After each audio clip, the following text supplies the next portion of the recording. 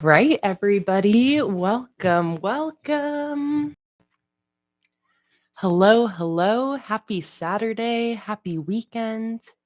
Happy last few days of October, everybody. Let me know if you guys can hear and see everything okay before we get started. And I'm going to catch up in the chat in the meantime. Also, don't forget to change over from top chat to live chat at the top of the chat window so you're not missing out on any of the conversation happening today. Hi, Kimberly. Hey, Randy, Aubrey, Ruby, Jen, Lauren, Hosted Dancer, Fangirl of Plenty. Hello, everybody.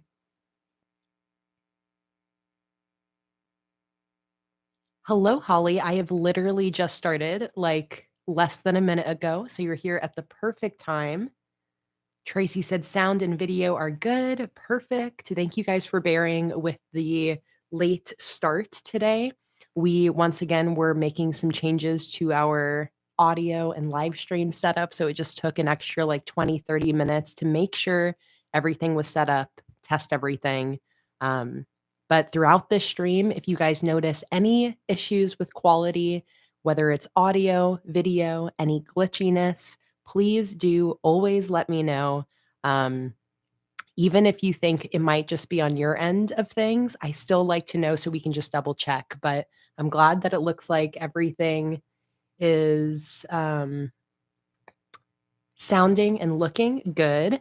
And yes, I do have the face cam back. I've been without my handy dandy little face cam here for probably the last month or so, and I've really missed it. I've missed getting to like actually connect with you guys with my face and not just with my hands and journal.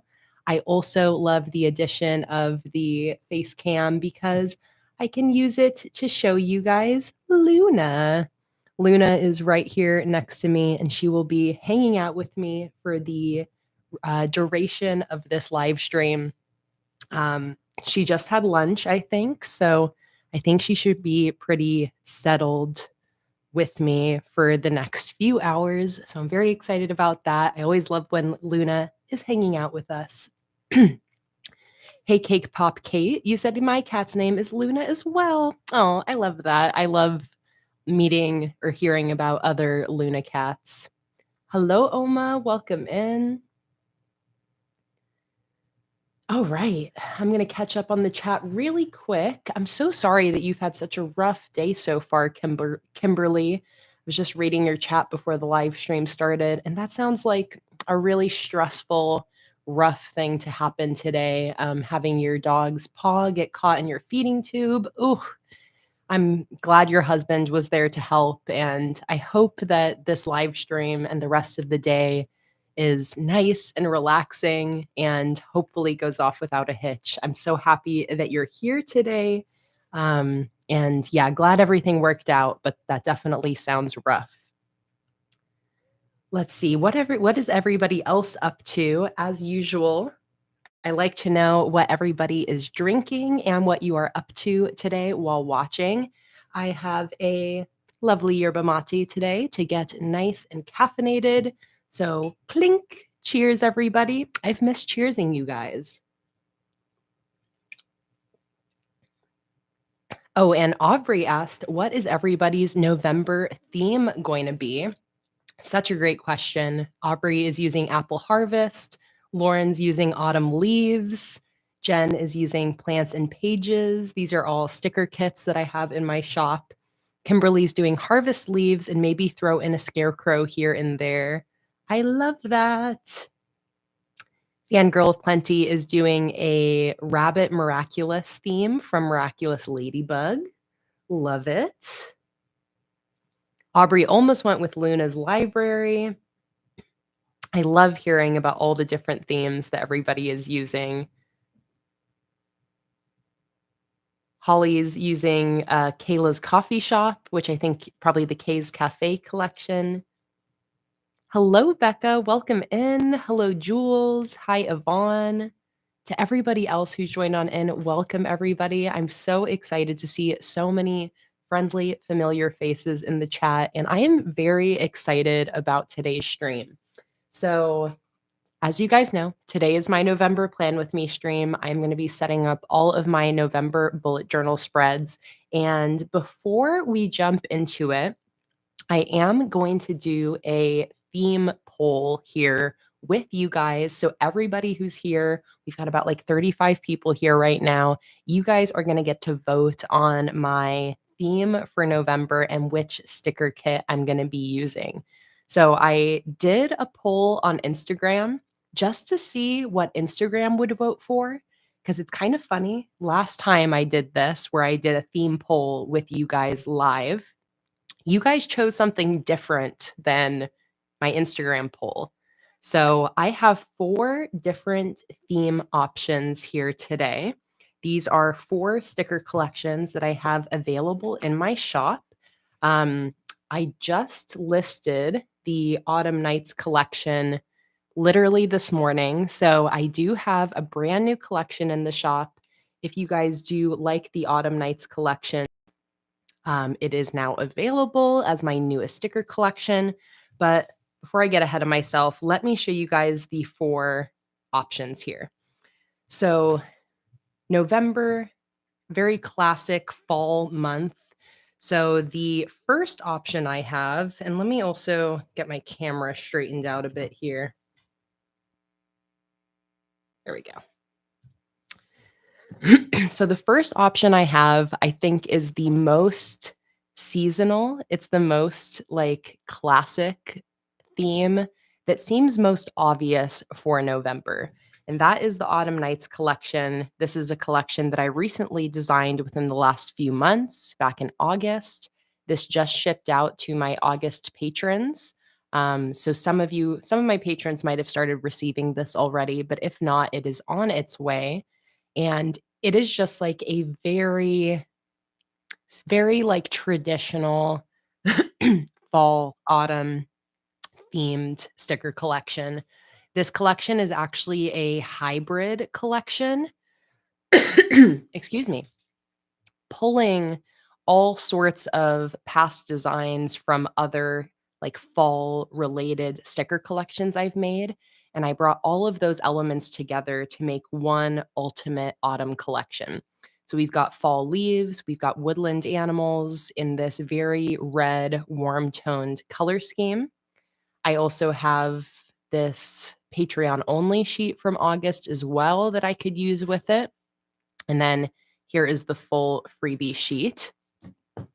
So that is option number 1. I then got 3 other sticker kits that I think are less fall. They're not really like seasonal November collections, but these 3 sticker collections are ones I haven't gotten a chance to use yet, and they've really been calling to me recently. So the first option we have, I really like the idea of going green with November, almost to kind of like offset the coming of winter. So we have the Rainforest Monthly Kit. I didn't grab the full collections of these 3 right now just because I had just listed this. I had it all ready to go. But for these other 3, I just have the monthly kit to show you guys to start. So this is the Rainforest Monthly Kit. I absolutely love this collection. I think I designed this, man, I'm trying to remember, last year maybe at this point. Time flies, so it's hard to remember when I designed all of my different sticker themes, but I love this collection so much. I think I was initially planning on saving this for like March of next year, but I've been getting the itch to use it. So I thought I would bring it out as an option for these November spreads. Then I have one of my newer sticker collections, which I absolutely am obsessed with. This is, I think, one of my favorite sticker collections I've designed recently, and that's why I had to bust it out as an option for this month. If I don't end up using this month, I was planning on saving it possibly for January or February. But I feel like it would also work well, again, almost like to offset the coming of winter with some green floral magic. So this is the Secret Garden collection. This is a just like whimsical, romantic, garden themed sticker collection Be really fun to create a monthly setup with that one. And then finally, I think this is the oldest collection out of these, and one I have also been dying to use, but have just like not felt like it's been quite right for any of the recent months. And that is the Retro Arcade Collection. I think this is a really awesome November option for me because with the coming of cold weather here in Portland, I really love going to arcades or like mini golf uh, locations like indoor mini golf, bowling. I think those are some of the most fun winter activities, ways to get out of the house when it's cold outside. So I think retro arcade would be a really fun and fitting November theme for that reason. So that is the retro arcade collection. So these are our four theme options. So what I'm going to do now is I'm going to create a poll. It's going to be at the top or bottom of the chat window, depending on what device you're watching from. And the poll is going to decide what theme I'm going to use today. So also the interesting thing on Instagram, Autumn Nights collection won by a landslide, which I thought was really interesting. I get it because it's like so classic fall, but I really am interested in these non-seasonal items, like themes. It'll be a little different from everybody's, more classic fall spreads. So I'm really interested to see what what you guys vote for, and see how the percentages compare to my Instagram poll. Hopefully, that doesn't sway your vote at all. I will be truly so happy and excited to use any of these collections, which is why I love getting your guys' vote. Since I am like, I hate making decisions and I feel so passionately about all four of these themes. So I love the opportunity to just have you guys make the decision for me. So here goes the poll. What theme should I use for November? Autumn nights. Actually, I'll write them in order that I have them listed here. Retro arcade, secret garden, rainforest, or autumn nights. All right. So the poll is posting. It is at the top or bottom of the chat window. If you're not seeing it, try refreshing the stream and seeing if it pops up then. But go ahead and let me know what theme you want me to use. I think it's going to be probably between these two. Looking at the initial poll results, it's absolutely going to be between these two. It's really fun watching it kind of swing back and forth. So, I mean, Autumn Nights or Retro Arcade. We've got 18 votes in. There's about 40 people here. So I will give you guys some time to get your votes in until at least the majority of us have voted. Holly said, I did something a bit different yesterday. Can you guess? Have you seen it on my page? But can you remember what I got? Holly said, guess what happened this week and last week? I'm struggling with my ears today, my hearing today. Sometimes it's muffled in my face pain, but I'm glad I could watch this today. Well, Holly, I have been keeping up with your Instagram stories. And if I'm not sure if this is what you're referring to, but I know that you went and saw the Eras tour concert in theaters, which is like so incredible. It looked like you had the best time, Holly. I think you said it was like the best day of your life, like the coolest thing you've ever done. And I was just so excited for you. I loved your hair and your outfit and the t-shirt you made and your friendship bracelets that you made. I mean, I know you had the best time, but I hope that those memories really last you forever, Holly. It seemed like you had such an amazing experience. I like Taylor Swift, but I wouldn't call myself like a full Swiftie. I'm not like a super fan, but I am a pretty big fan of Taylor Swift, but I love following all of you Swifties on Instagram and seeing you guys and your like pure joy with all of the Taylor Swift like tour and the album releases and all the different things that are happening in that like Taylor Swift universe. I think it's fascinating watching along and following along with that. I just think it's so much fun. But yeah, you, Holly, are somebody that I love watching your Instagram stories and seeing the Swifty content.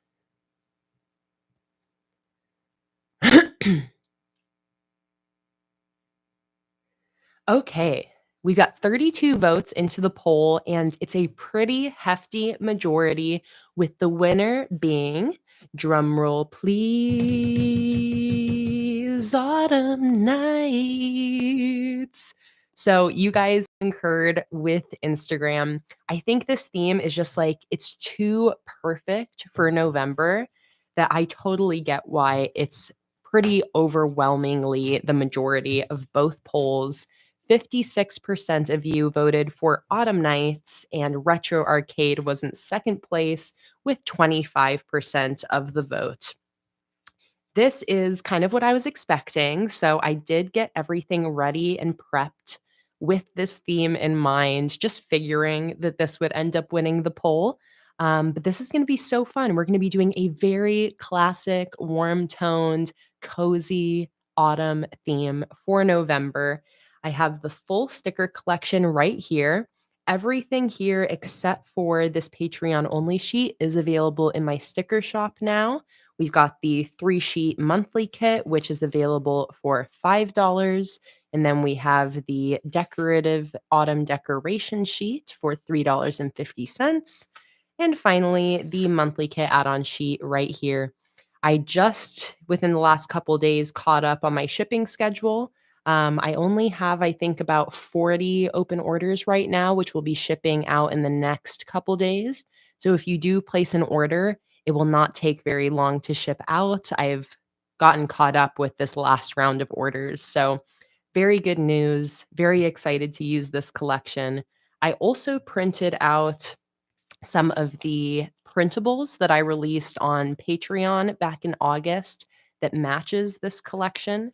Every single month, I always release printables on Patreon that match whatever that new collection was that month. The printables are available under the $1 tier, and then there's some additional ones available under the $5 tier. But here are the Autumn Nights printables that I printed out to potentially use in this setup. So I have this one little daily schedule page right here. I then have some backgrounds. So this is just like a blank kind of foresty background. I then have a couple little quote pages. So here's one that says, "Autumn is a second spring where every leaf is a flower." And then I have another one here that says, "And all at once, summer collapsed into fall," with a little fox at the bottom.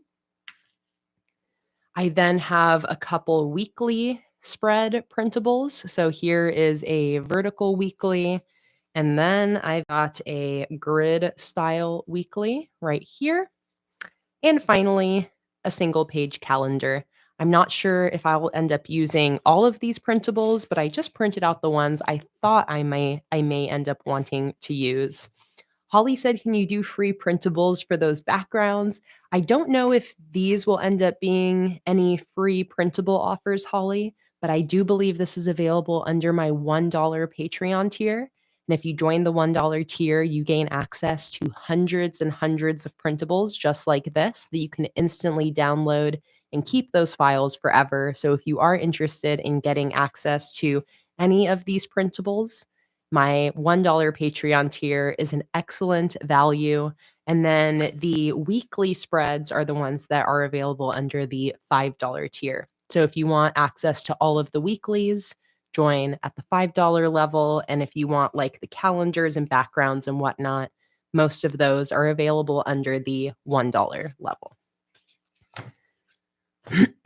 Okay. So the other thing that I want to do today for this setup is I want to use some watercolor. So I had such a fun time last month setting up my October bullet journal spreads. We have a whole live stream up on my YouTube channel of setting up these October spreads if you're interested in checking that out. But I loved doing this watercolor cover spread.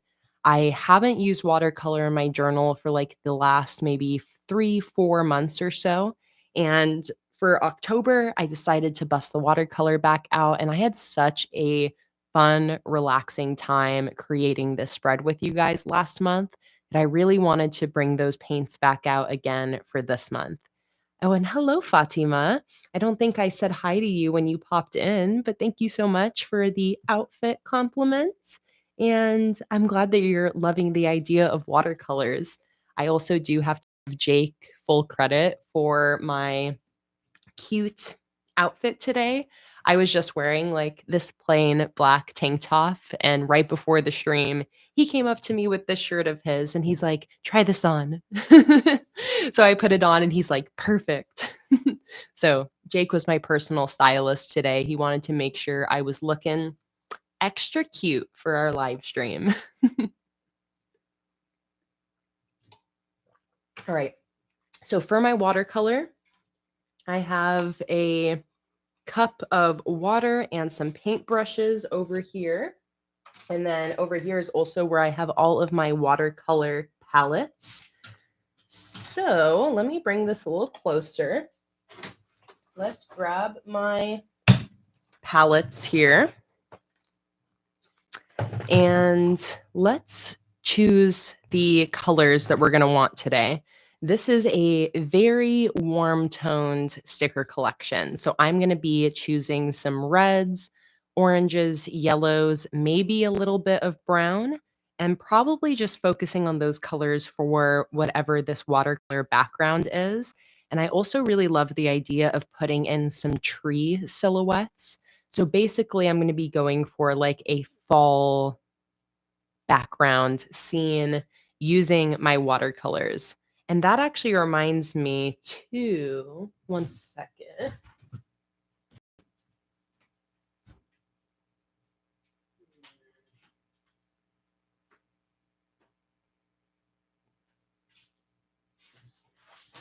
Here we go. I created this watercolor and oil pastel piece a month ago or so. And I just think this is some really great inspiration for this collection. I will, in the next 2 days, create a printable of this and make it available for my patrons. Because I just love how this painting turned out. This is a again, watercolor painted background with a pastel cardinal bird on top. Um, I wish I had a printable of this already because I would love to include this with this collection. But you can see that this really kind of matches the vibe of this Autumn Nights collection. So I'm going to be keeping this off to the side just as like some inspiration. I use some reference to really inspire this like woodsy background. So I think this will be a great thing to just kind of like keep to the side and glance at so I can pull inspiration from the watercolor work that I already did here. But I really love how this painting turned out. I try every so often, maybe like once a month or so, to sit down and just do like some painting or some art just for fun. Um, but yeah, I absolutely love how this turned out. It doesn't take long for me to like scan and print these things like this. So I could do that right now. It might take me like 10 minutes or so just to like get a photo of this, bring it into onto my computer and print it out. But you guys let me know if you think that I should do that right now so I can include this in my setup. But I am also happy to just wait and upload this to Patreon after the stream is done. But yeah, I can't help but think about this painting I did jumping into this setup since this really matches this whole theme so well. So I'm going to keep this off to the side. Oh man, Holly, I'm so sorry you had a bad week a couple weeks ago with your pain. And I'm so happy that we have this double live stream happening this weekend. And hopefully that helps you like recover from the show that you went and saw. Um, you know, help to distract from some of that pain that you're experiencing. But I'm so happy you're here. Hello, Mama. Welcome in. Thank you. I'm so happy you love the cardinal painting.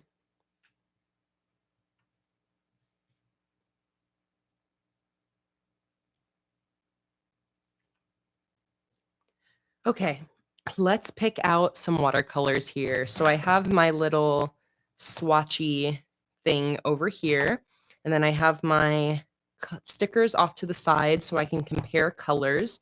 And right off the bat, I definitely want these three colors down here.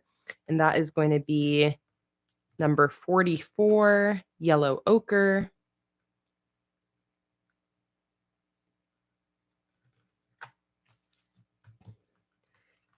yeah, I'm very excited to be doing a back-to-back weekend public live stream.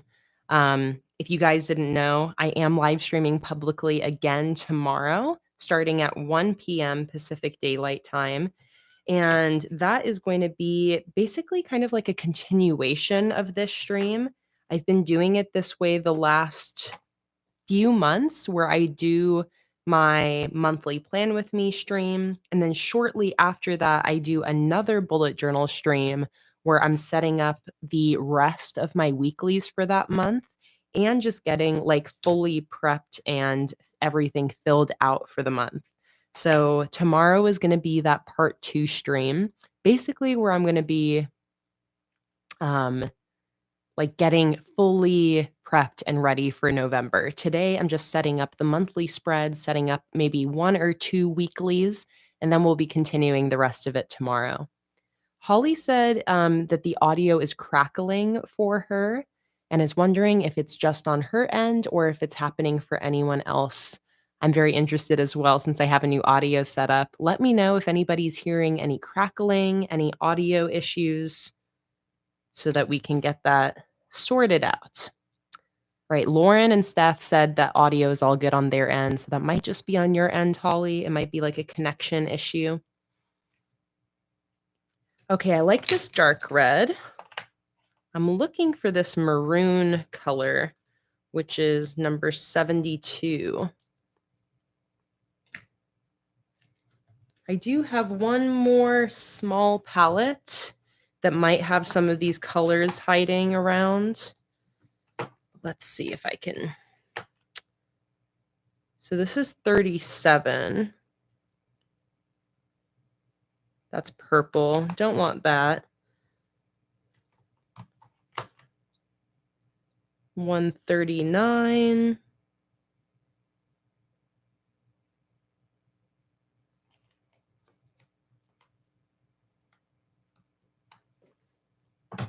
What even is 139?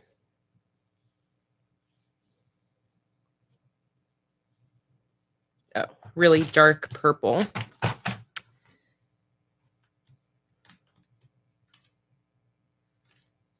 $38.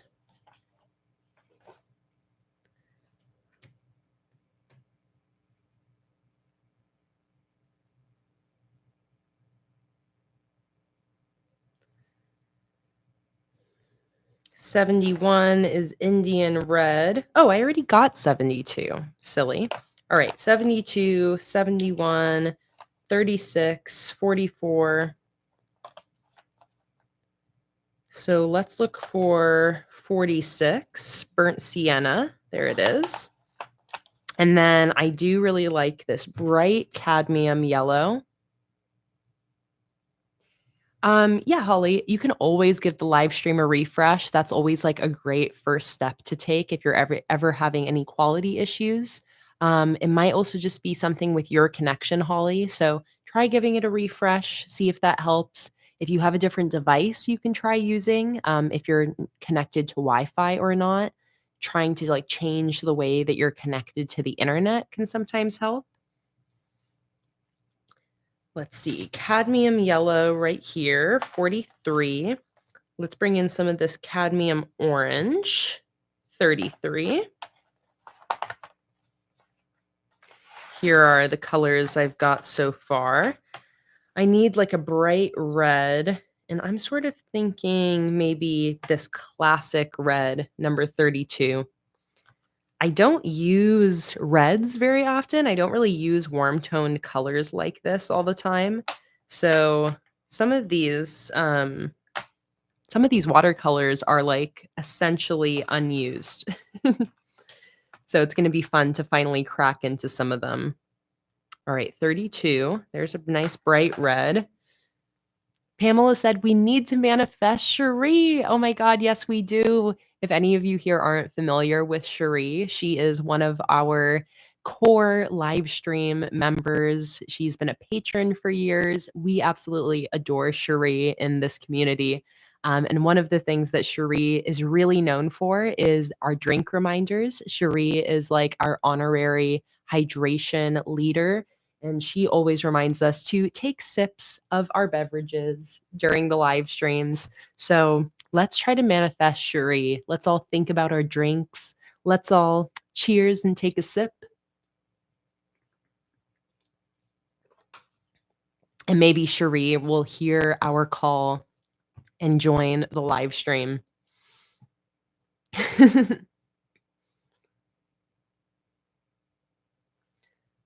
It's all you can do, Holly. Just going day by day, taking it slow, being patient with yourself, finding ways to help distract from your pain. I'm so proud of you, Holly.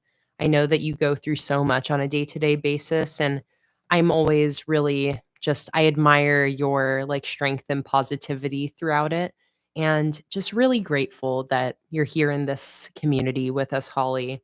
I know that the live streams and just like the content, these long streams are really helpful with distracting from your pain. And I'm very grateful that I can, you know, play like a small positive part in helping make your experience a little bit easier, a little bit more enjoyable.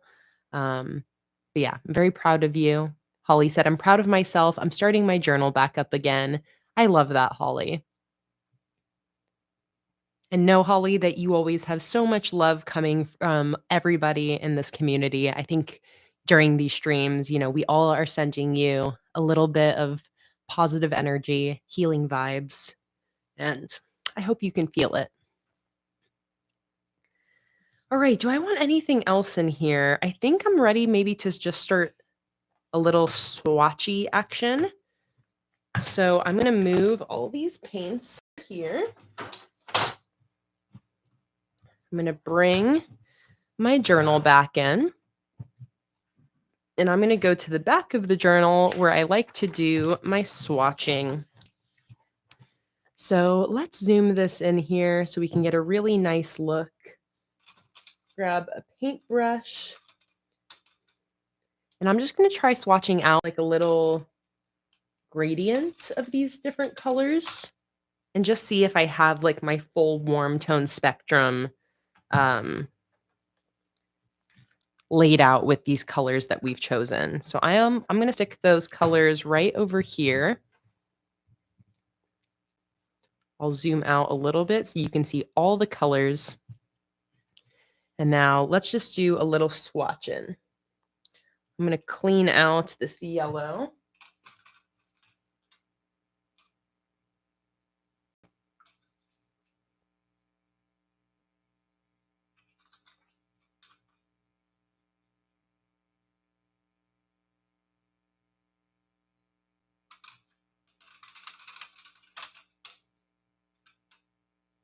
All right.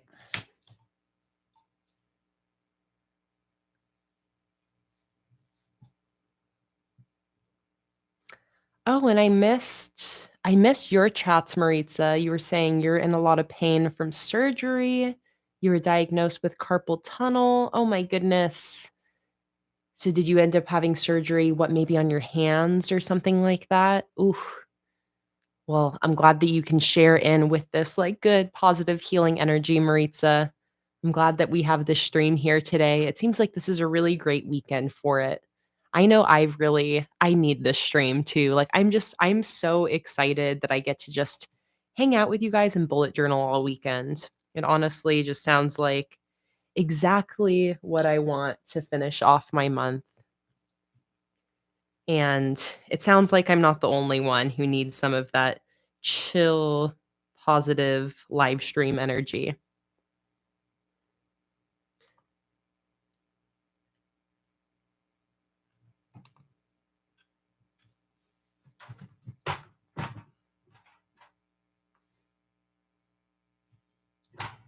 See, trying to get my lighting evened out here a bit.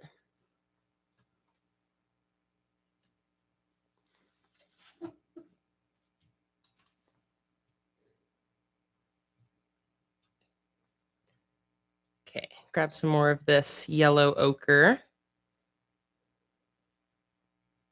Start bringing some orange in.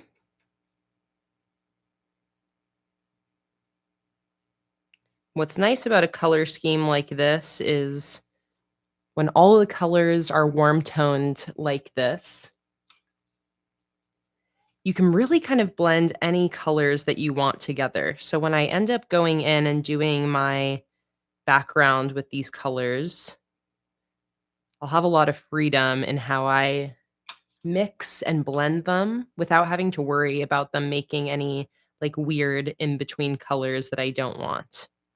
So I love that. I feel like I'm going to need a little bit more orange, maybe like a darker orange in there. I can also just get a darker orange by just letting the colors mix more. So we'll see once I finish this gradient if I still feel like I need another orange paint to make an appearance.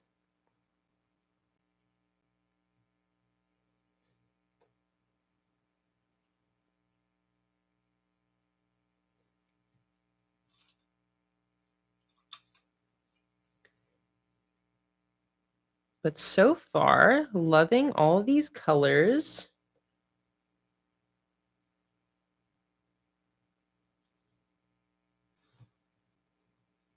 One more.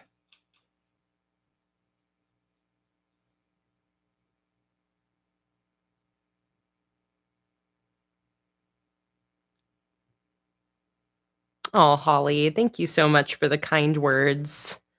I appreciate you so much and so grateful to have you here. All right. So I am seeing that I do want some other colors brought in, because if you can see, these last three colors here all look incredibly similar. So I am going to want to bring in like a darker brown because I want some more darkness to happen in here. And then maybe another orange. And I think that should probably have me pretty good, have me pretty set to start jumping into this cover spread. So let me come into my watercolors one more time. I think I want this Raw Umber Deep, which is this really dark brown. That is going to be number 47. Let's see if I can find that right here, probably. Yep. And then there really isn't that much going on with oranges, so I think I'm just going to have to rely on like mixing some more oranges together. But here you guys can see those colors alongside my stickers. I think we have a great spread of colors happening here. So I think I'm going to take out like one of these colors that isn't really needed, 46. And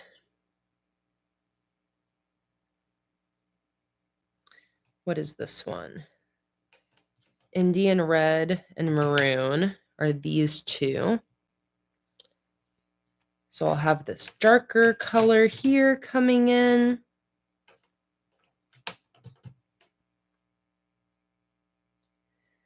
And anything else? Maybe this cadmium scarlet for a little bit more of a orangey red. 31. Bring in a little bit of that. Why not?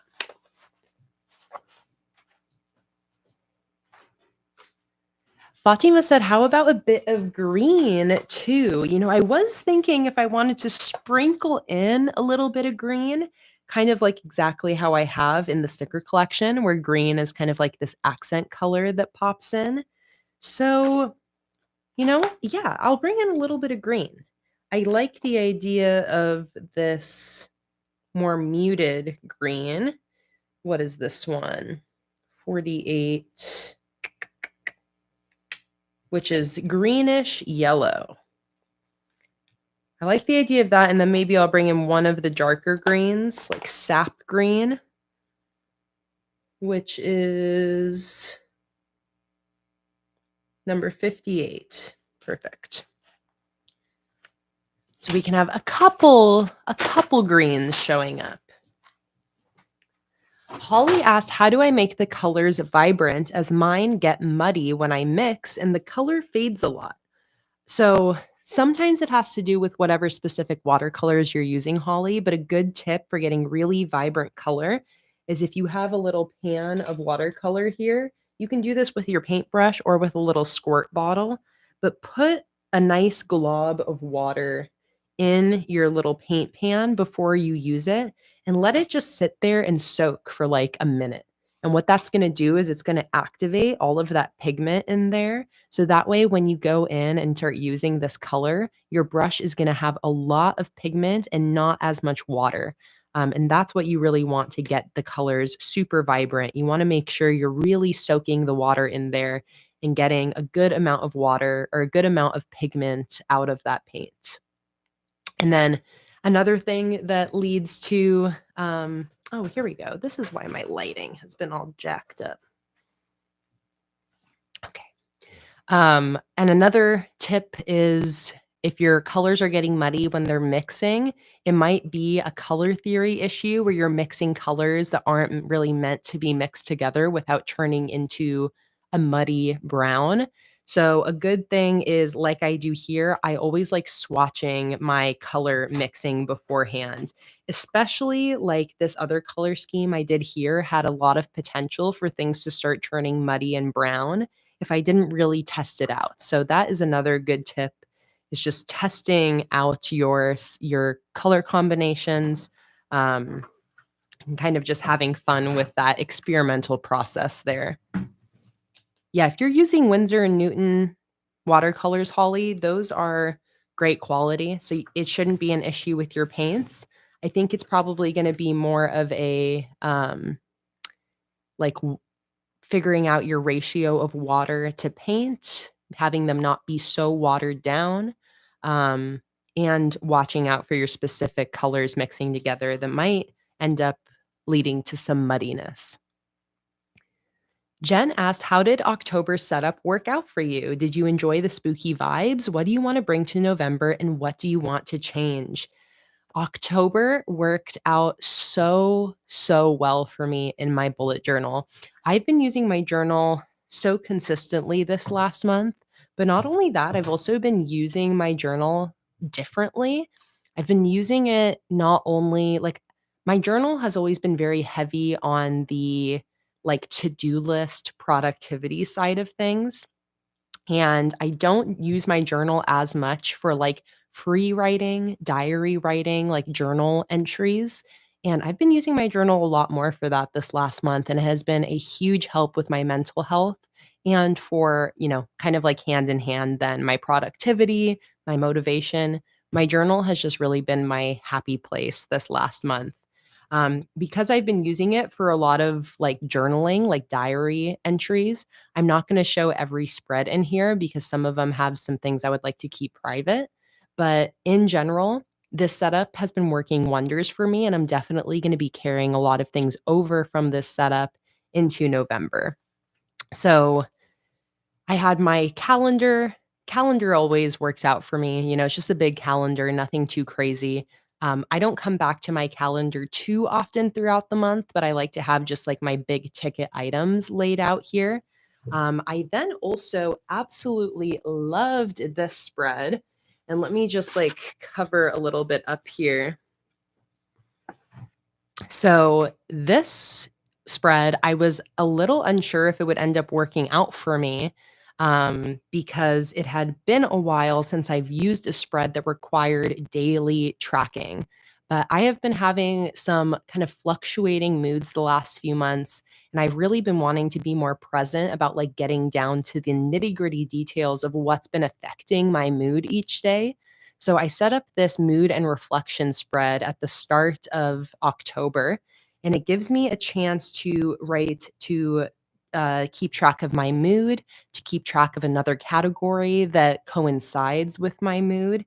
And then what I'm covering up here is just my one line across the whole spread summary of what affected my mood that day.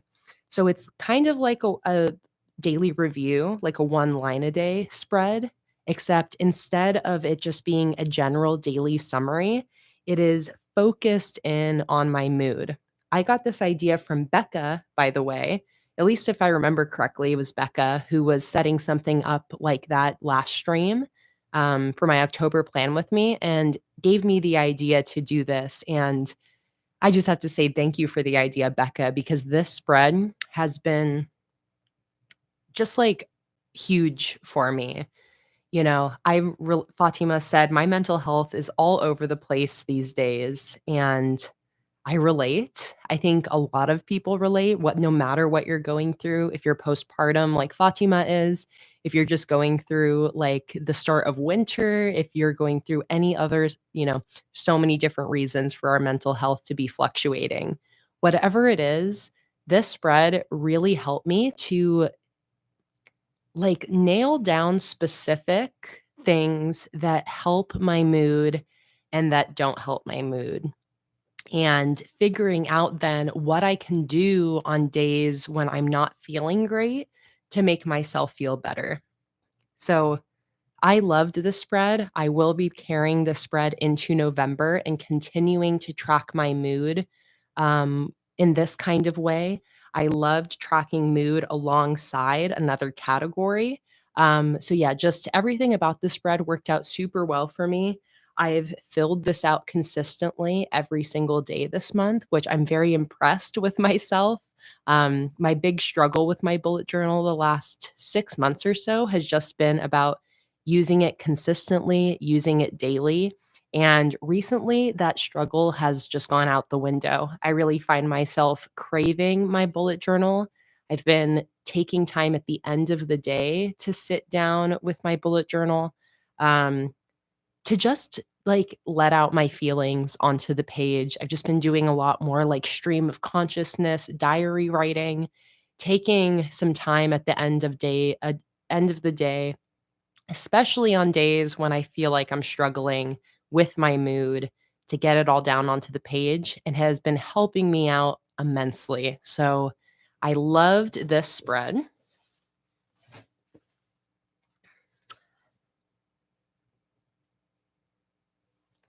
And then I did like weekly dashboards throughout the month. Here's one of those after the pen, all filled out. Like all of my weeklies have really been working out for me this month. I've also been doing a lot of full page daily logs and doing like my journal diary writing in those, which has been awesome. I've been doing a lot of like photo scrapbooking in this journal as well, pasting in photos from different trips we've gone on, different like fun weekends we've had. Here's another after the pen weekly from October. And then this is my current weekly, which is really working out for me. This is like a Dutch door weekly here that has the full week in this little Dutch door flap. And then this brings me basically up till now. I have some daily logs in between here. And then this is my next blank spread. So, all in all, October was an excellent month in my bullet journal. I think I feel more at home in my journal after this last month than I have in a while. It's been genuinely helping me so much to just like get a handle on everything that's been going on with me. I know that I am somebody where when I'm going through just like the kind of natural fluctuations of like mental health fluctuations. And for me, that's related to like motivation and productivity, general mood. There's always a period of time where I'm like aware that that fluctuation is happening, but I'm not very present with it. I'm not like actively trying to do things to make it easier. I'm just like riding the wave and going with the flow of it. And I feel like I finally have gotten to the point where I'm like riding this wave and being like, all right, enough is enough.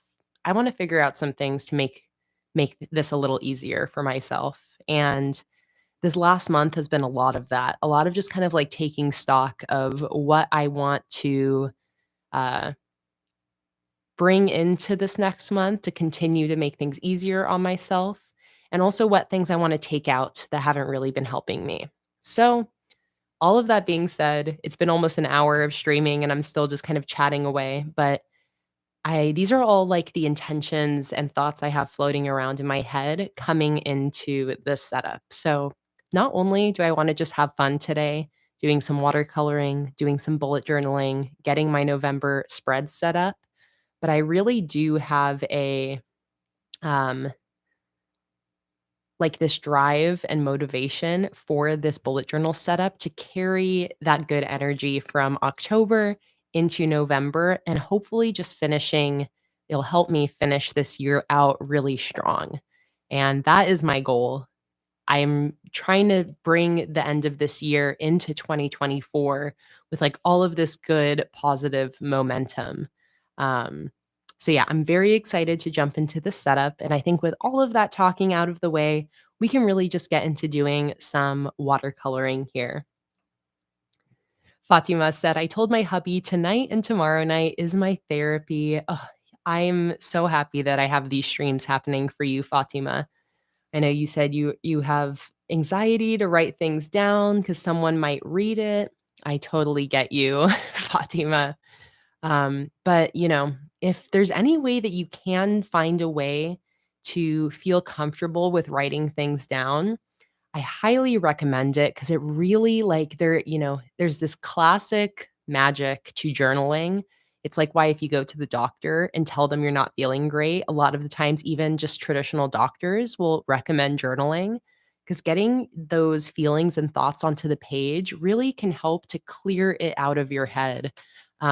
I've actually had my therapist recommend that if something feels really hard to write down because almost like that anxiety that somebody will read it, you can even write things down and then destroy it, and that alone can be very therapeutic. So my therapist has recommended before writing down some really hard feelings and then ripping the paper up into a bunch of pieces and throwing it, away into the garbage or like safely burning it if you want to be like dramatic about it.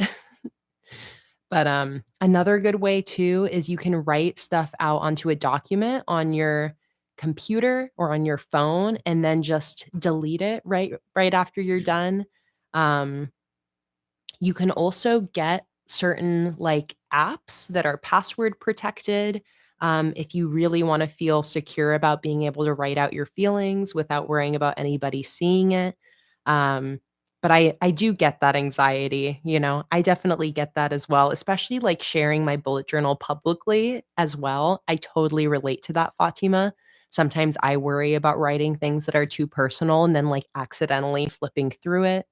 Um, but yeah, you know, I hope that you can maybe find a way to still manage to like be able to write out some of your feelings a little bit. Fatima said, I grew up with five sisters and we all kept diaries. We weren't close growing up, but now that we are all close, I found that we used to sneak into each other's diaries. That is so funny, but so classic.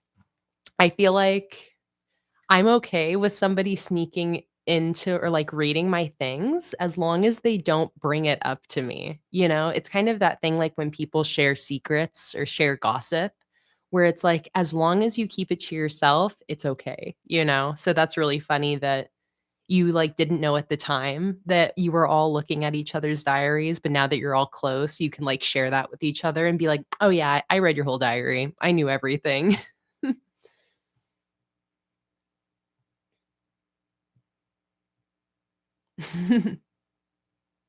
Hey, Nikki, welcome in.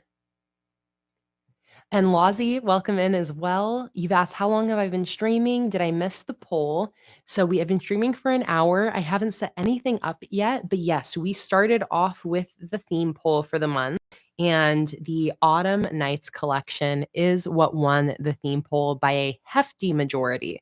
So I'm going to be doing a very classic fall autumn theme today. And Holly asked, should I do hot chocolate with Christmas snowflakes or a bird's eye view of a coffee mug with fancy latte art on top? I need some suggestions if you have any. Pinterest has too many to choose. Oh man, those are both awesome.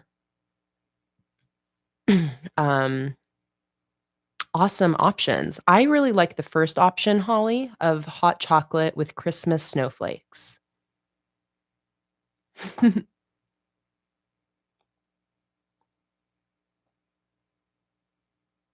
All right. I'm just seeing if I've missed anything else in the chat.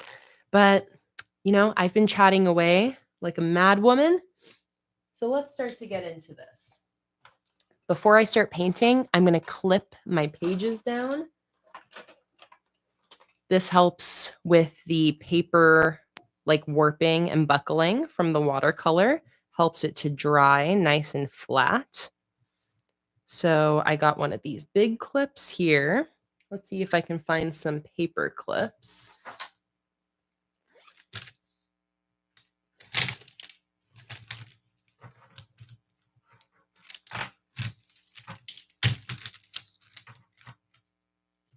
Let's see here.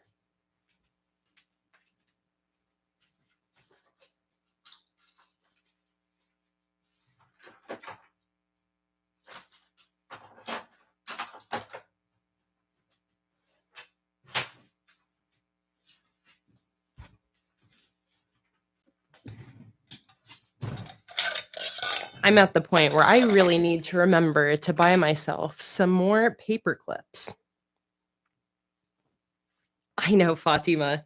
I need to give up hope on my paperclip bag and just bite the bullet and know that I just got to buy some more.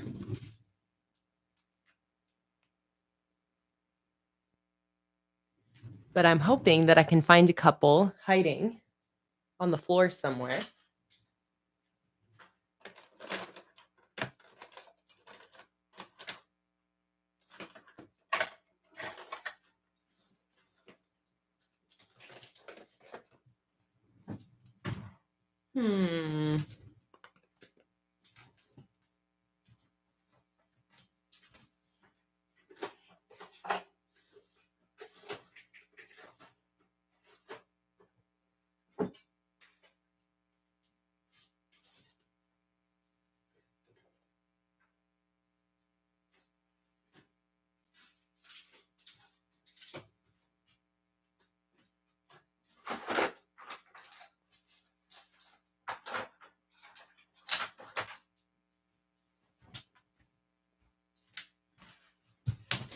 Not a single paperclip to be found.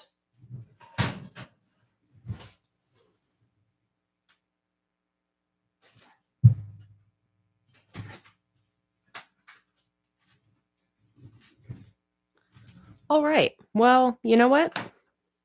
I'm just going to have to suffice with my one binder clip here. Oh, I found another one. Yay. Okay, perfect. Just having these two is very much going to help me out. So I'll be starting on this side.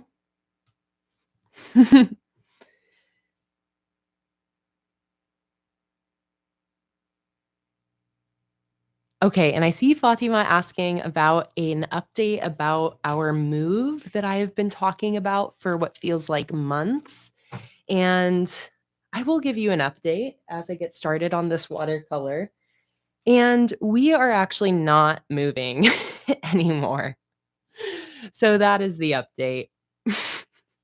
This is a decision that we've made in the last couple weeks. It's a combination of a lot of different reasons, but ultimately it just comes down to like the timing just wasn't right. For those of you that have been keeping up with my moving plans, we were intending to move to California, um, out of Portland, Oregon, where we are now. And we were actually intending to move like a couple months ago.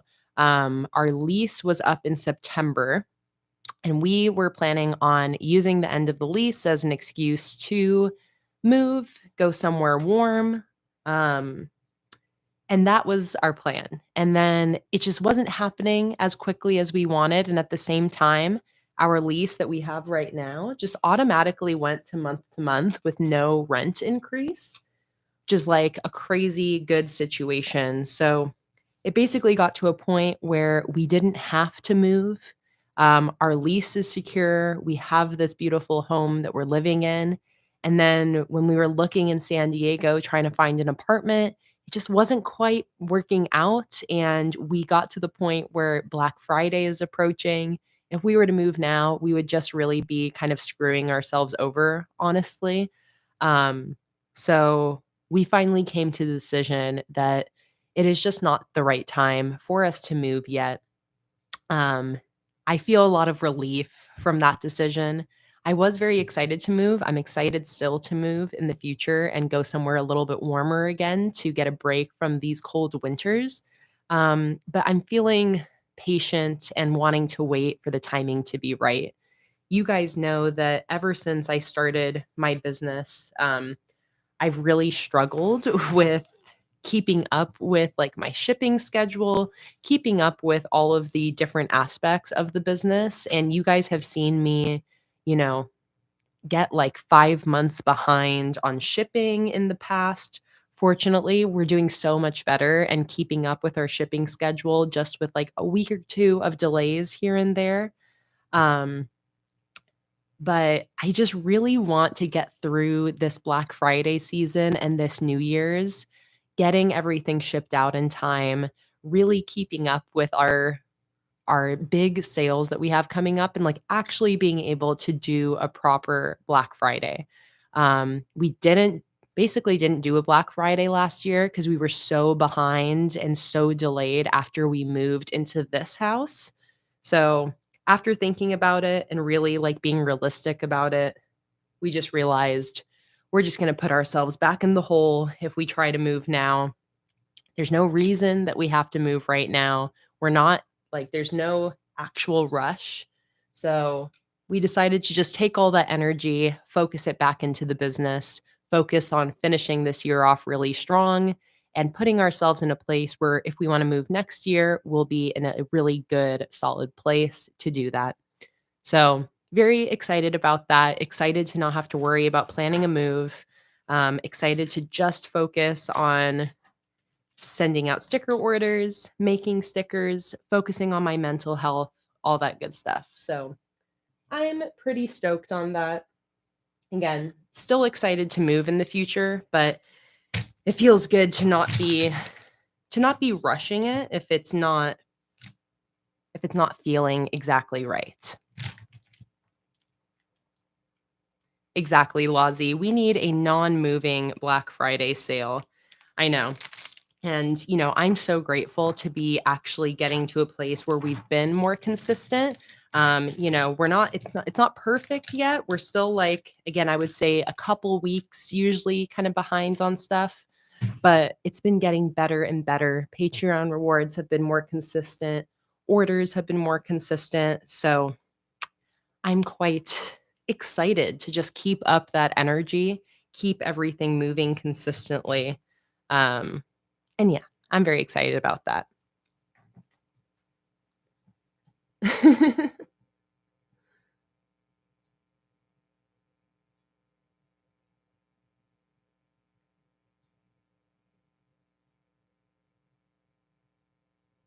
I love this conversation about the baby crib wheels.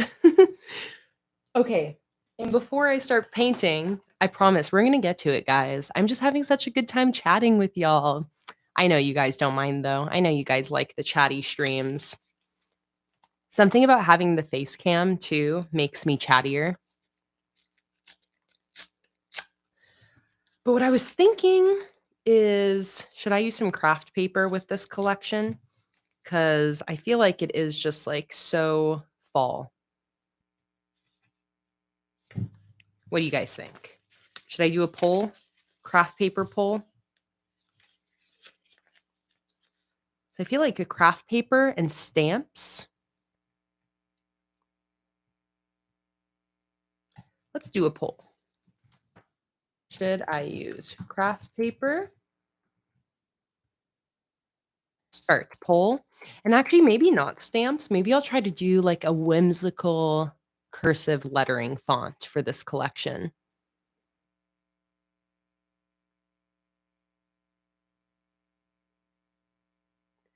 Holly, what's the difference between colored pens and coloring pens?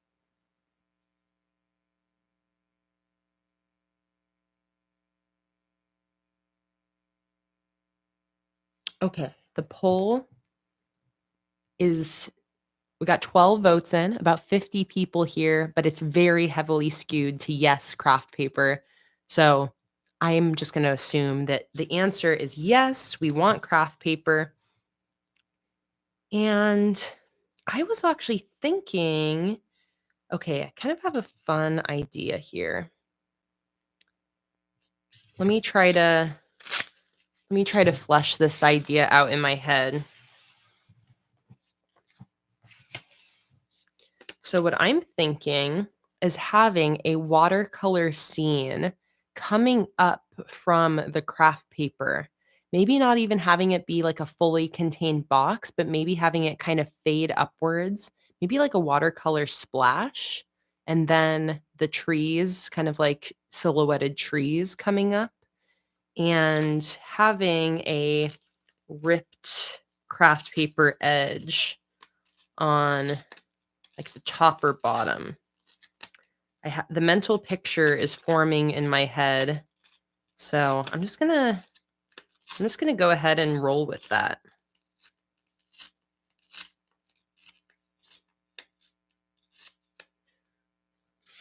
All right, I'm gonna end the poll.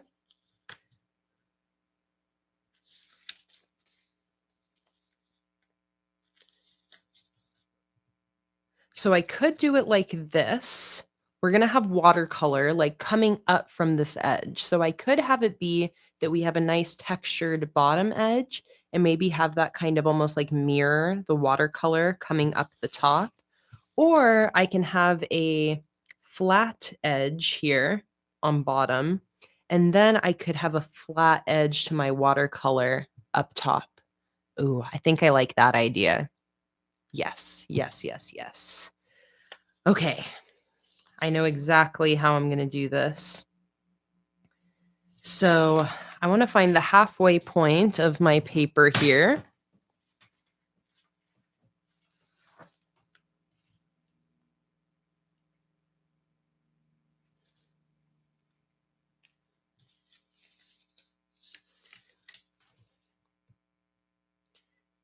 Right here. So I'm going to end up having this come up this much. So it's going to start here.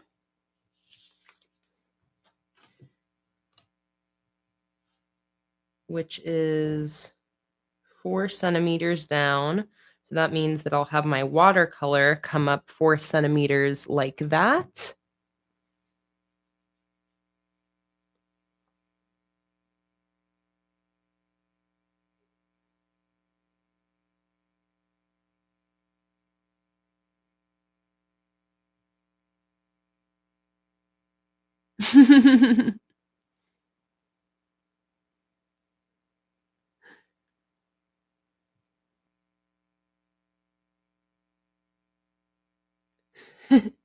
Becca said, okay, weird flex, but I have 25 unused sticker kits from Kay. Do I have a problem? And Lazi said, I can match you, Becca. So I have to say no, no problems here. And then Aubrey said, LMAO, no, I don't see a problem at all. My stack of Planning with K stickers is ridiculous, and I refuse to see that as a problem. I love it. I love thinking of it like it's a collection, you know? Some of them you'll use, and some of them you're just collecting. And I think that that's very sweet. I love that. I also, if anyone ever has a giant sticker stash and they want to use it up, do some sticker collages. Y'all, they are so fun. Just like this one here.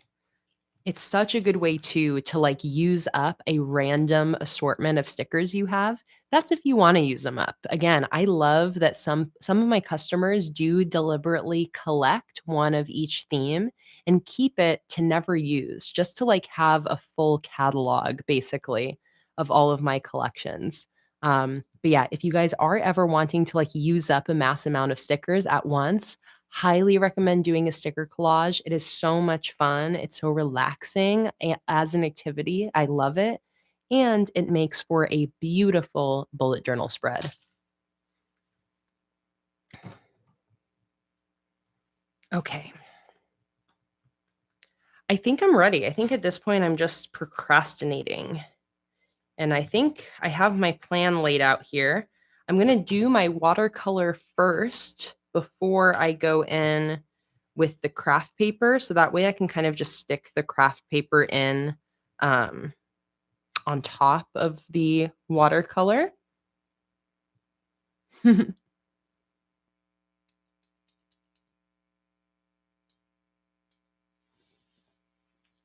Okay. So let's just jump in. Let's stop dillying and dallying. And I think I'm going to use a smaller brush for this. Maybe something like this. And I'm going to do a straight edge background, and then I'm going to go in with some of my tree silhouettes, and I'm going to like break the border with that.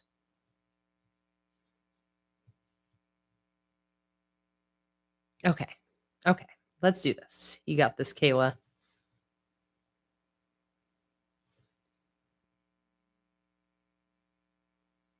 And let me double check how far up my craft paper is going to come. Okay, so I think it'll fully cover that whole line. So I should be good starting there. It's always like going down for the first mark that you gotta like hype yourself up for it.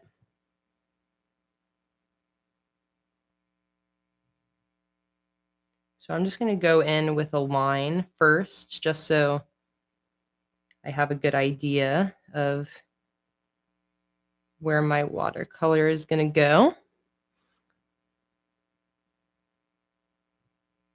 Like that.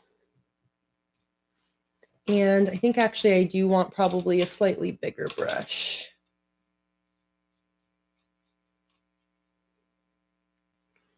Actually, first I'll go in with that same brush and put in the top border.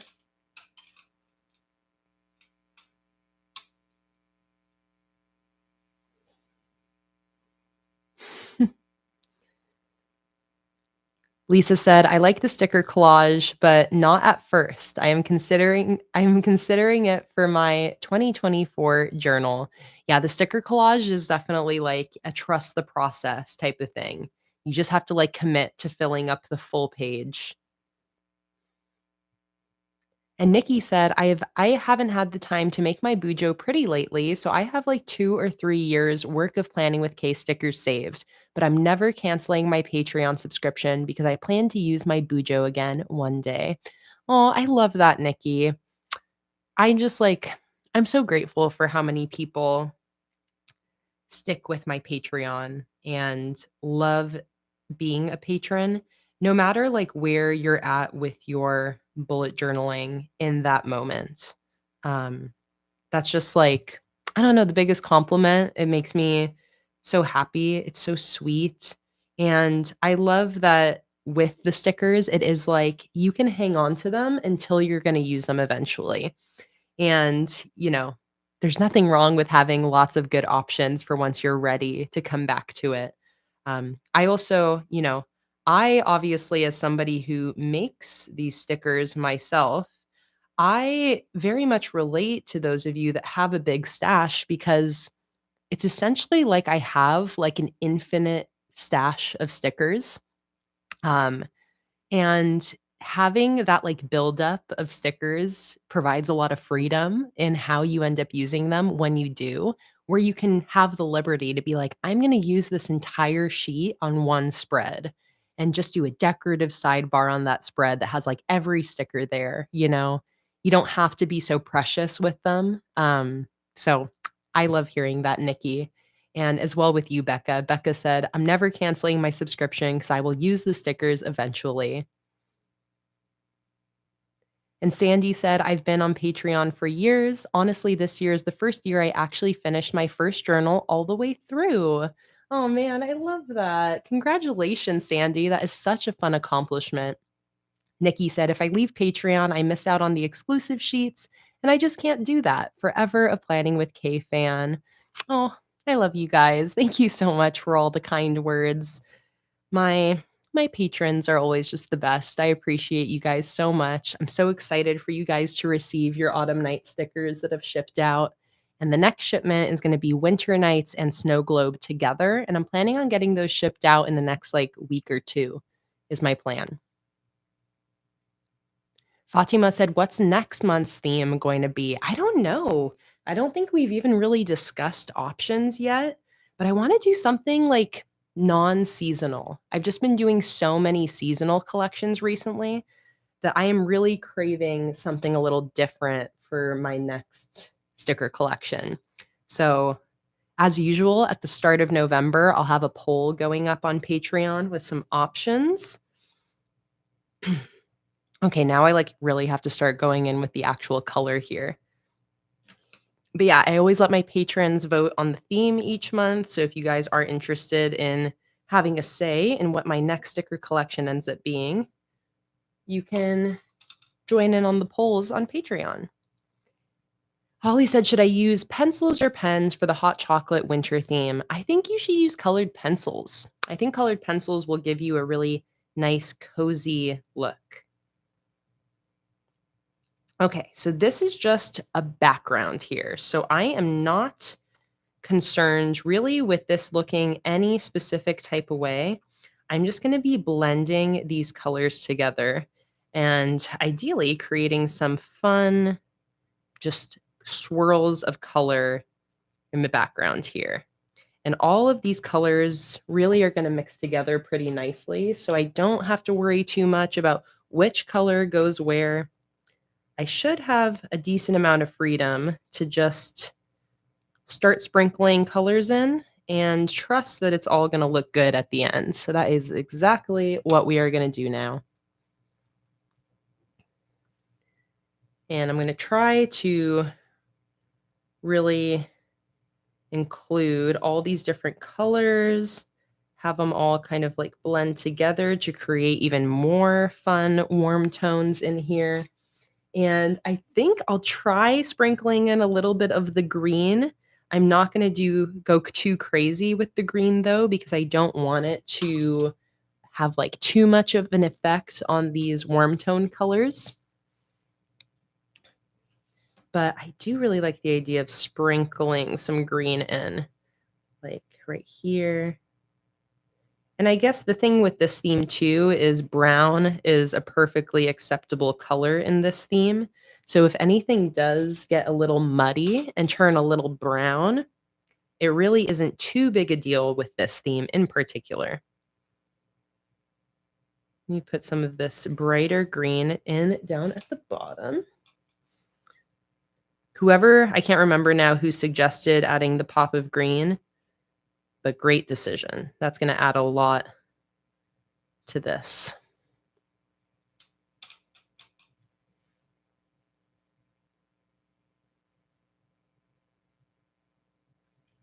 And I can always go in later with some more depth and darkness.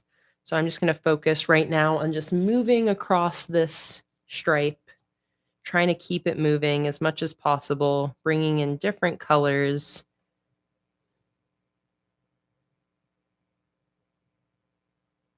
And I'm excited to see how this turns out.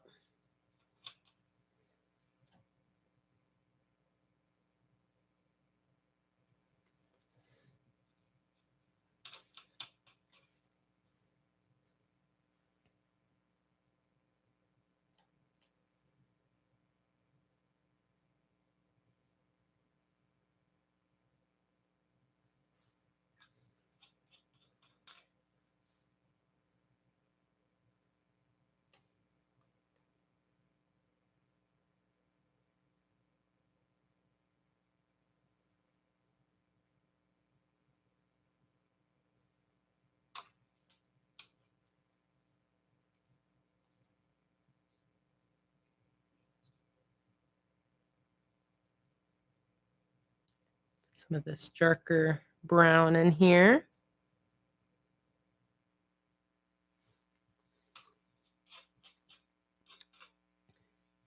And once I start going in with the details on top of this, like the trees and whatnot that I'm planning on putting in, it's really going to tie it together. So for now, we are just going to be trusting the process.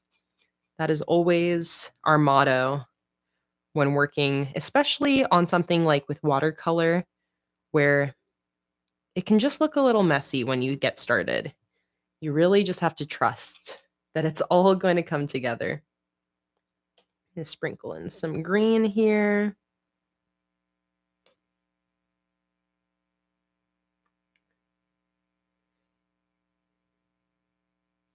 I love that little hint of green because that's what really is fun about fall, especially somewhere where I live, where the fall leaves are popping right now. They are so unbelievably gorgeous.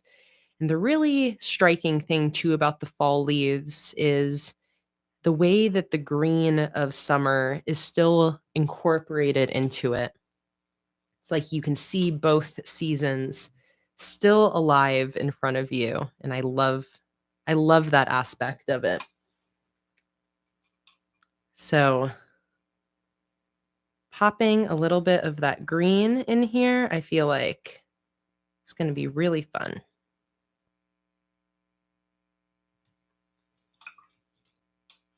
Because I'm not doing a full page of watercolor here too, I don't have to worry as much about my paper buckling.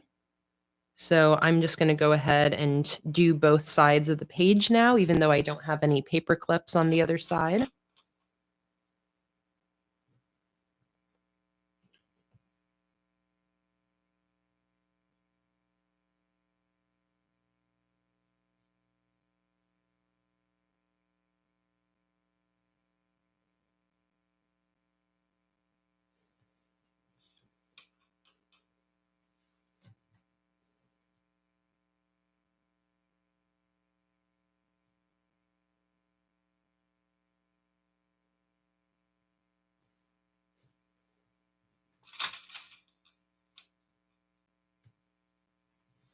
Just going in with some plain water to blend out some of these borders that kind of dried up.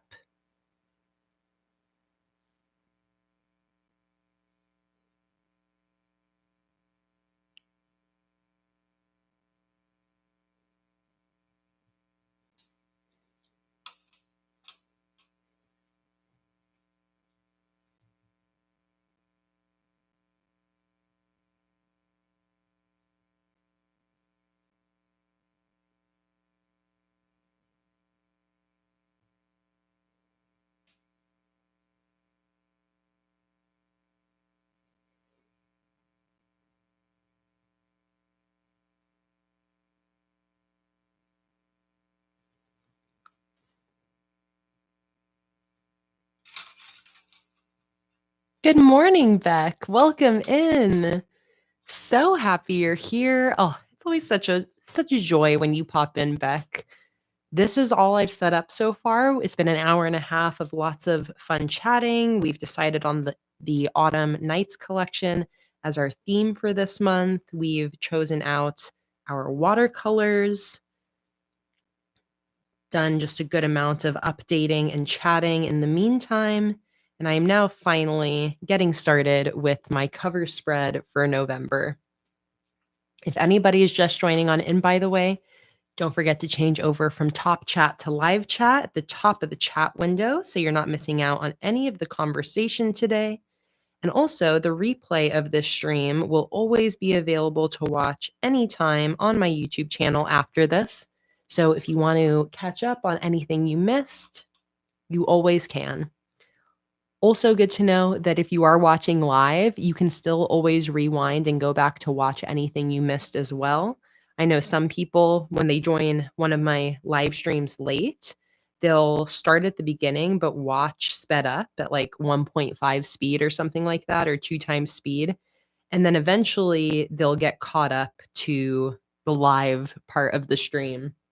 It's kind of a way they can get like rapidly caught up and then be up to date. So just a good little tip in case that appeals to any of you.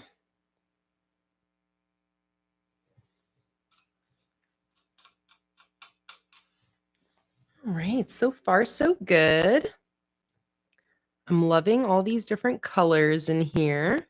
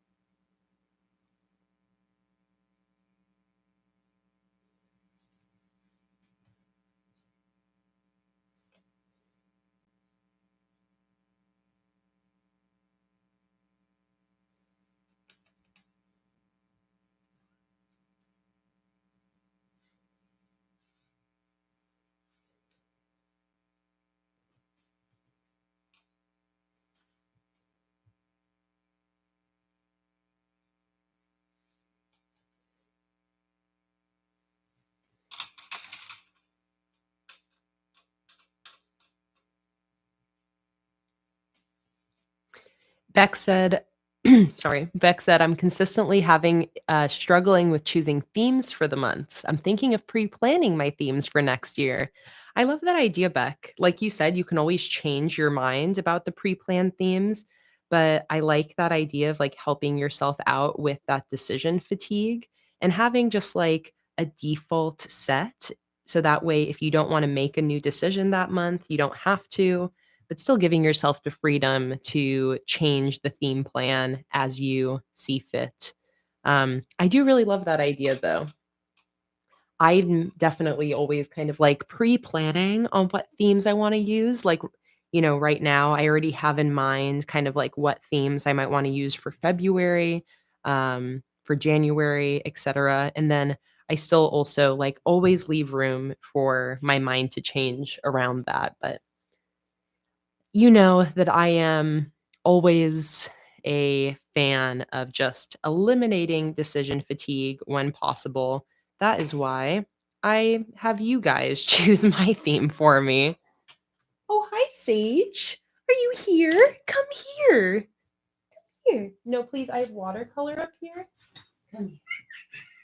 Come here. Yeah. This is what you get. I have a face cam again, which means if you come in to hang out with me, then you're going to be put on camera. Aw, this is our housemate's cat, Sage, who is such a sweetie and so sassy. She's probably going to start screaming here in a second if I don't let her go. Is your sister in here? Your sister's in here, you know. Okay. Okay, please don't stop my stream. She is just snoofing back here. Are you going to hang out with us, Sage? I have both cats in here now. The cats love the weekend streams.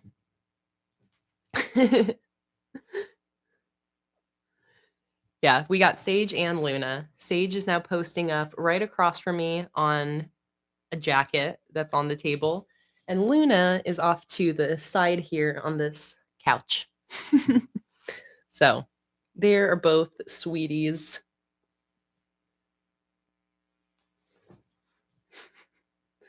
And my hair is noticing very knotted. Let me kind of finger comb some of these knots really quick so I don't leave the stream with just like one giant knot back here.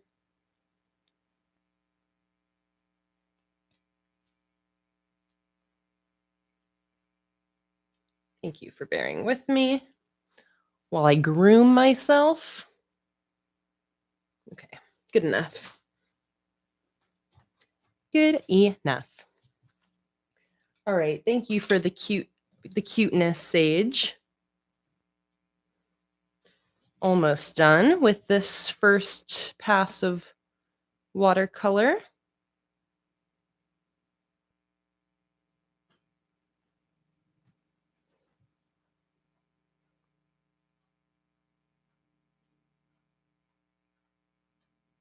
And Luna is now cleaning herself very loud.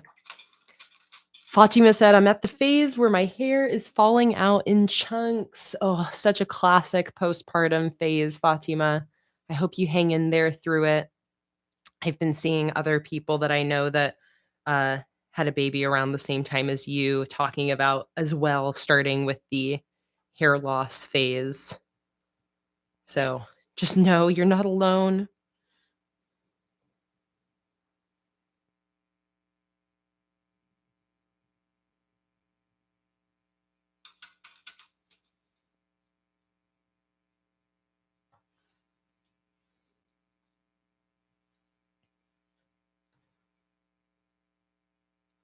It's like as if having a baby isn't hard enough, but then your body has to mess with you by like having a bunch of hair fall out. As if you don't have enough to worry about with a tiny new human to care for.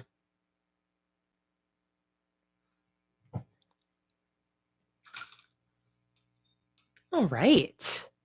So here is a first pass of watercolor for this background we're doing. You can see paired with my stickers that we really nailed, I think, the color variation, the colors that are happening in the collection. I love the little pops of green, really turning out so nicely. Oh, thank you, Lauren. I never mind when you guys like resend something you've sent up in the chat because sometimes, especially during these bigger streams, it can be easy to miss things in the chat. So always feel free to resend things like that, Lauren. I know like Holly does that pretty often. I never mind. But let me see here. Lauren said, oh, okay. Yeah, Lauren, let's give you an opinion here. Turned out awesome. Okay, so Lauren sent me this. Let me try to focus in here and increase the brightness. Okay, there we go. Lauren sent me this photo of this beautiful November header that she has outlined here. And the question is, should I color this in? I feel like you should color it in, but like, do you have a white gel pen, Lauren? I love that. Is this a tracing of my font? Now that I'm looking at it, I feel like it might be. That is so awesome. I love that outline, Lauren. So cool. But yeah, I really love the idea if you have like a white gel pen of filling it in with a lighter color like that.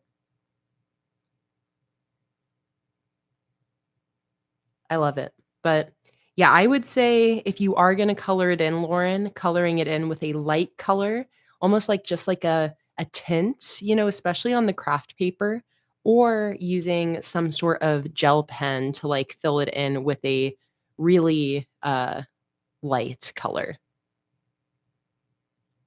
Okay, let me focus back here.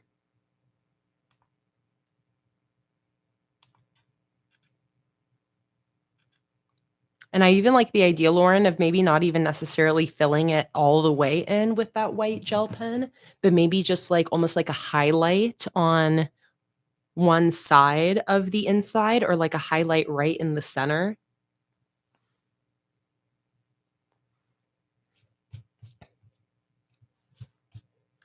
Okay. So this is looking awesome. A reminder too that what I'm going to do is I'm going to do this. And then I'm going to have some dark tree silhouettes coming up. And then I'm going to do my header on the craft paper. And let me also make sure that the craft paper is really what I want to use, because I do have one other option.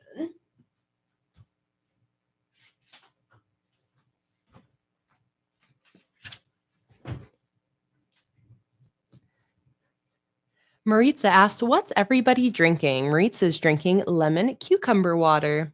I love that. Lisa's drinking coffee. Like I said, am caffeinating with some yerba mate, my favorite. Take a sip in honor of Cherie. Okay, so my other option is I could use some of this Archer and Olive colored dot grid paper. The only reason that I would choose this over the craft paper is just because it's slightly lighter.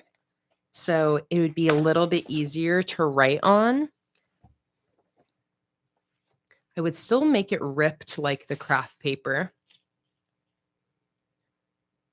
No, I just feel like the craft paper is so fall. Yeah, we're sticking with the craft paper. Okay, so I think what I'm going to do now is I'm going to start going in. If this is all dry, which it is, I'm going to start going in with some darker shadows to start to put in some like tree silhouettes back here.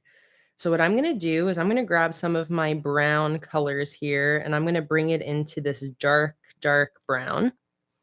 And I'm going to bring in a good amount of water because I want this to be a little translucent. Hey, SM, welcome in.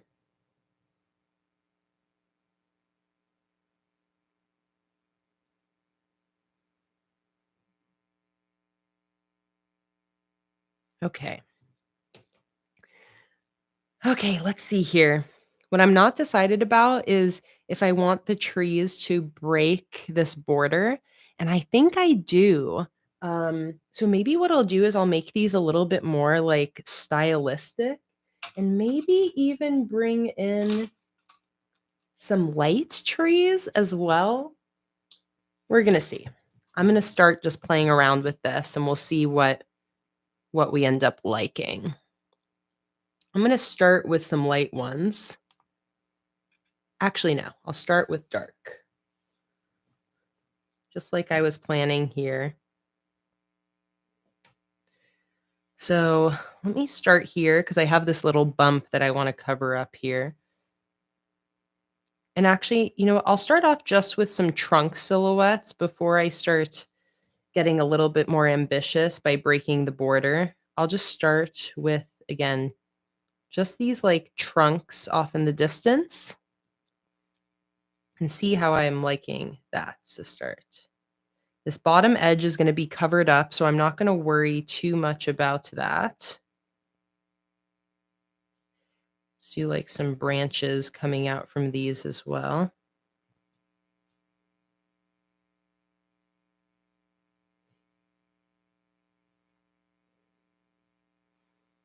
Just continuing to lay in some distant tree trunks in the same style as the sticker collection. I'm basically creating this background like almost in the exact same way that I designed these stickers. So taking bits from that same process.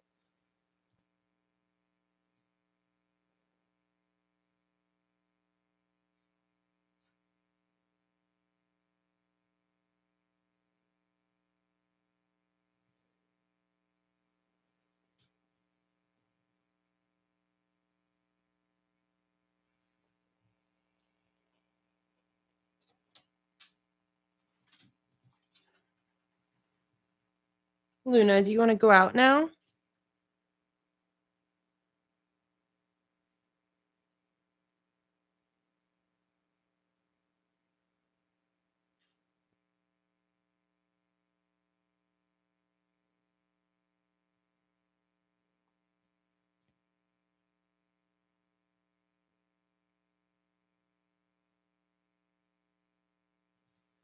All right off the bat, loving how this is looking.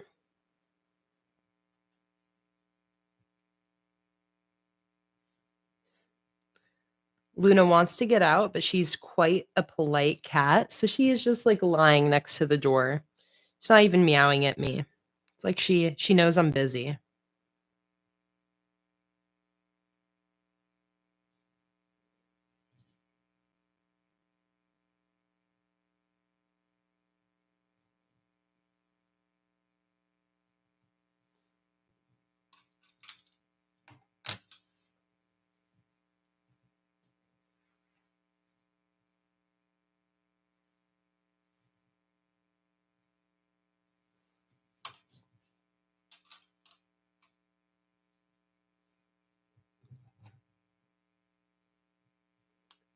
So this notebook, Beck, is actually one that my mom ended up sending me after one of my previous conversations where I was saying that I wanted to use one of your notebooks, but I wouldn't have time before finishing my current one. So my mom sent me this one. It's by the brand Sequest, Seques on Amazon. Um, it has this purple dragonfly cover. And then I'm gonna be using this journal through the rest of this year, and then for 2024, I am going to get another Sassy Pigeon HQ notebook, my favorite. But yeah, as of now, that is the plan. Still gotta get it ordered.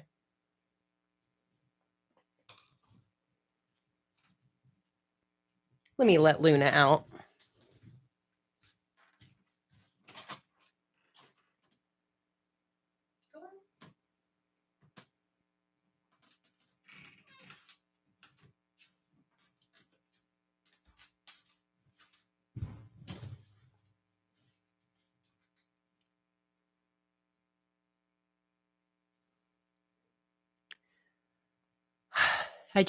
When I notice I have a big knot in my hair, it's like I can't let it go. I have to detangle it.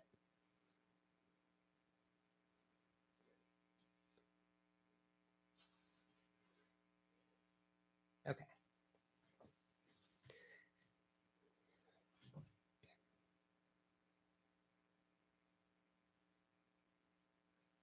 Oh, amazing, Beck. Well, then I will just wait for whenever, like, your next restock is, since you have some more being manufactured at the moment.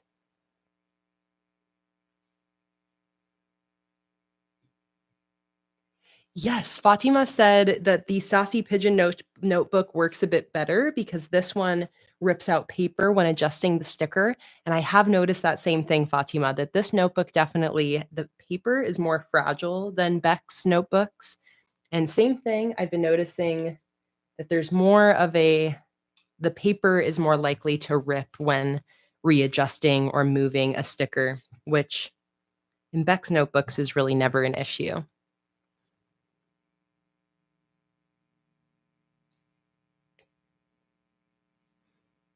Fortunately, it's not too bad, but it's definitely more than I'm used to.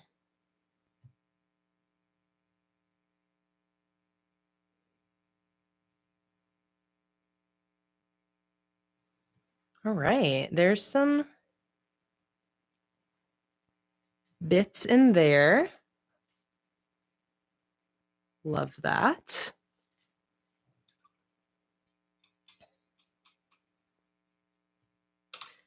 Gonna bring the craft paper back in. Fatima said, "How does the watercolor hold up on this one?"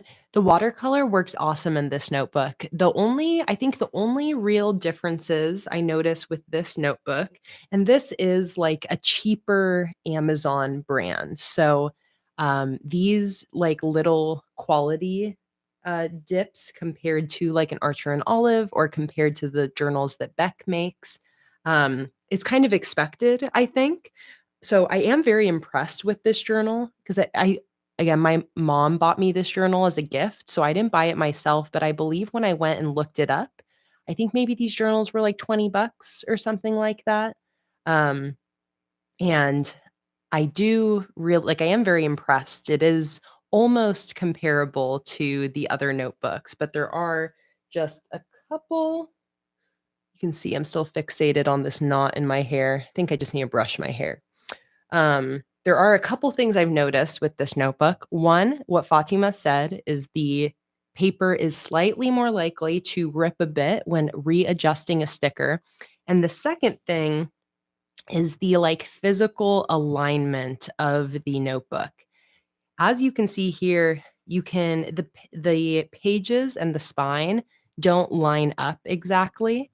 It's because there's a little bit more like wiggle room in this little gap here.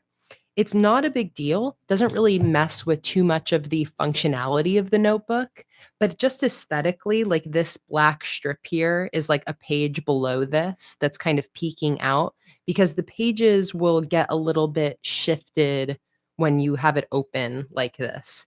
So in a more quality notebook, I would expect for the cover to be like a little bit more tightly aligned with the rest of the pages and for all of the pages to really line up perfectly.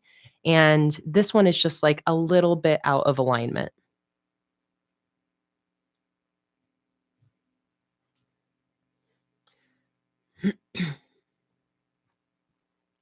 All right, I'm going to let those trees dry for a second. And I'm like going to take 3 seconds to brush through my hair really quick because otherwise it's just going to keep bugging me having this knot in my hair. So 1 second, I will be right back.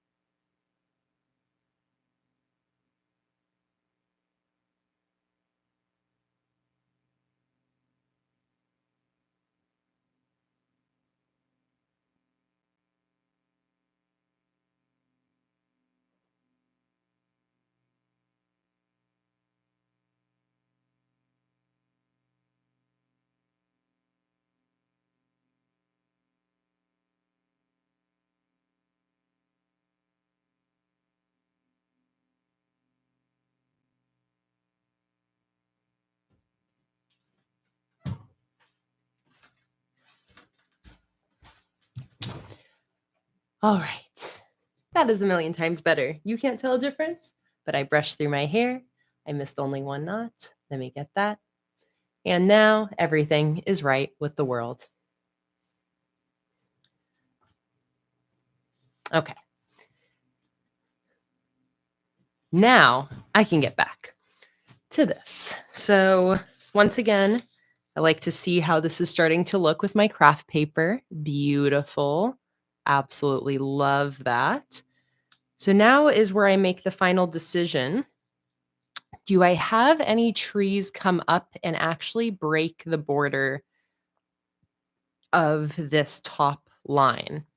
And if I were to do that, I would probably make them kind of like simple stylized trees, kind of like this. I would probably do them with some like yellow and green to make them a little lighter so they show up on top of everything. And I would probably kind of do them like this and just have like the tip break the border and have them almost be like a little bit more like in the foreground. Get a little brown in there.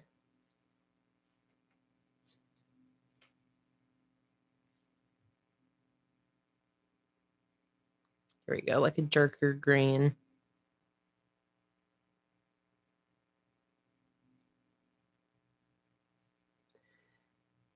So it'd be something like that.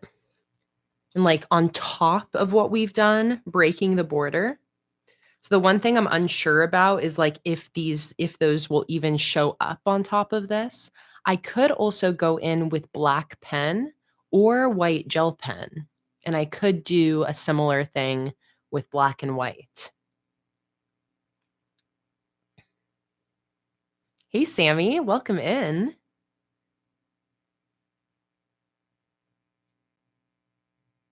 Oh, Beck, you should totally do the stained glass theme. I would love to see your take on that. And that's one of my favorite themes. I think one of my favorite themes to use, especially. It's so much fun.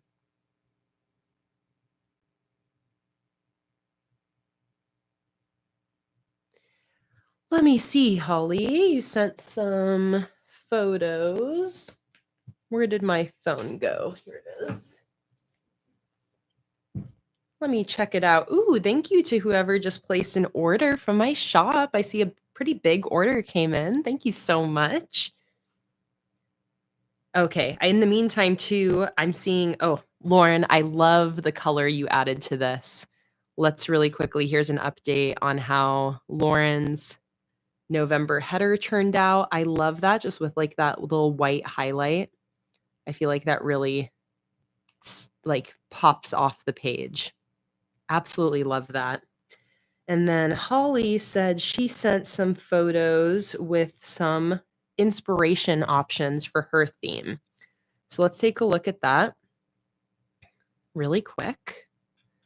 And I don't think I'll do a poll, Holly, but I'll let you know which one I like best. Okay. So first we have this one with like coffee pouring into a mug and then some coffee beans on the other side. Option 1. This is option 2, which is like whipped cream side view. I like option 1 better than 2. Ooh, I love this. Option 3. This illustration would look awesome in your colored pencils, Holly. I love that. And number 4. All right, I love that one too, and that one's kind of similar to this one.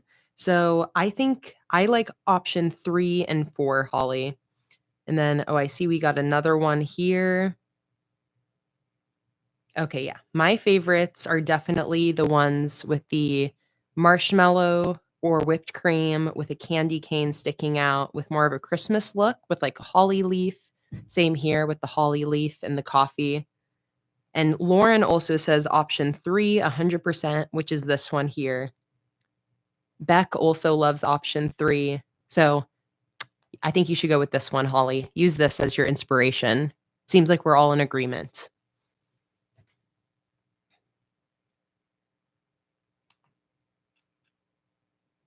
Okay.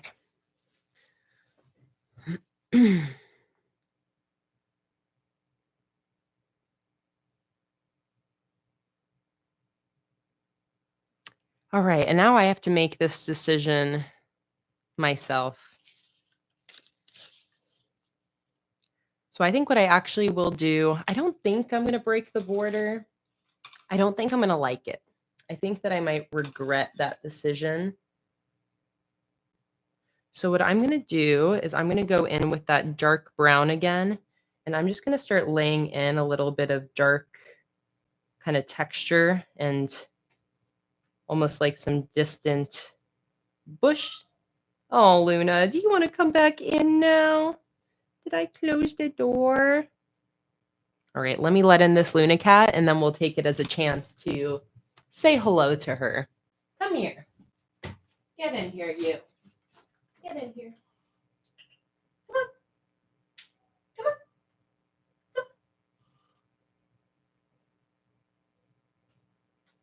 Come on.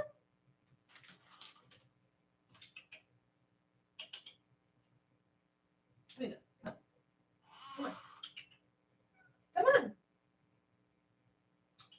Come on.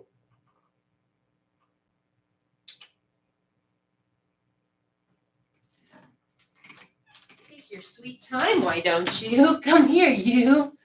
Come here, you. Come here. Yes, you have to. No, you have to.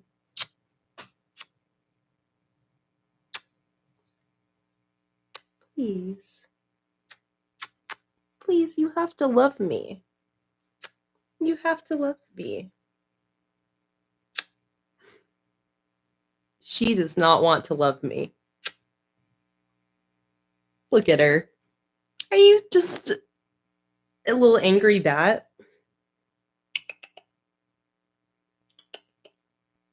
Right. Okay. Okay. Okay. Get over there. Get onto your little platform. I'll show you guys. 1 cat. 2 cat. Right here. 1 cat, 2 cat. These are my cats. Okay, Luna. How about you just lay down?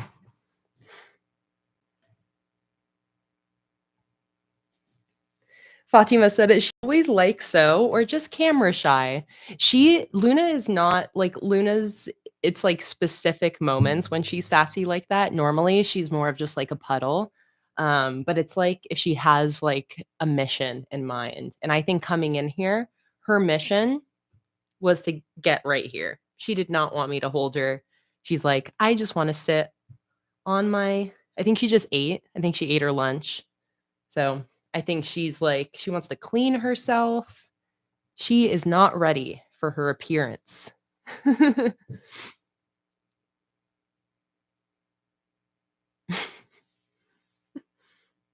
I know. It's like both of the cats. They're just drama queens, drama llamas. All right, let me get back to these dark shapes I'm doing at the bottom here. Let's get some more water in there.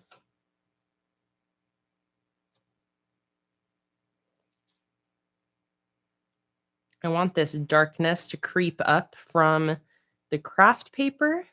And it's also going to make it look like there's like a buildup of, bushes or general foliage down here.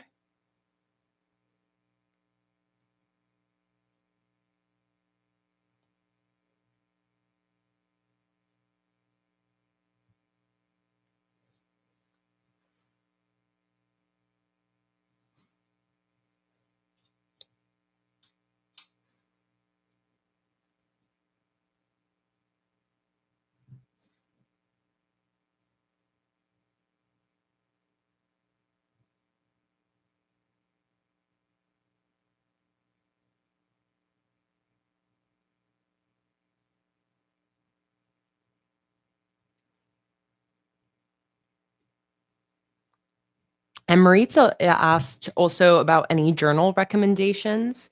So the ones that I've used and would recommend are the one I'm using right now, Sequest. I would recommend this. It's a pretty good journal. Beck's journals, Sassy Pigeon HQ.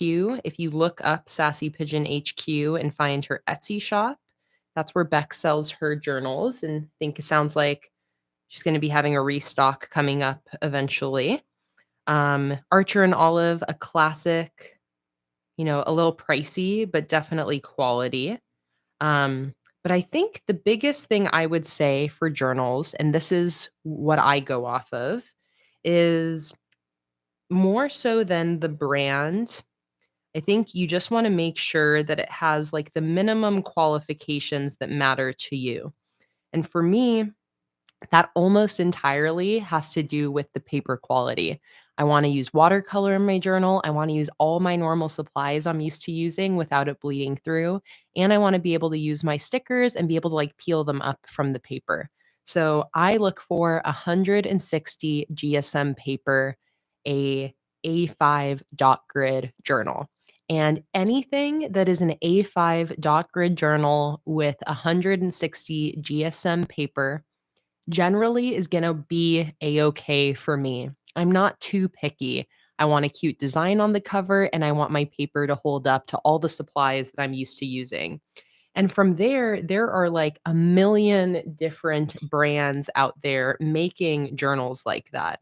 especially with, with the more and more years that bullet journaling is popular, the more different brands, small businesses, large businesses, discount brands that pop up that are creating journals for bullet journaling. So, you know, depending on the price point you're looking at, I would just focus on those qualifications: 160 GSM, A5 5 millimeter dot grid. And if you're fitting each of those specifications, from there, I think most journals are going to work out for you. And then it's just like your personal preference of, do you prefer a journal with page numbers? Maybe you want one that has an index at the beginning. Maybe you want one that is a certain color for the cover, etc. You can also look into different size journals as well. I just personally like A5. It's the kind of traditional standard bullet journal size. Beck said before my own bullet journal, I was using Scrivwell journals from Amazon. They have 120 GSM, but like 190 pages, so I could fit a whole year. Yeah, and some people don't care about 160 GSM. I use it kind of heavy materials in my journal, like the watercolor.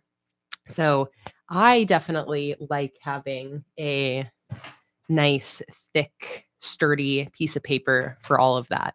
But um, that's kind of where, like, as you start using more and more journals, you can start to kind of fine tune what qualifications matter most for you. But for me, the 160 GSM A5 dot grid, that's really all I care about, like from a purely kind of like functional standpoint. And everything beyond that is just kind of like details. So that's like, I think my favorite journal and the one that I like to recommend the most is definitely Sassy Pigeon HQ, because her journals are wonderful. They fit all of the qualifications and specifications that I want. But more so, it's because I love supporting small businesses run by people that I know. And I know and love Beck. I love supporting her shop. I love her journals. So it's like a win, win, win. Oh, yes, Beck. That's another thing, another specification that I also prefer is bright white paper. Some journals will have like off-white paper or more yellowy paper. I'm similar, Beck, especially I think it's mostly because of how I photograph and video my journal. I want for my paper to be a bright, neutral white. So I share that preference with you. And that also is a preference that sometimes I don't think about. And that definitely sometimes happens where I get a journal that I think is going to be great. Usually not one that I buy myself, fortunately. I get sent journals oftentimes from brands, and it'll look great from the outside. And then I open it up and I see that it has yellow tinted paper. And for me, I just like, that's a no go. It's a little detail that I just can't really put up with.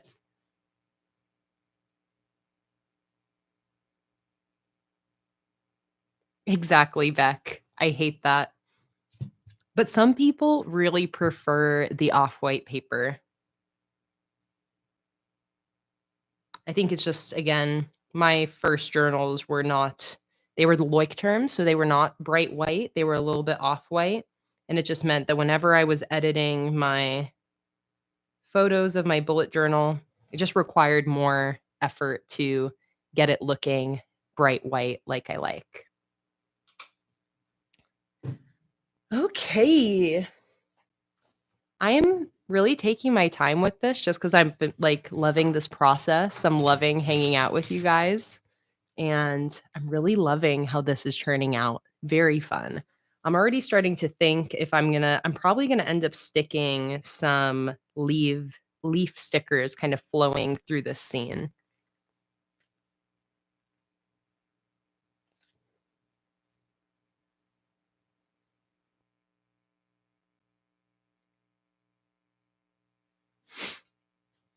Okay, I think I'm ready to stick in my craft paper, which is going to go like this. Oh, doesn't that just look dreamy?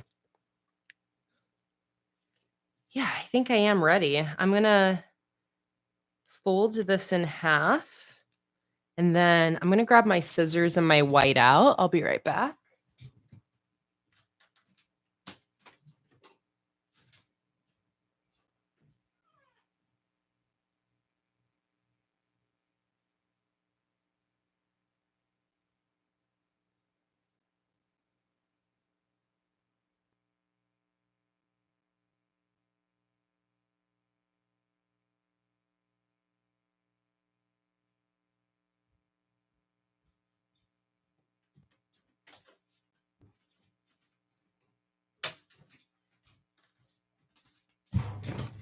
Usually, I don't have both cats hanging out in here. Usually, it's like one or the other. So I am just very tickled by the fact that they're both in here with me. All right, so this craft paper is where you just lick it. It's like a water activated, kind of like an envelope. So I'm going to cut this down to size and then lick the back of it and stick it in. I'm just going to bend it at the edge of the page here so I can cut this edge. All right, and that is going to go right there.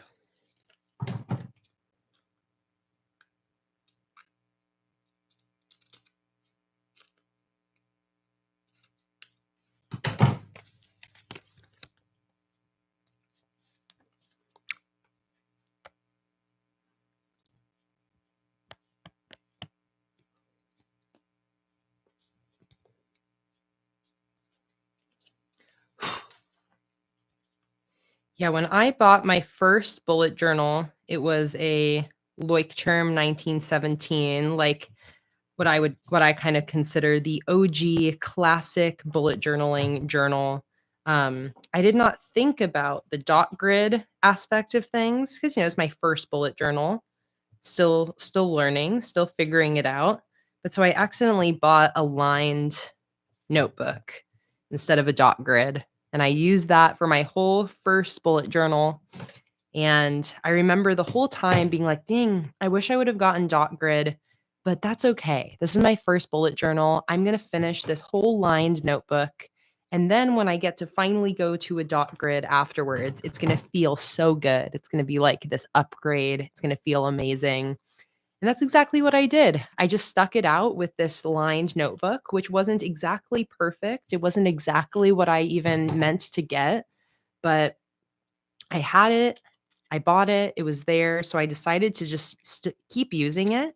And I have no regrets about that, especially, the whole thing with bullet journaling is like you'll fill up the notebook and you'll move on to another one.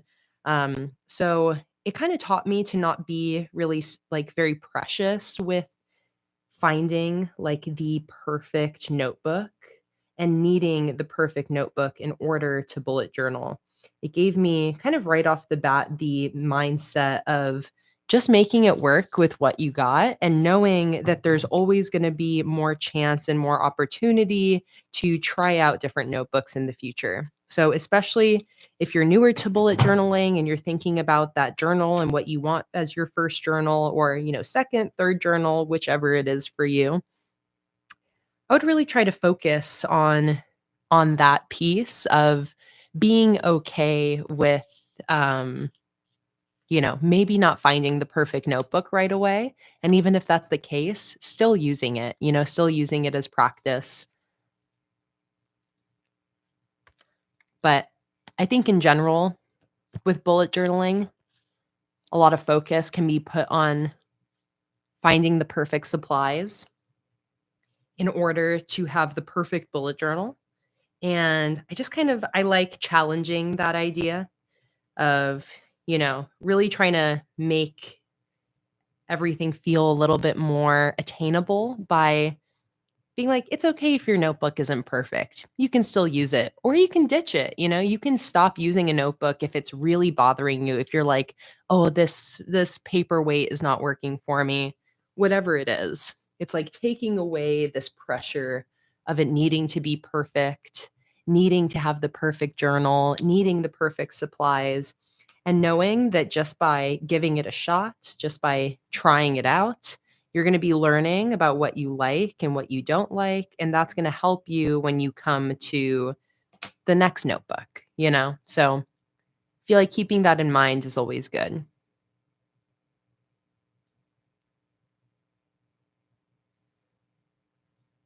I have this little white space in the middle. I'm going to see about using some watercolor just to like take the edge off of that white.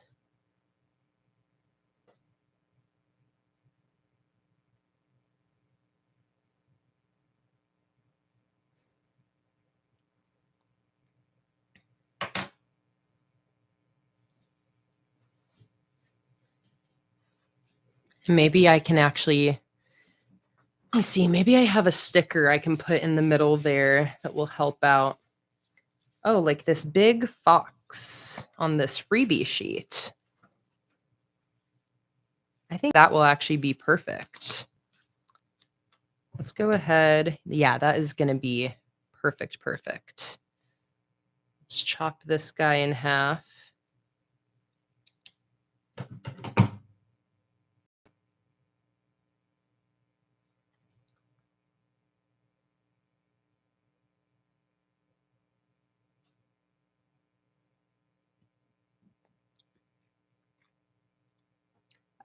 I love all this conversation. Beck said, I've been doing a lot of personal work lately on managing expectations, and that all fits in with that. And Kelly said, I've decided to stick to just my Hobonichi next year and have a square Bujo for book and reading journal. I never use my Bujo anymore. And Kelly also said, I love the art outlet of creating the spread. So maybe I can start dipping into different aspects of art creation and maybe take some classes or something. That's such a good idea. I love that. I love that, like being aware of what piece of bullet journaling is feeding you at the moment and trying to like really lean into that. So I love that you're like, I really love the art creation aspect, not so much the other pieces. So like, how can I do more of that? And I think that's such a great way to look at it.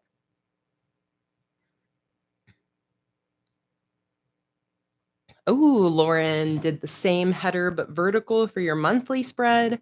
That is seriously so cool that you can just have your silhouette draw out the header for you. Oh my God, that looks so awesome, Lauren, with the printable. Let me show everybody. Turn the brightness up again. So here is Lauren's monthly spread using my 2-page calendar printable from Patreon. And then she used her silhouette to write using my font, November, on craft paper, and then cut out the craft paper with the silhouette as well. And then did a little white highlight in the middle there. That is just epic, Lauren. I love that. I love, like, especially spreads like that are utilizing like so many different pieces of what I offer on Patreon, where there's like a printable, you're using the font, you're using your own cutting machine. It's just so creative. Okay, so I've got this scene down here, and I definitely am going to have this say November 2023, and then maybe a quote on this side.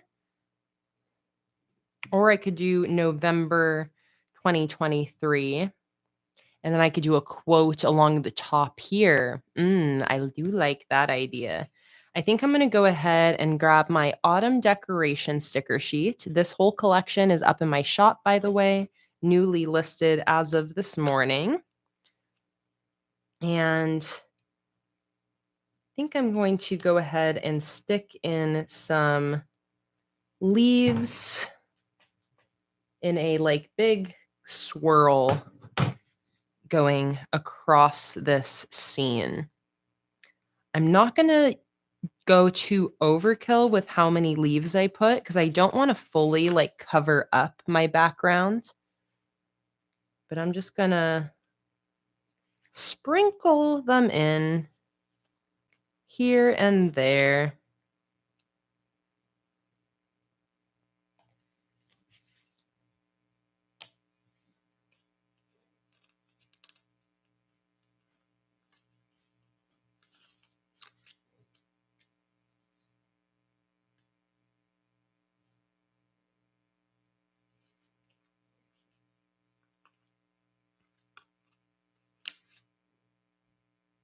Yes, it is definitely going to be an autumn quote. If anyone already has any quote suggestions that would work nicely for this cover spread, feel free to shout those suggestions out in the chat. I love using suggested quotes.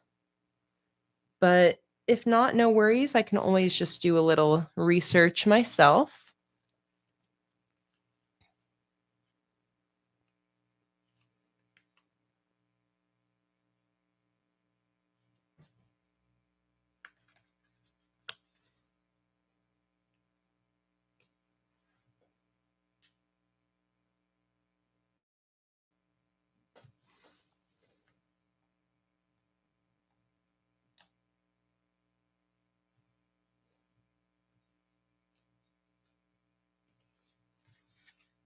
And then we'll have that swirl back up and finish it off with one on the edge here. Let's do maybe this one.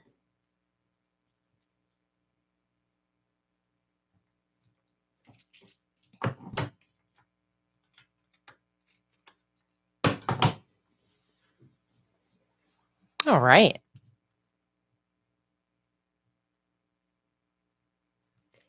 And I put this fox here to cover up that like white gap, but I mean, I just feel like he would look so cute in the middle of the upper section instead, that maybe I just mentally forgive that white gap, or even just try to fill it with a little bit of like brown marker or something. But I do feel like the fox would fit so much so much more nicely right here.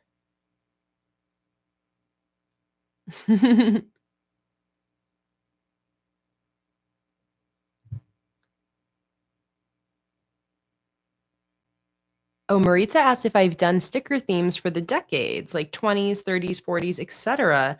I have not, but I have definitely had like suggestions over the years about doing themes related to the decades. A Roaring 20s theme is one that has been suggested like pretty consistently over the years.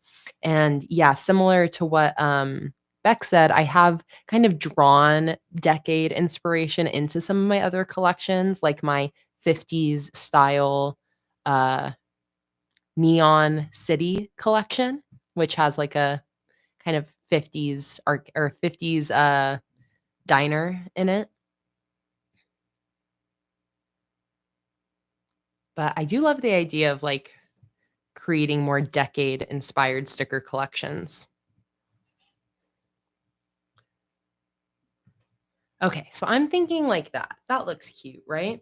I think maybe I just need to kind of like adjust these leaves now since I don't have that middle one in there.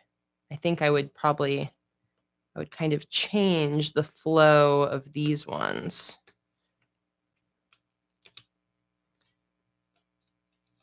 And I specifically think it would be cool to kind of mirror the colors a little bit.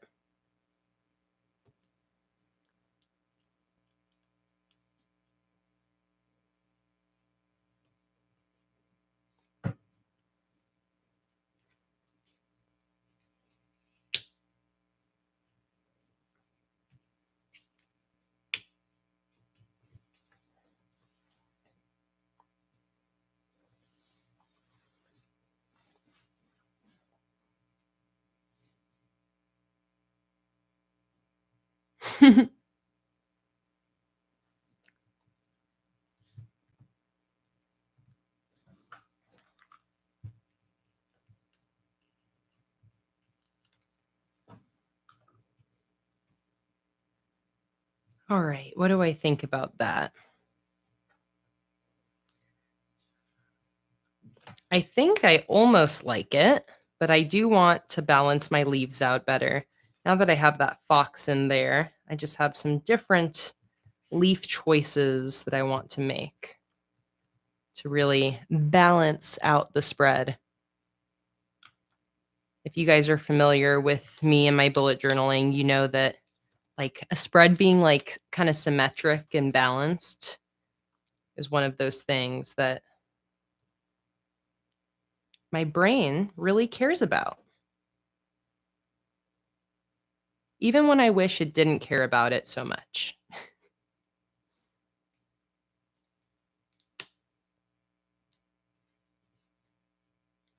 But I kind of want for, again, this to have the same flow as the opposite side with a yellow, red, and green leaf.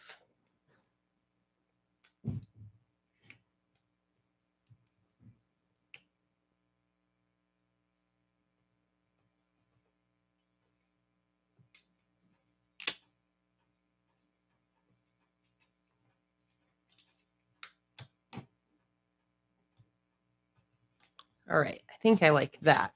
There we go. That looks better to me.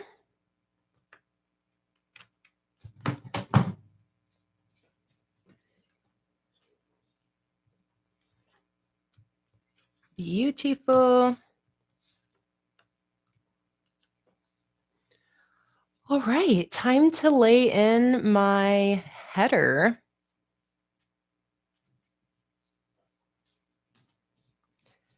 So I got my craft paper down here. I think probably what I'll do, I don't know. Let me think here. I've done before where I used white paint on top of the craft paper, and I really love the look of that. It's going to take a little longer. And part of me is always like, should I just get moving? Like, why am I taking so long doing this cover spread? But then I remind myself, it's because I'm having fun. We don't need to stop with the fun. So I think I'll just roll with that. I'm going to fill in this middle section with a little bit of brown marker so it's not so glaringly white.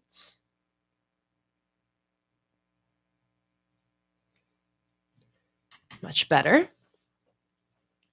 And what the hell? Why not go in with some white paint? Okay, let me grab my white acrylic. Oh. Let's see, white acrylic, or do I have a white paint pen? I do, but it's kind of thick.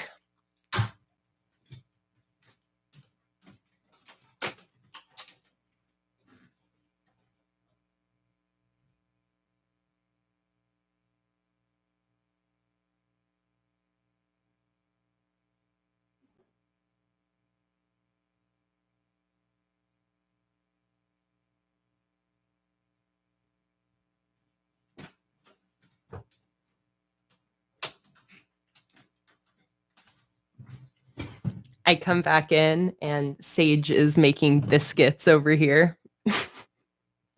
Are you making biscuits?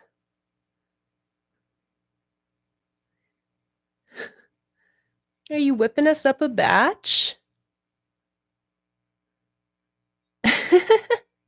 Why is it always just like the funniest thing when cats make their biscuits? She's whipping me up a batch. Can I have some blueberry in my biscuits? Thank you. All right, so I have this tub of acrylic. Fatima said, why is it called making biscuits though? Because it's like kneading biscuit dough, like dough in general. It's like you're kneading the dough. But I'm not sure like why it became biscuits and not like muffins, scones, cake, bread. But for some reason, cat owners universally know that those are biscuits. Whipping up a batch of biscuits. Okay, so I've got this big tub of white acrylic. And the reason that I like using this is because, oh, it's got some like green in there. Is because I can use a paintbrush and do some white brush lettering, which is exactly what I want to do here. So I'm going to grab a nice white or a nice sturdy small little brush, and I'm going to scoop some white onto my lid here. And I'm going to mix that with some water.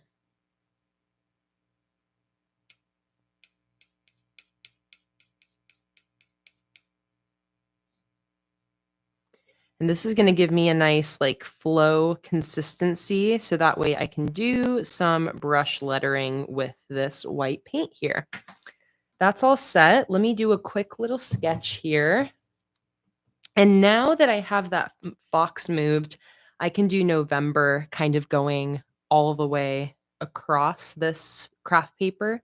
And then I'll do a little 2023 down here and a little quote up here. So November, 8 letters. So we're going to have 4 letters on this side and 4 letters on this side, which means that here, and I think I'm going to do like kind of frilly uppercase cursive letters.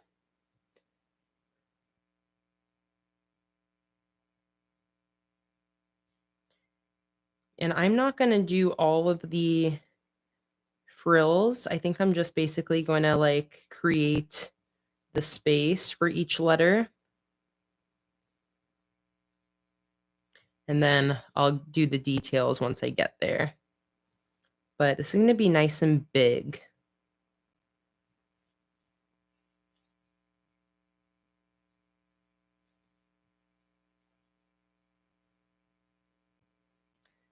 Something like that. Okay, let's just go in. Going to be kind of winging this.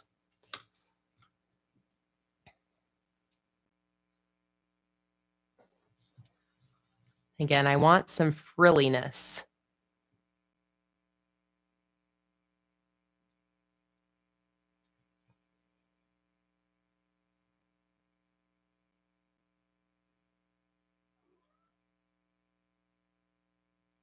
What, Luna? Are you trying to go out again?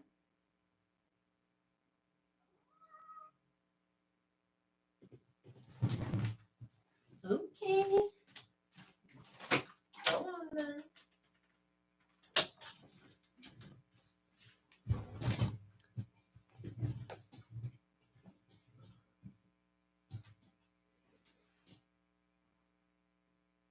Yeah, Beck's shop is Australia based. So if you're outside of Australia, New Zealand, high shipping costs. It's just what comes with shipping from Australia.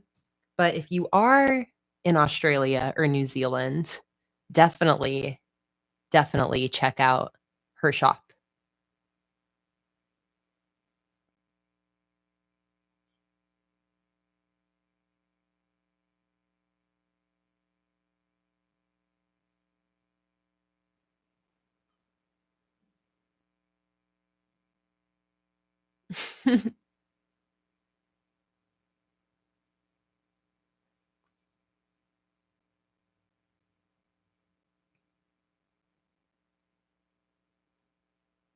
Okay, I want a better brush. I think actually this one I was using for my leaves might be a little bit better for this brush lettering. So you want a brush that has like a nice thin tip and some good flexibility.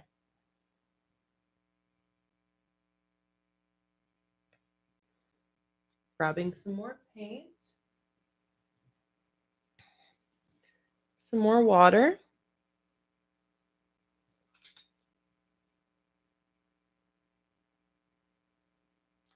For good paintbrush lettering, you want the paint to run a little bit more like ink than paint.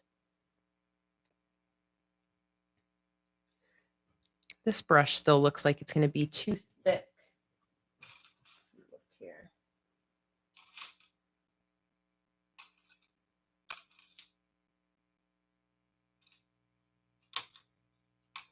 Let's see. Maybe this one. Give this one a try.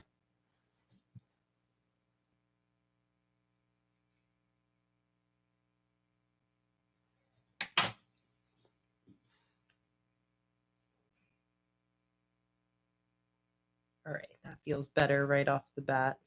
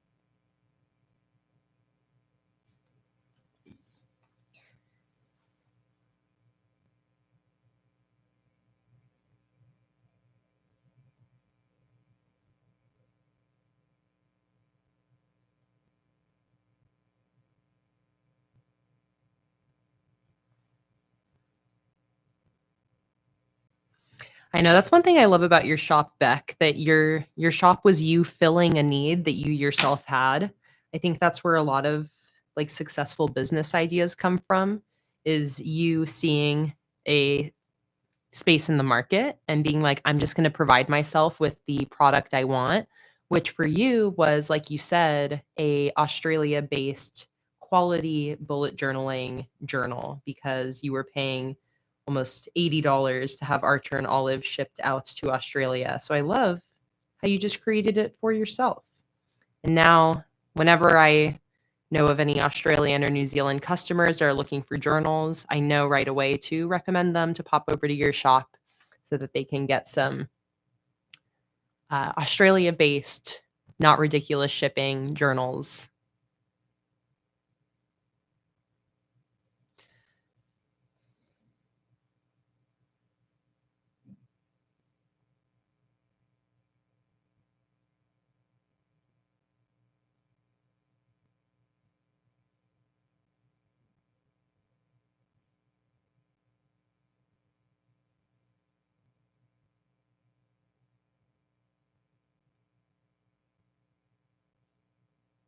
Let's see.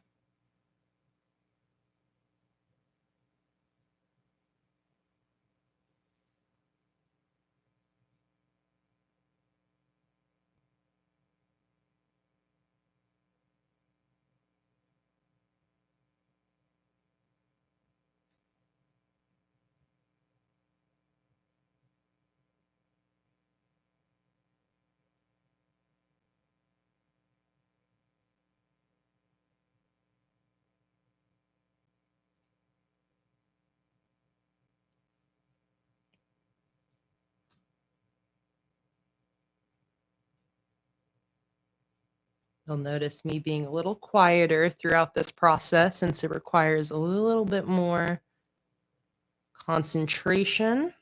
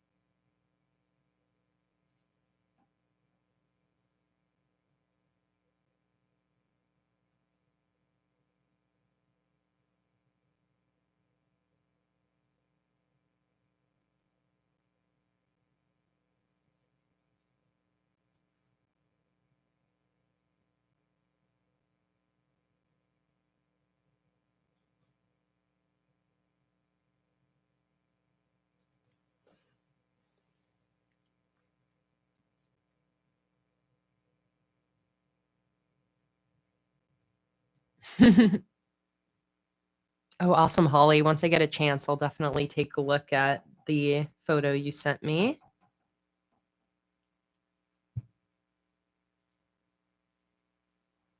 Let's see, you said, should I do November on the hot chocolate page or on the other page with the calendar? You know, maybe at the top of the calendar would be cute, Holly.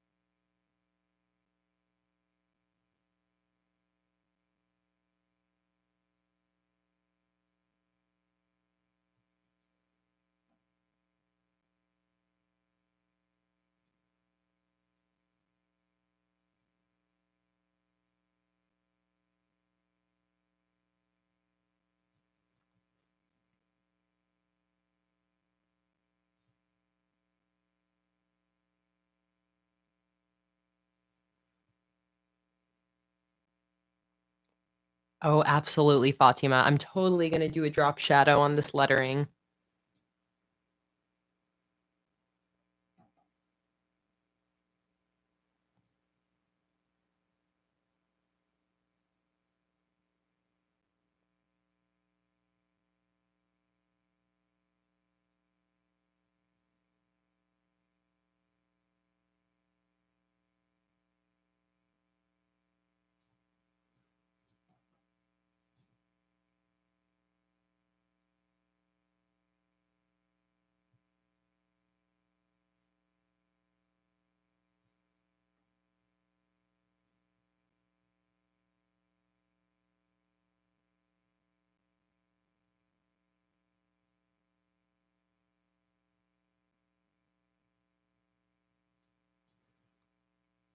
Let's bring a little bit more paint over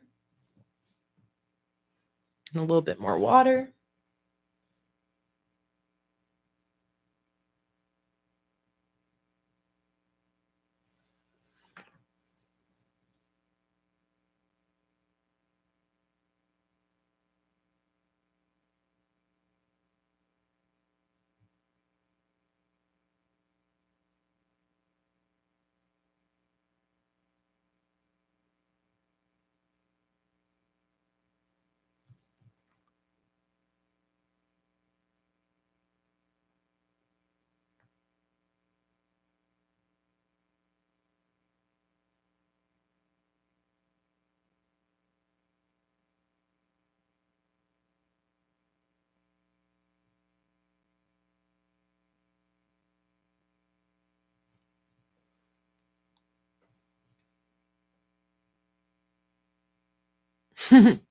Shion said the white paint being so streaky is making me cringe. Why is white paint so fiddly?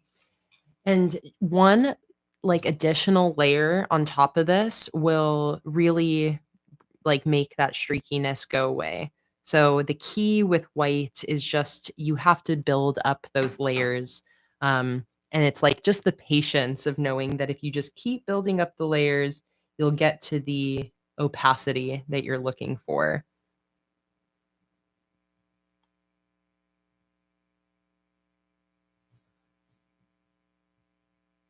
Will I be outlining the letters? I don't think I'm going to outline them, but I'm going to drop shadow them, which kind of gives like half of the same sort of effect.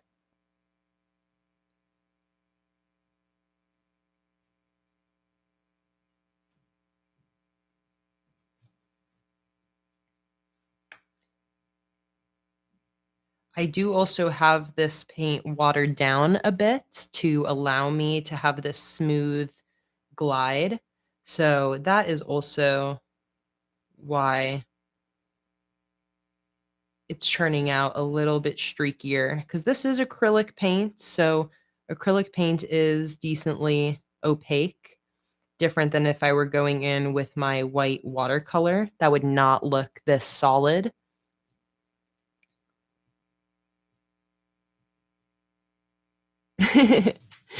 Shion said, me fighting with my gel pen or Posca pens to get a nice white letter is making me side-eye all white letters. I feel you. That's why I'm using acrylic paint and not my gel pens or Posca pens.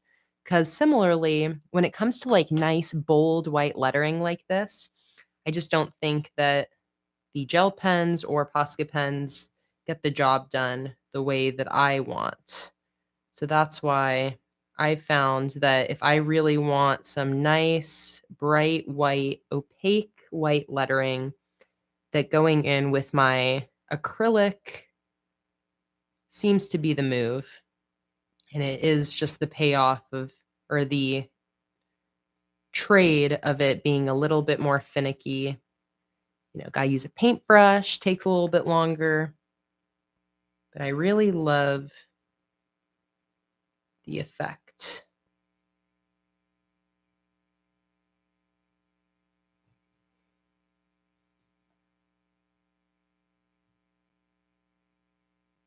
I would love like a Posca pen, white Posca pen, but a brush pen version.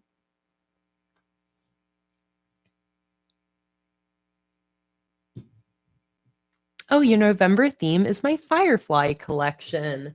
That is a great November theme. I love that. Like cozy nighttime theme.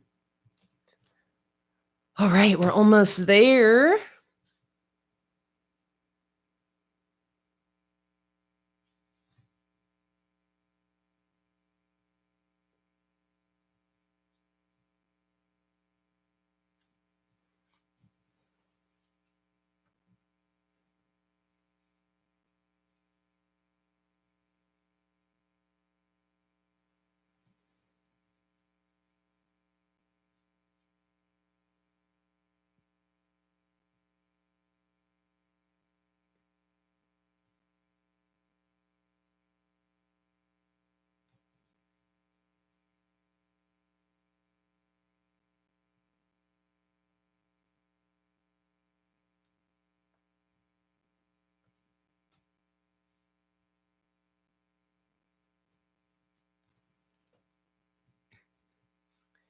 All right, one more letter.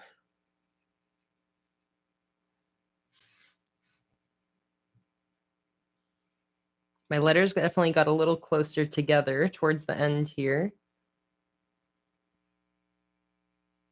I think that's also because these letters are a little bit wider.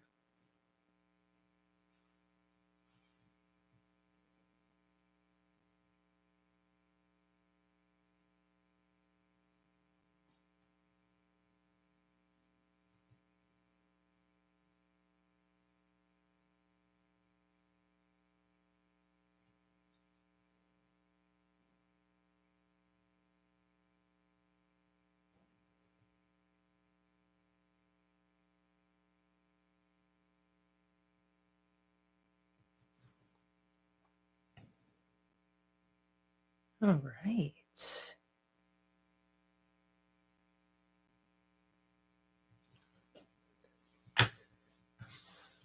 Let's zoom it out. See how we're looking. Not bad.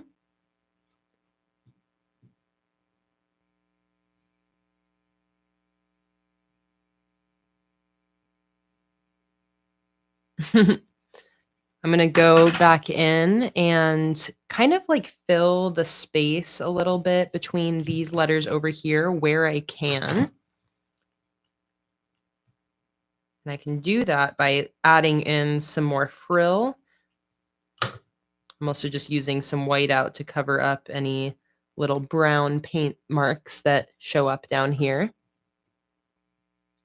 Hello, Nicola. Nicola said printing and cutting stickers here in the UK. Got the hang of it. Awesome.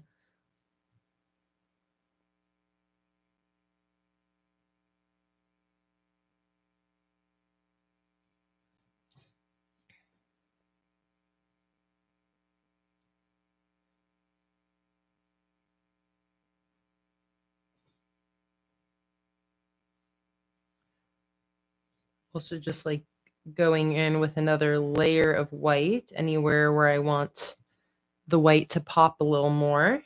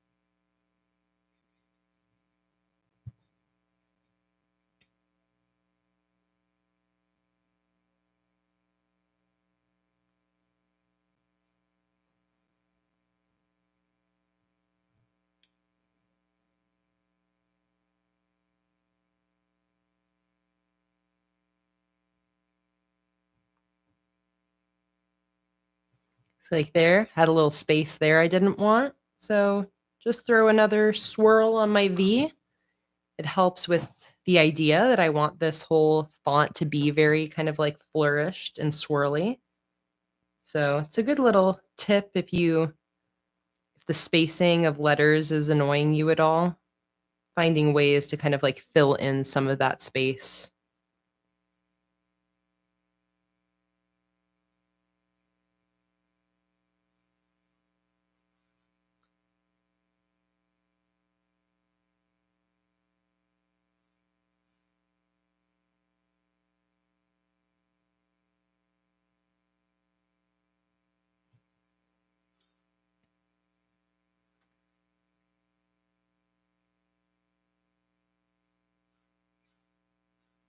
Yes, Nicola. I also use the Nicapa brand mats as well. And there's another brand that also has some really good cheap ones called Somulex. So I really enjoy using both of those.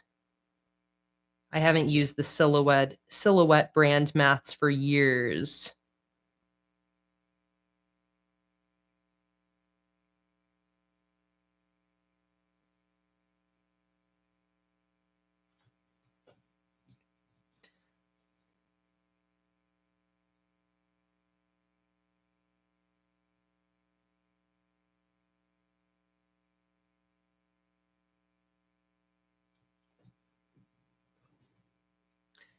Let's do a little swirl on this part.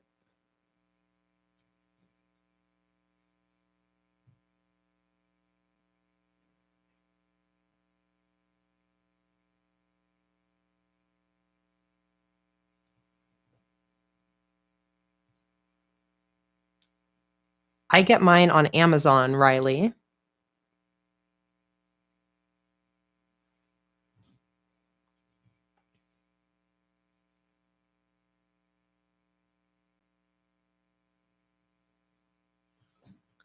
All right.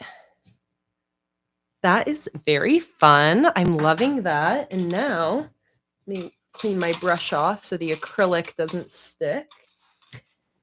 And now I can add in a black drop shadow with my brush pen. And I remember from doing the same type of lettering I think it was in May, that the drop shadow really makes this pop. So I'm excited to lay this in.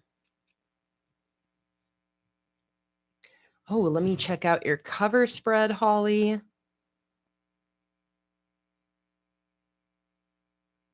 Oh, love it. You whipped that out so fast, Holly. I love that.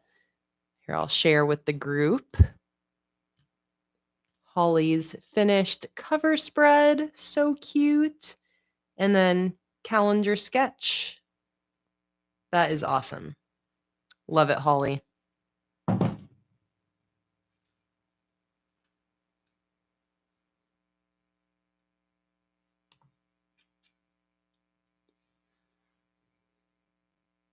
I know you made that so quickly, Holly. All right, let's start going in with this drop shadow. And I'm going to do the drop shadow on the right side of my letters. It's a little different than I normally do, so hopefully I can do it without messing up. But I think that that'll complement all of this a little better. So I'm going to do it on the right side of all of my lines here. I'm using my black brush pen. Then I'll also have it be a little bit above my lines. So an upper right drop shadow.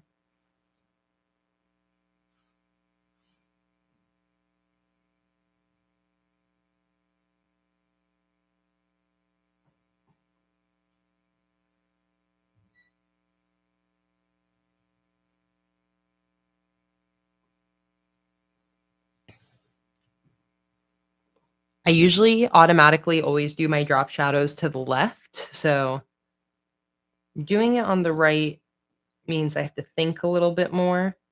When I do it on the left, it's very much like muscle memory. But that's a good tip in general for drop shadows is if you just get used to doing it on one side, you can kind of make that side your default.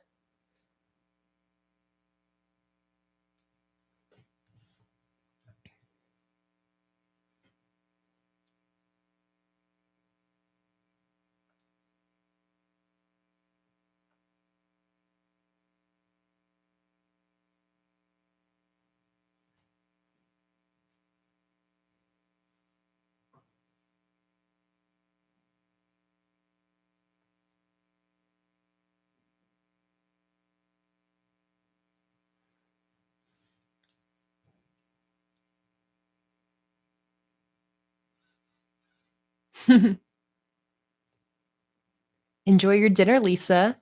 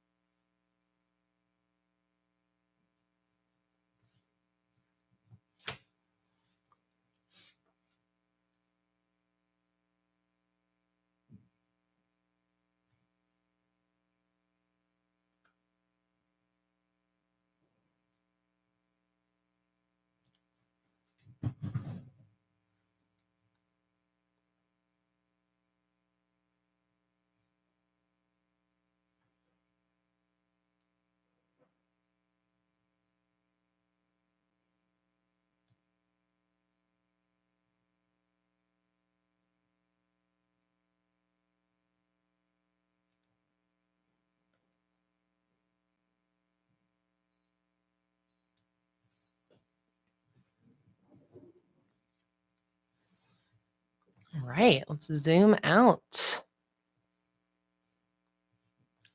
Beautiful. Wow, doesn't that pop? Just got to trust the process. I love that. Okay, a quote. That's all we have left. So I see that we've got quote suggestions that have been happening in the chat for a little while now. So I am going to scroll back up.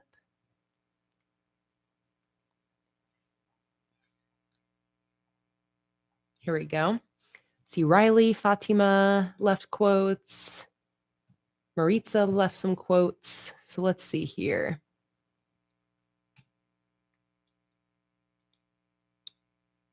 Oh, I do love Riley's quote suggestion. I think it was the first suggestion in the chat. It says, "Autumn shows us how beautiful it is to let things go." I really love that. Honestly, I like that. I'm going to go with it. Sometimes the first quote suggestion is the right one.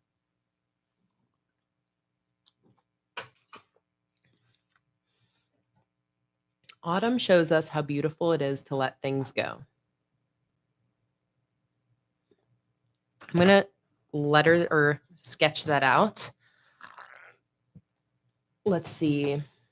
And I'm going to write that in a just like notes app on my computer. So I can just generally see like where the center of the quote is.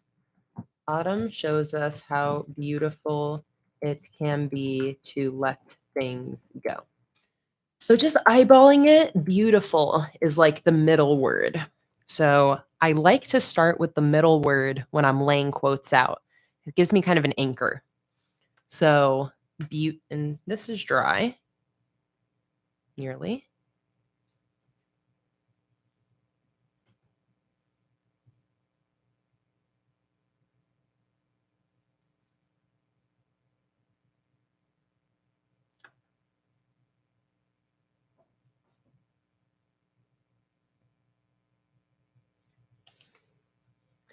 And then autumn.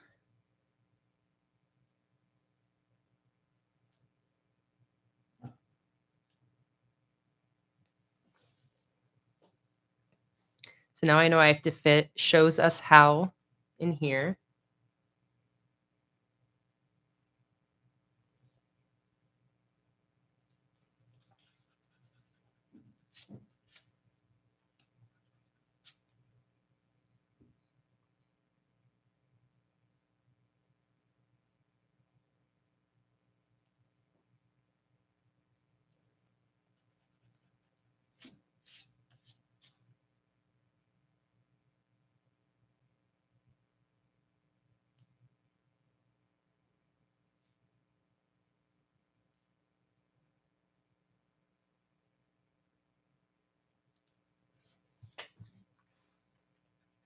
I feel like these should be lower.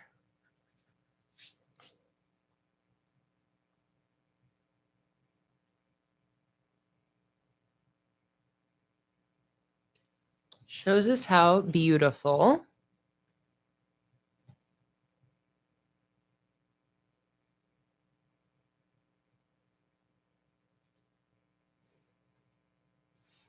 See you later, Holly. Have a great night. Have a great sleep. I hope that you have a wonderful rest of your evening. And I can't wait to see you tomorrow for part 2 of this live stream.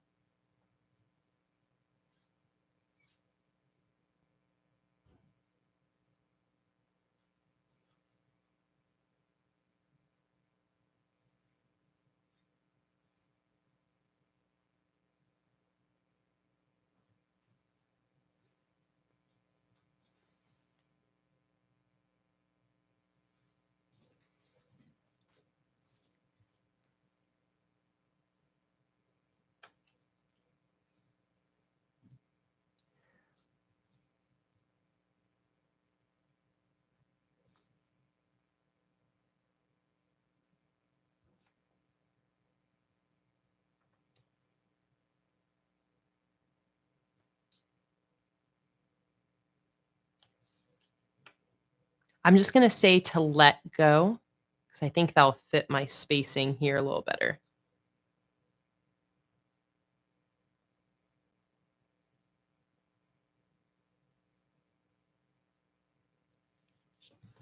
All right, let's letter out this quote. Hello, Kimberly. Yes, still going. And I'm still just working on my cover spread. We've just been dilly-dallying, having a lovely time chatting and updating and working on this beautiful watercolor and craft paper cover spread. But I'm almost done. I'm about to letter my quote, which will be almost the finishing touch on this spread. Using just my black brush pen for this.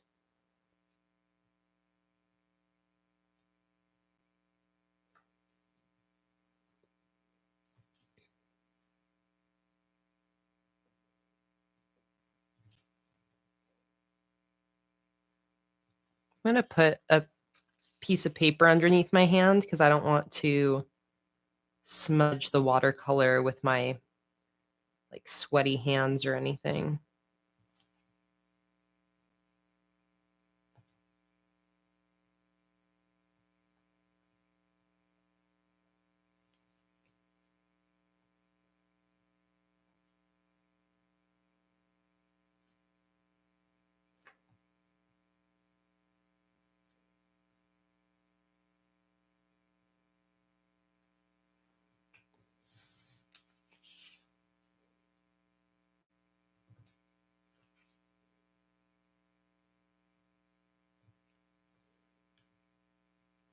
Good night, Holly.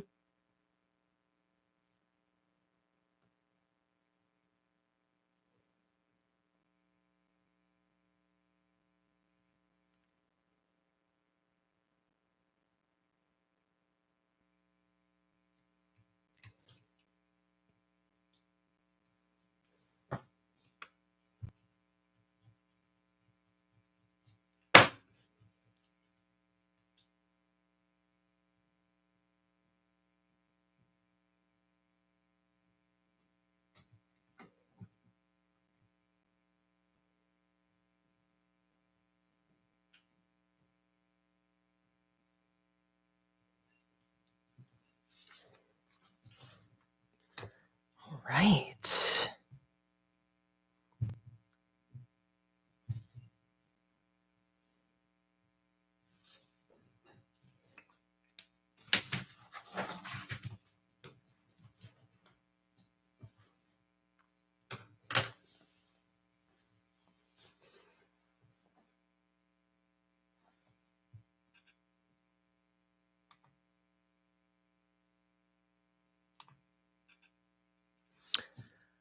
Okay. Let me erase my pencil lines.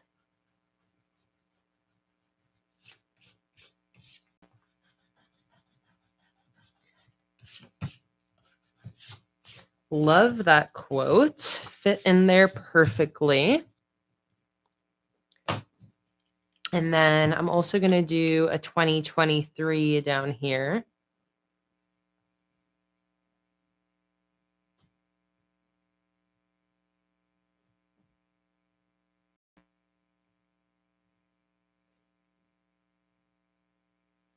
Oh, something exciting too from this last month is I have gotten back into audiobooks, which makes me very happy because I've taken quite a long break, basically a year actually, because I checked.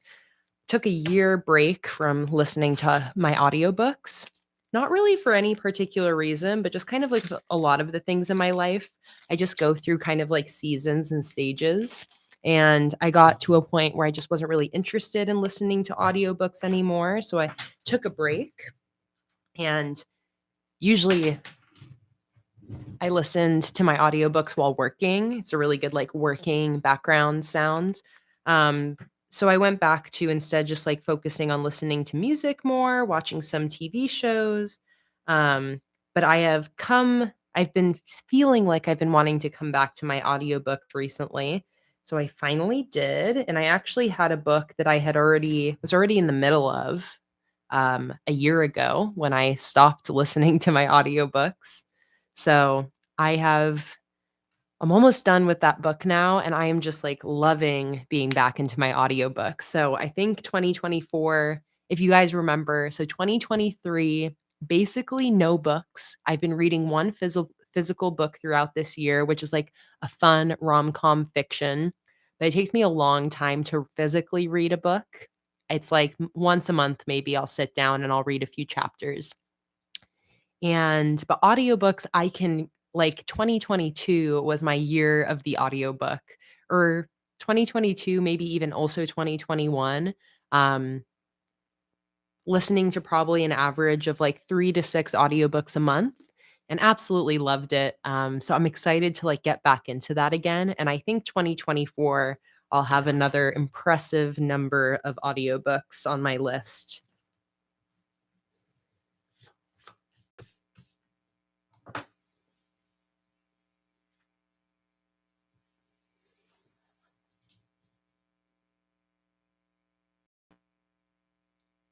Holly said, when I do my bullet journal setups, I get cross with myself when it doesn't go right, but I took my time with this one and absolutely love it. Thank you for the encouragement. It helped me a lot. You are so welcome, Holly. I'm glad you enjoyed how it turned out this time.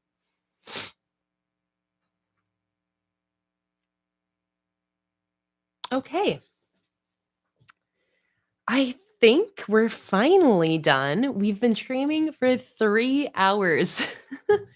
And finally, the spread is done, but so worth it. I love how this has turned out. It's, like, so clean and serene. I am trying to think if like there's any other little details I want to add to the white space here. It could be like some very light colored watercolor sparkles, which I could just end it now, but I think I'm just having so much fun with the spread. I'm like, what other finishing detail can I add?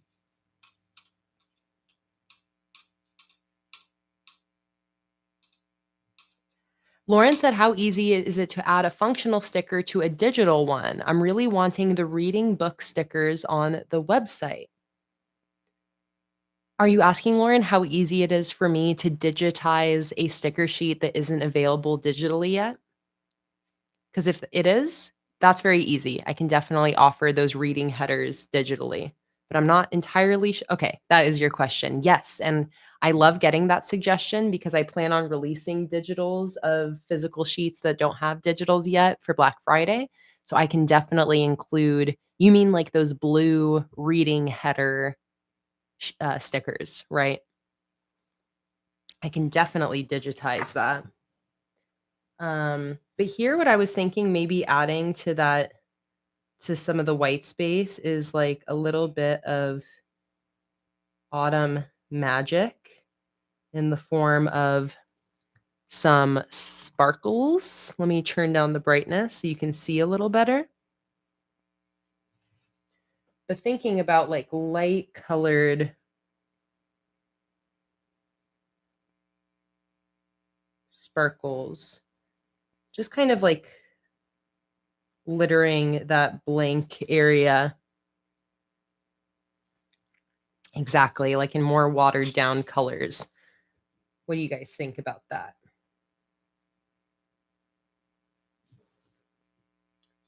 Because I do like the white space. Like we could, again, totally leave it. But I do feel like this would add a little extra magic. I feel like I'll really love it. So I think I'm answering my own question that I do want to do these. But I am just going to practice them a little bit here.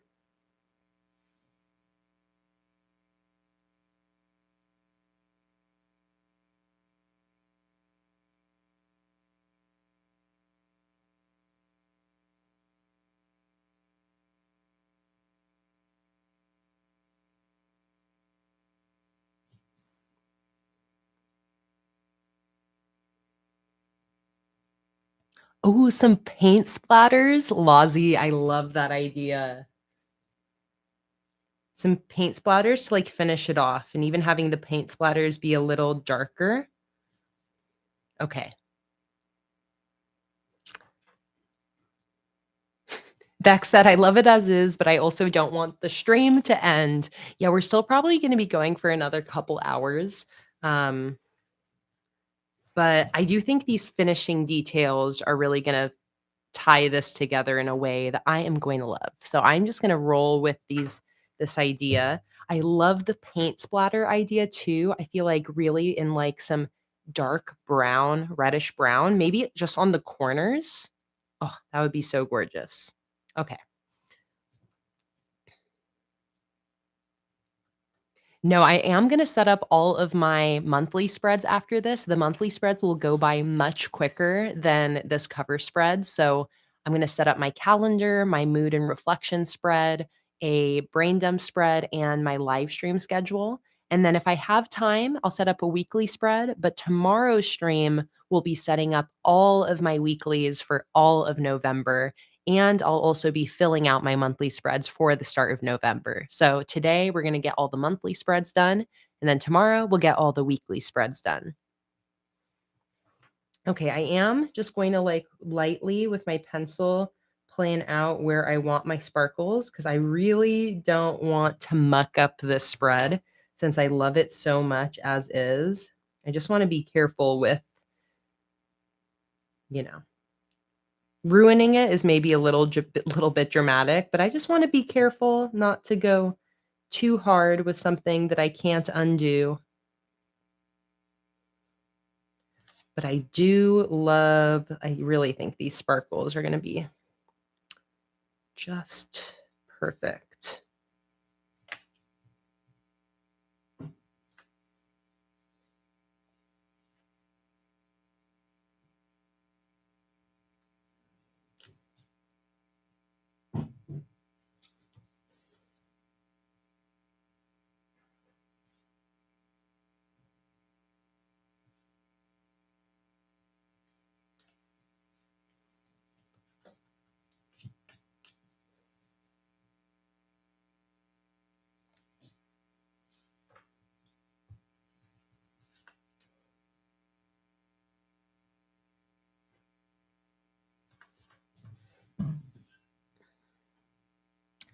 Maritza said, how about sparkles on the top and splashes on the bottom?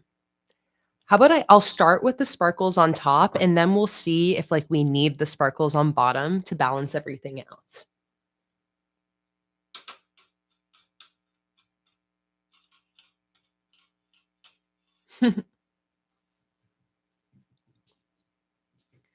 So let's go in now. Start with some yellowy orange, orangey yellow.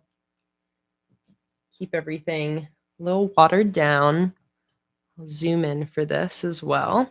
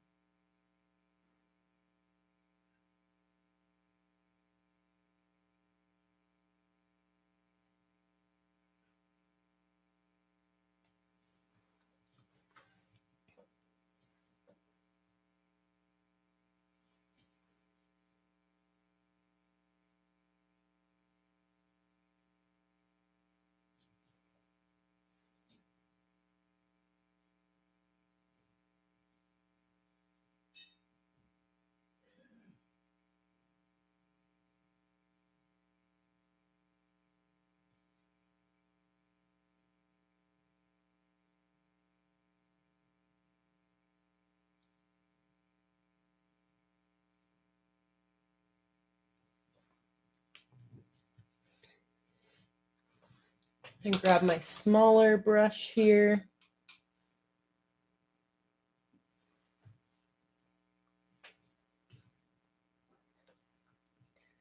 Get a little red and a little darker red. Mix that with some water.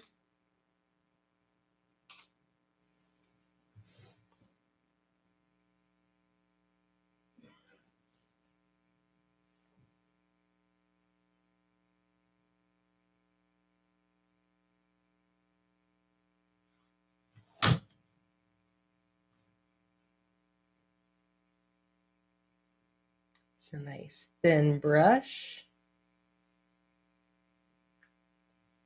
I do these sparkles by first just doing a T, and then I just like round the corners in there.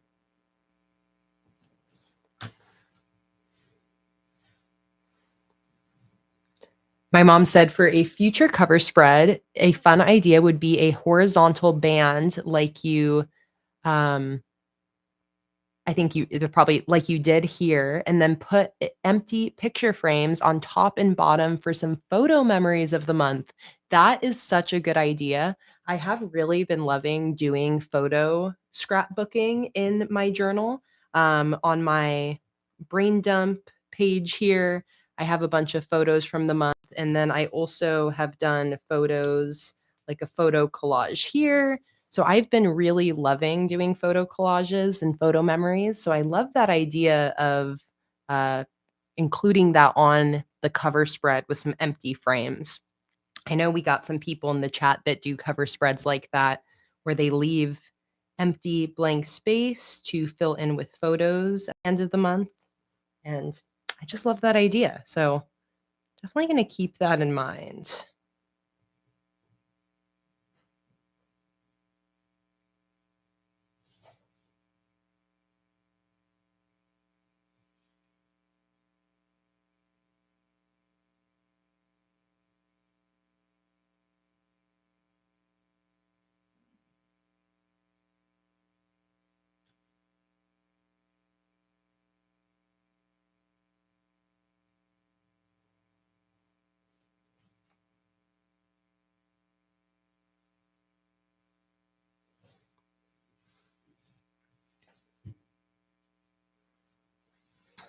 The idea of a little bit of green coming in here as well.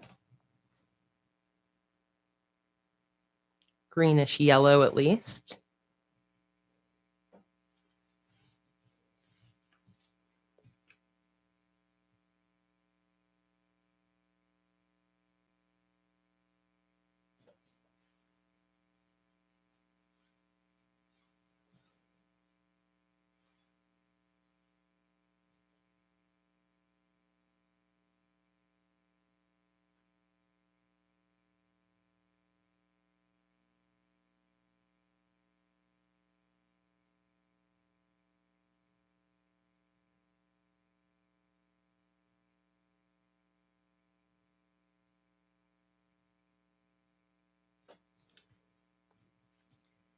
beautiful.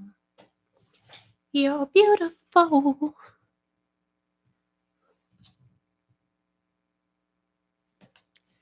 You're beautiful. Do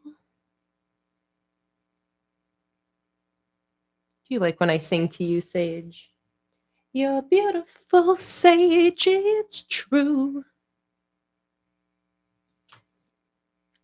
When I saw your face in a crowded place, and I don't know what to do.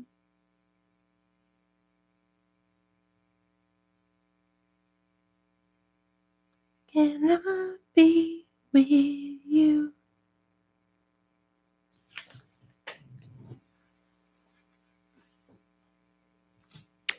Oh, Beck asked, have I not used the stained glass theme for a monthly yet? And I have, and that month was like, it worked out so well for me, Beck. Did I not do it as a public stream? It was for, let me think here.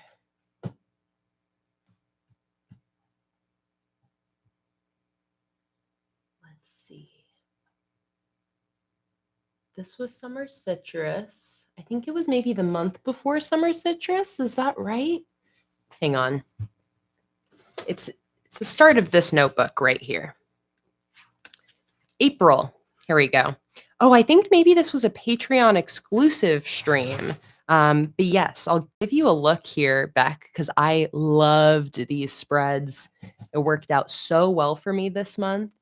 Yeah, I think maybe this was a Patreon exclusive. Because I think maybe March was. Oh no, this was the collection I didn't use. Did I really not do a live stream of this publicly? Weekly, getting organized for the month. Here's where I used my, what, again, maybe? Oh, here we go. It's down here. Okay. It's a part 1 and part 2 live stream. Beck, I'm going to send the links here for you. I found them 7 months ago. Time just flies. Here is part 1. And here is part 2.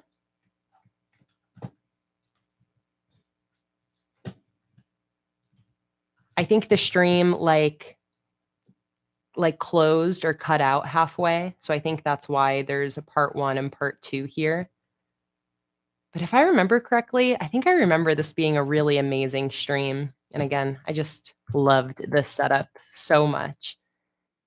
Then here is just my general YouTube stream page in case you guys want to take a look at all of my past live streams. So this was my stained glass setup with my stained glass sticker collection. I used a printable for my calendar. I used a printable for this calendar here as well. So fun and colorful throughout this entire setup. But yeah, so this is where I stopped, but I used the printable weekly spreads, lots of photo memories. I just love this setup. The rainbow colors made me so, so happy. But yeah, there is a full setup live stream of this stained glass collection or stained glass themed setup, and you got the links right there. The stained glass totally goes with this shirt. All right, I'm loving how these sparkles are turning out. Exactly what I was picturing. I'm going to get like a light watered down brown now.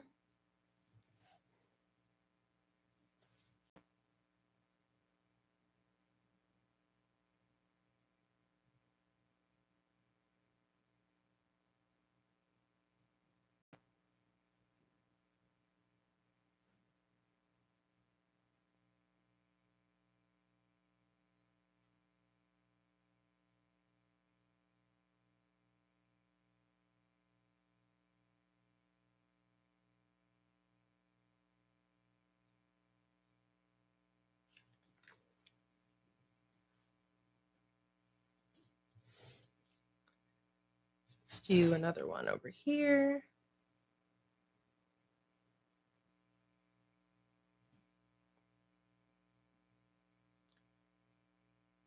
Also, if anybody here is thinking about placing any sticker order, feel free to use the code STICKERFAM, sticker FAM, for 15% off your entire order. Always like to throw in those cheeky little discount codes. Let's grab some of this brighter red. Could actually water it down a little more.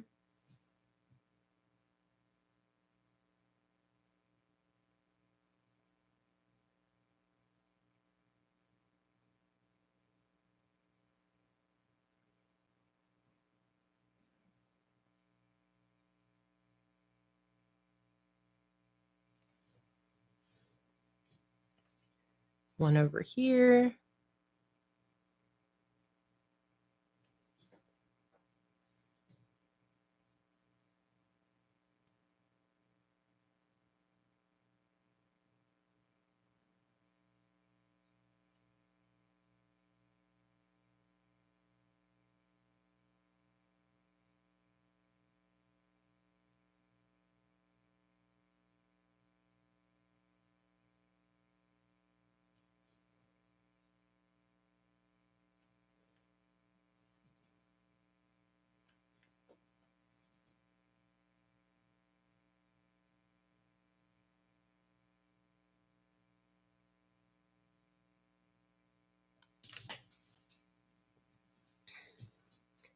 See you later, Lozzie. Thanks so much for joining on in, and hopefully I see you on the replay.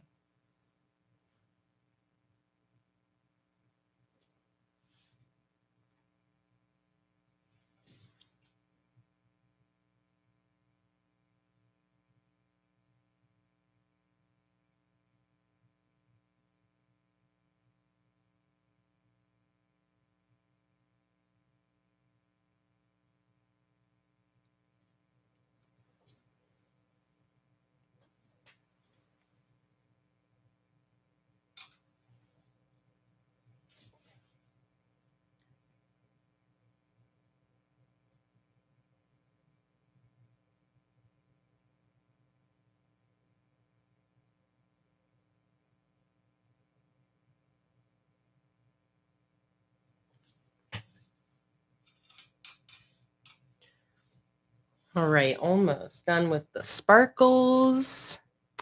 Yeah, I think the sparkles were the right decision.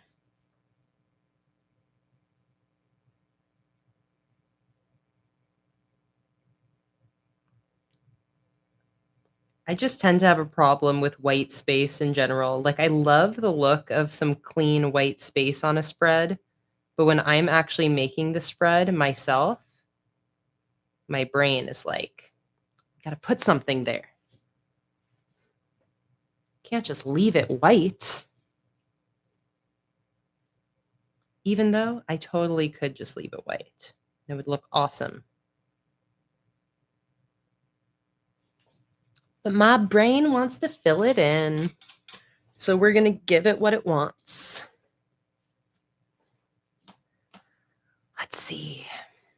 What do I want for this last sparkle over here? Maybe like darker red.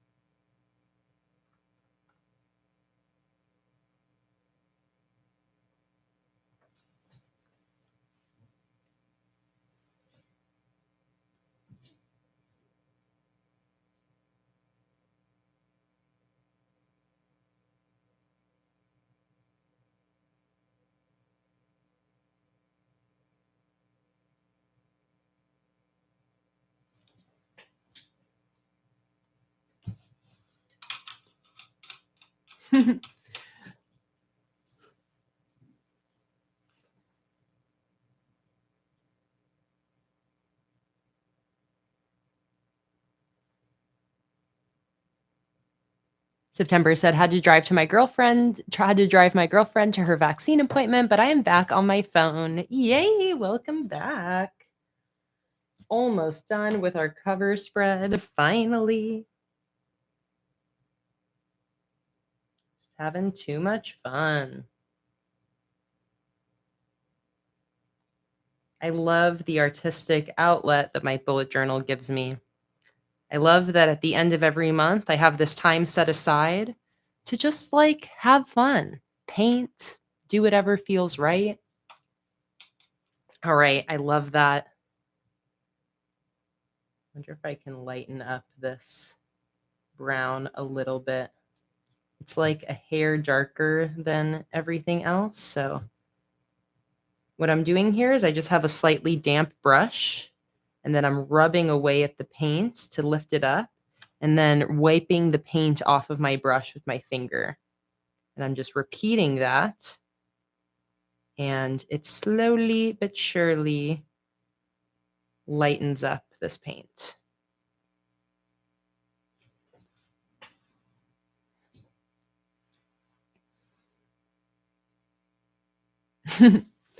All right, that is beautiful. I seriously love that. So what do we think? Do we have to do these now on the bottom? Probably mean we'll spend another 20 minutes or so on this spread. But I do feel like, I mean, I could do just paint splatters on the bottom like was suggested earlier.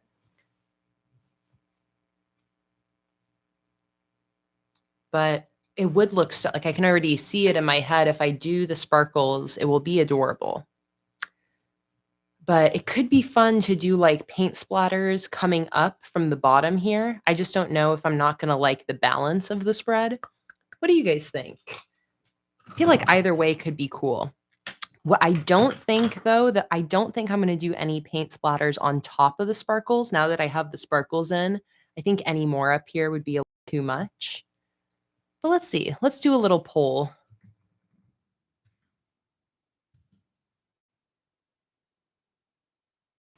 Sparkles or paint splatter on bottom?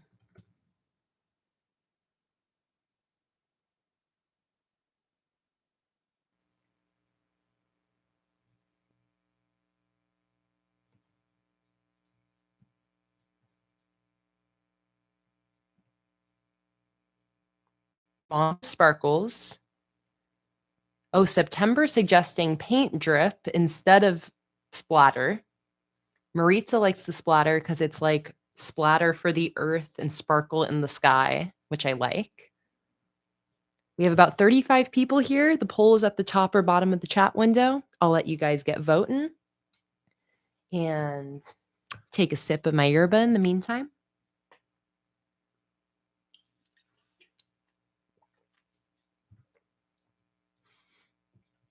Ten votes in, 30 people here. So we got about 28 of you that can still vote if you have an opinion either way. But paint splatter is winning.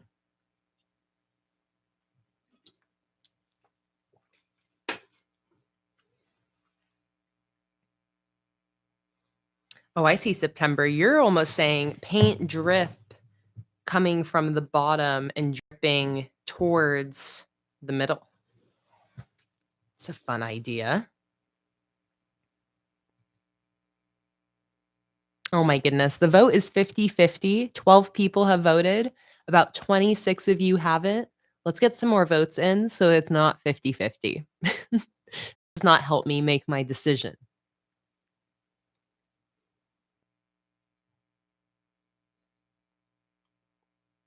All right, Sparkles is winning. Oh, no, 50-50. Okay, Sparkles is winning by 1 vote now.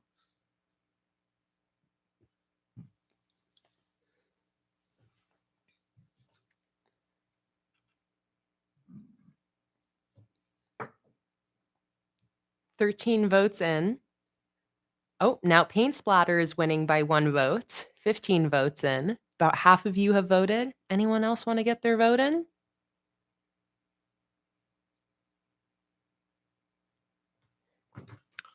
I'll erase some pencil lines in the meantime.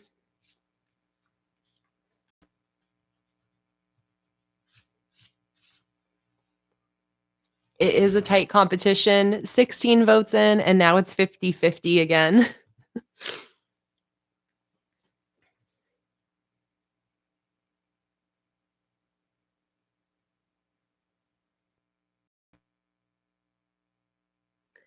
Still 50-50. Am I just gonna have to decide? There's about 17 or 18 of you that haven't voted yet.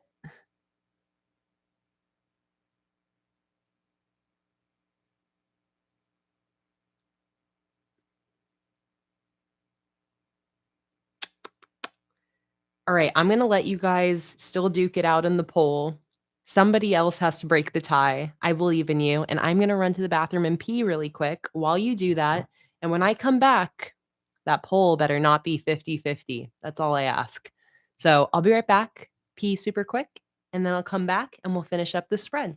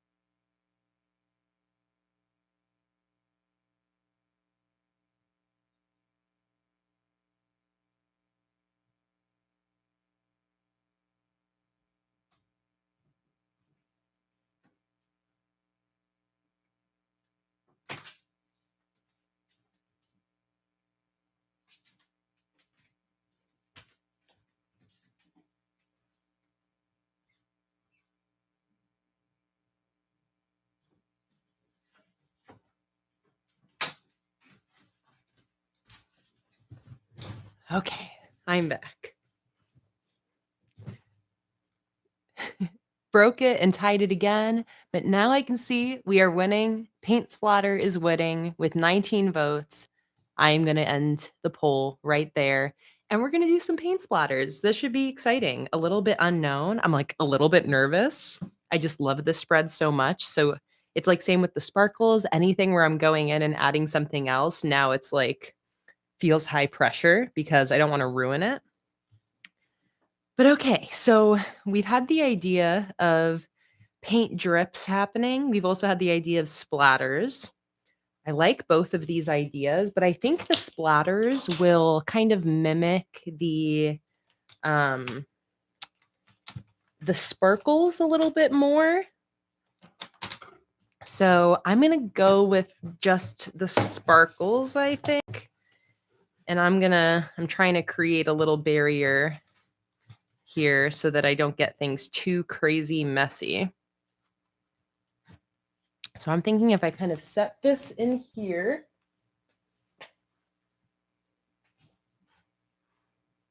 And then use kind of my chunkier brush, get some paint on it with a lot of water, and go like this and see what happens. This is all part of the fun. Part of the fun is that like experimentation. And I think what I'll do to start is I'll just go in with some of the same colors up here because I don't want to go too dark at the start. I can always darken them up if I want, but I'm worried about going too dark. So let me get all my paints back over here.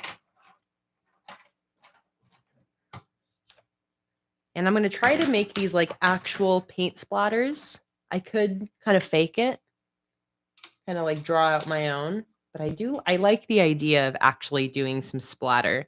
So I'm going to start off with a little green. So I'm getting some pigment and getting a good amount of water because I really want a splash to happen. Hopefully I don't get everything covered in paint here.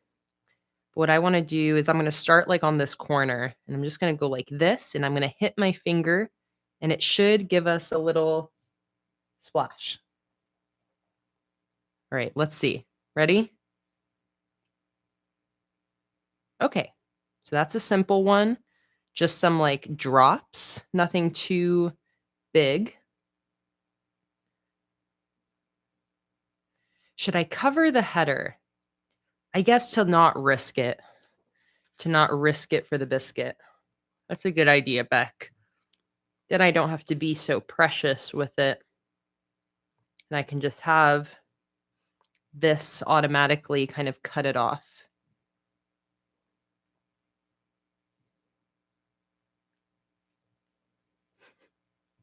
All right, I'm just going to start off with whatever it's giving me right now, which is these drippy splatters. And then I'll probably go in and put in some bigger splatters, but I like the kind of organic little splatters that are happening right here. Let's also cover up this side. See if I can find that other paper clip or if it's gone forever. Gone forever. No, it's right here. Clip that down. There we go. Okay. Got the whole space covered exactly. So now I can go crazy. Okay, let's get some. Where's my orange? Here it is. Let's get like some yellowy orange. Some good amount of water.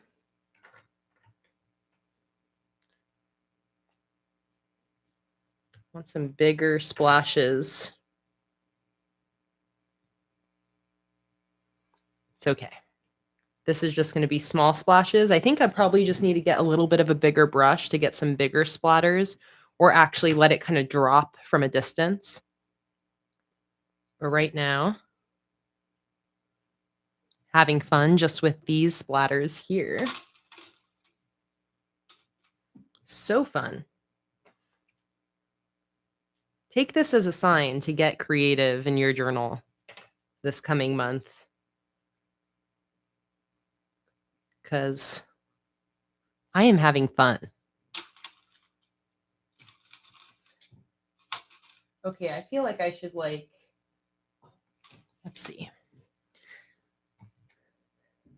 Maybe go in with some red splatters first.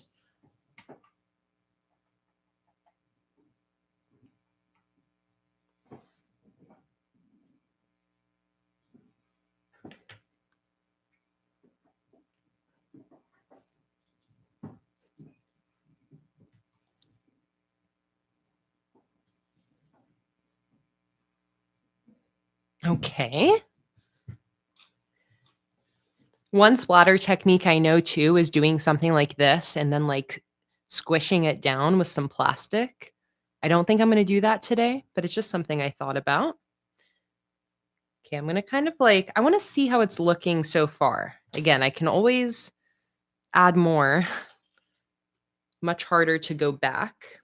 And let me also clean up any splattered paint on my desk, which there is a decent amount happening.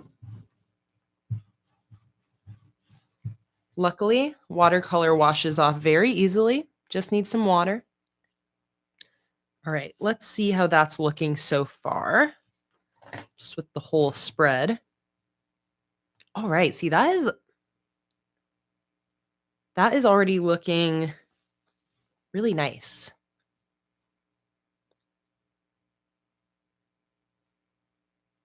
Yeah, I like that already. I don't think it needs too much more. I don't want to go overkill with the splatters, but I do still think like a couple bigger splatters would be nice. And I think the way that I should do that is getting a nice juicy brush and basically, maybe I'll even practice on this.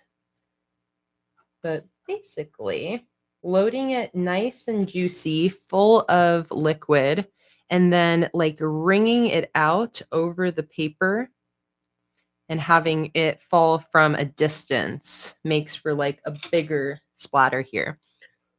And then if I blow it, it does that. Oop, I smudged a little bit over here. Okay, I'm actually feeling pretty good about that, and maybe I'll just do that right over here to start.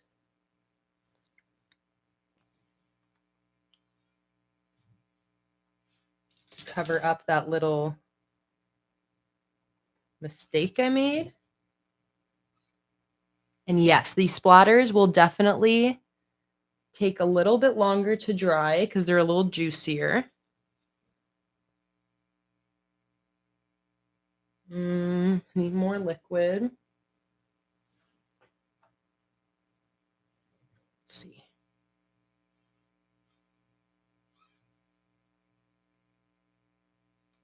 There we go. Okay. Got a bigger drop, and now I'm going to blow on it. Like that.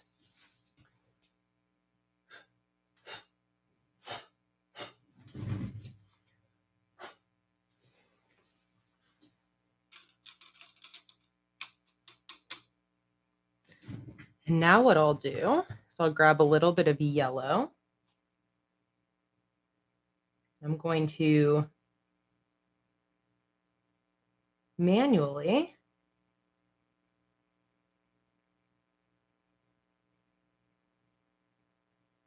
make that splatter grow out a little bit.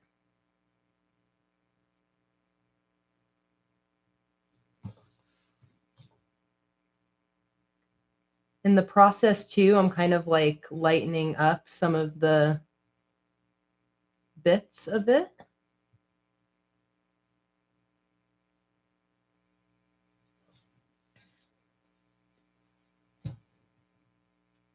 See you later, Randy. So glad you've been enjoying it, and I'll see you tomorrow.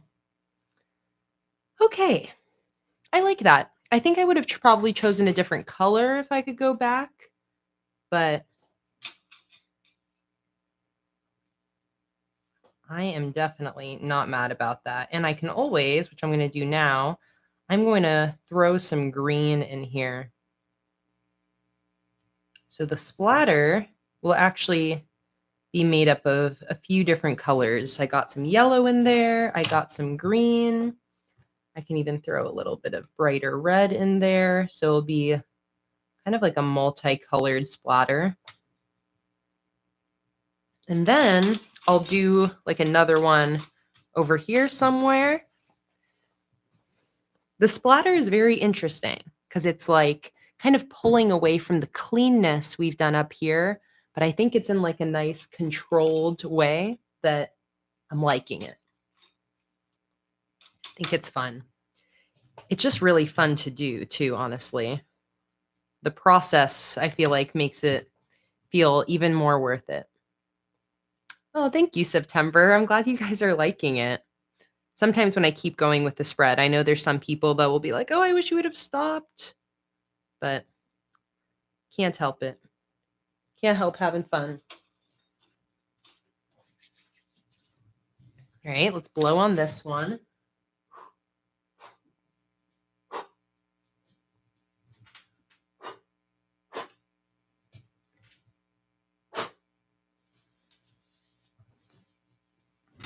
Okay. I like that.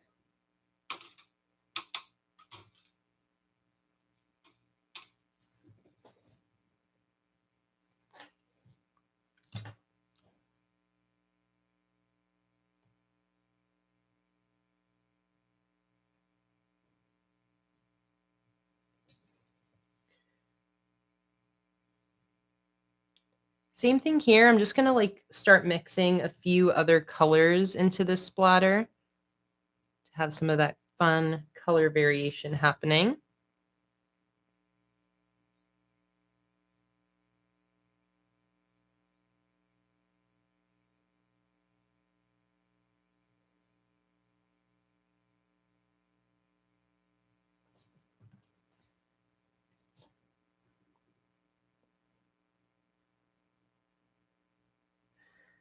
All right, I think I want one coming in from the edge here. I feel like in red.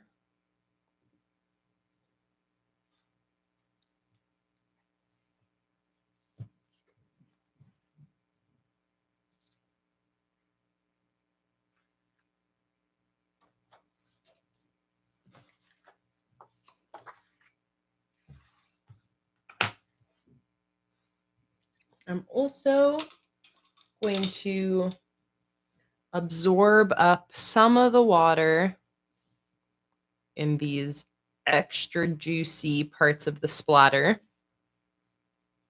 just to like help with the drying time a little bit. So basically using like a dry brush to absorb up some of that water in there.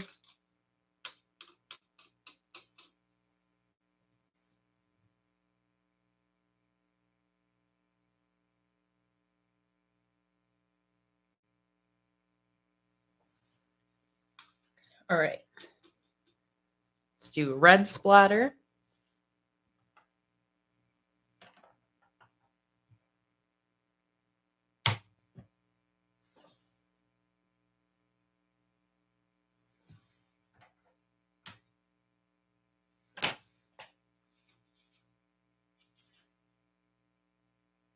All right, let's see about this.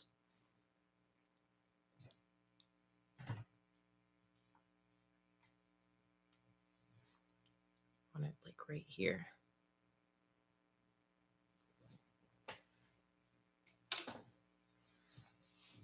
All right, let's give it a blow.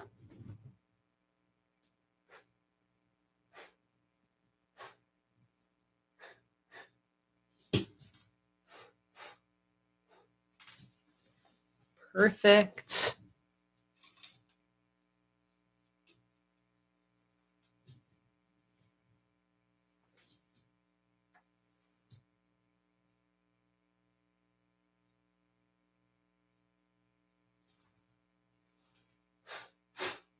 Off the edge.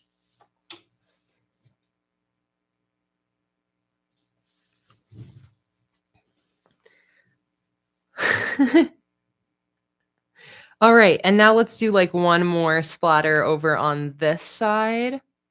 Over here, maybe like a darker green instead of a yellowy green.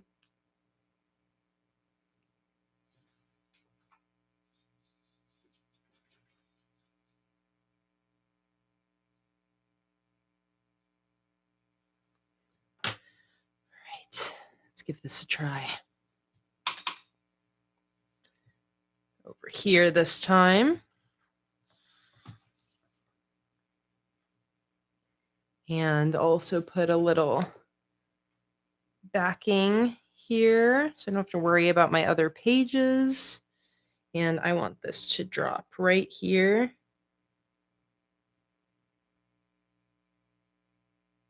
All right, that was not enough liquid to drip. Let's try again.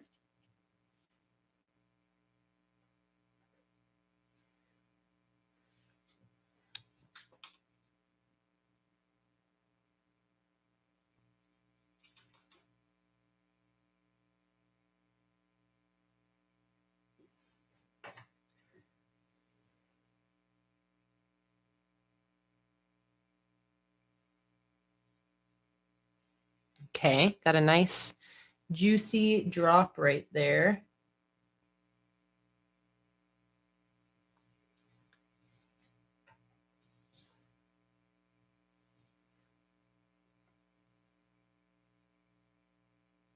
Okay, there we go.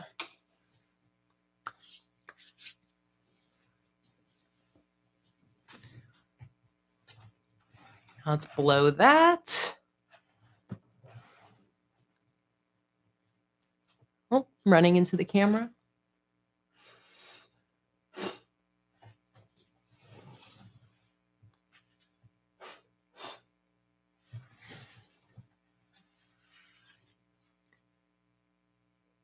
Let's see.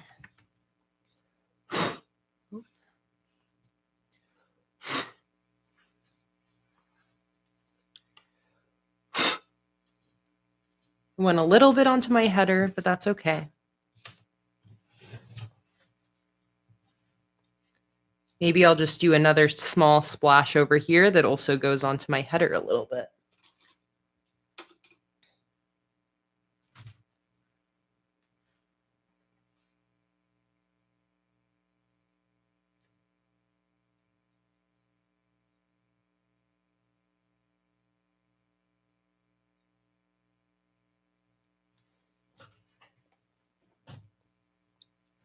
Yes, Maritza, I definitely need a straw. Like a straw would make this a lot easier, but just winging it for now. All right, I do think I want one other splash that just kind of bridges, like makes the border breaking a little bit more intentional there. So I think I'm going to do one kind of small one there. And I sort of feel like it should be green as well.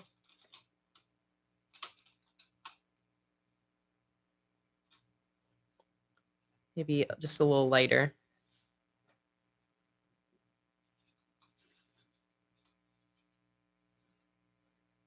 All right, so like right here.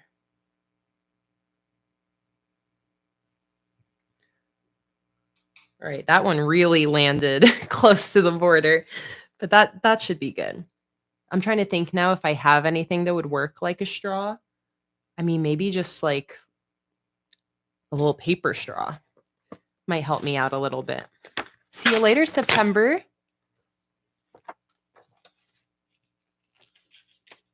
Okay, I'm going to make a little paper straw.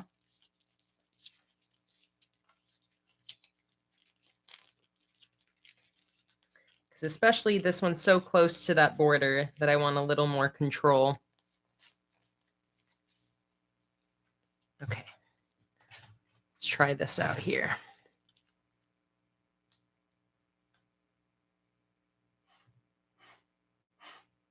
Good. Good.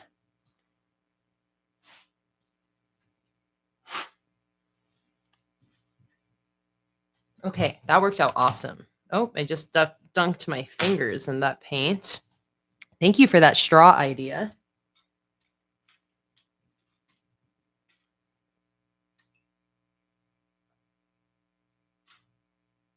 Rinse all that paint off my hand.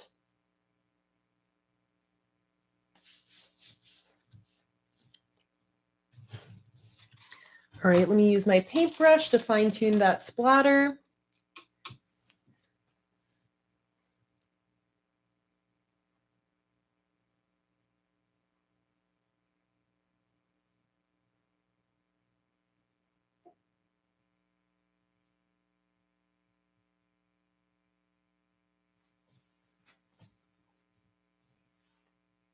Throw a little bit of the darker green in there.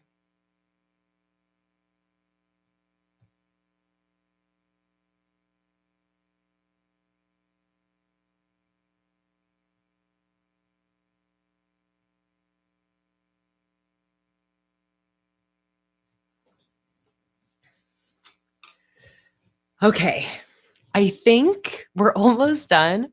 This is like the infinite cover spread that never ends. But I think we need one more splatter right here.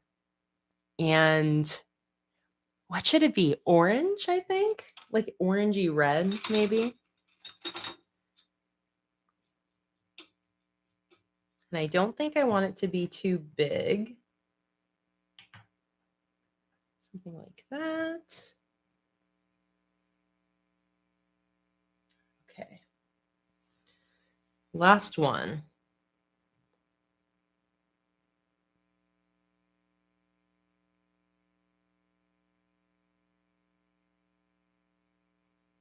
Let's see, where exactly do I want it? Like right here.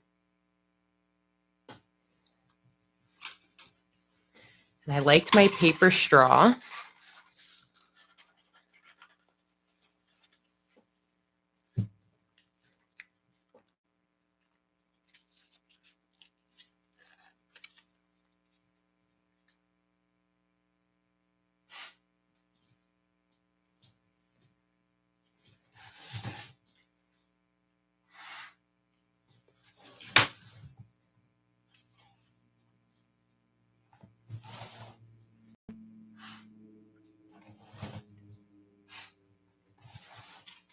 right, and I think I can fine tune the rest of that splatter with my paintbrush. And I don't mind too that it went onto the border like the other one. Makes it all seem very intentional, which I like.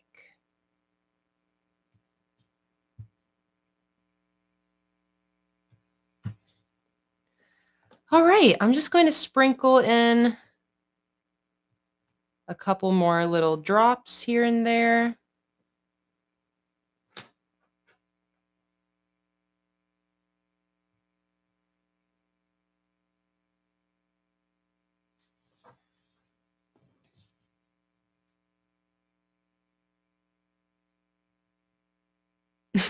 Nikki asked, how long does it take me to set up a monthly when I'm not streaming?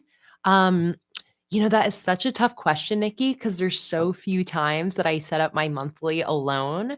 I think the last time I did was my January monthly, which I set up no stream and it was very minimal. I think that took me maybe an hour or 2 hours in total to set up. When I use watercolor specifically, watercolor cover spreads are always what take the most time to create, just really because of the nature of the watercolor mostly. Um, but yeah, I would say like a monthly setup if I were just setting it up on my own and I wasn't getting like fed all these great ideas and wasn't getting like re-inspired throughout the whole live stream like I do. I would probably take me like 2 to 3 hours, something like that.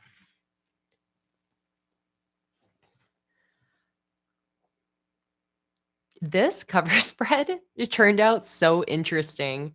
I would love to like rewind to when it was just the center strip and then compare to this because it's like we really went all out. But I do love this. It's really fun. It's just a good example of like having fun with watercolor on this spread. The sparkles and the splatters totally were not needed. I could have left the spread as is, but just having so much fun with the watercolors, I'm really happy that we took the time to just kind of like play around and experiment a little bit. I love like doing the splatters for the first time like that in my journal. That's definitely like I could imagine doing an entire cover spread of just sparkles like this, of just splatters like this. And you could do a whole spread like that with like a simple monthly header in the middle, kind of regardless of whatever theme you do. I love the idea of just like doing sparkles that match the color scheme of your theme and doing a cover spread with just a bunch of sparkles or just a bunch of splatters matching the color scheme. And you could even just have that be the theme on its own, sparkles or splatters in a certain color, combine them together. But yeah, I'm really happy with how this turned out. Nikki said, love the maximalist vibe on this. I really did take it from like minimal to maximal. But yeah, I think that's done. I don't think there's anything else I could possibly add to this cover spread. If I did, I think I would truly just be going a little overboard. Because initially I was like, do I put drop shadows on my sparkles, anything like that? But no, I think that this is good to go. I just need to wait a little bit longer for my splatters here to fully dry. So let's just give it like a couple minutes. But this was such a fun spread, you guys. I can't believe I've been streaming for 4 hours already, too, and only set up a cover spread. But again, just because it was just so much fun. I didn't want it to end. But I'm very excited now to get into the functional part of this setup, and it'll be really interesting to see the difference in how long this cover spread took me versus how long all the functionals will take me. Oftentimes, when I take a really long time on my cover spread, it kind of drives me and motivates me to find a way to set up all of my functional spreads a little bit more quickly.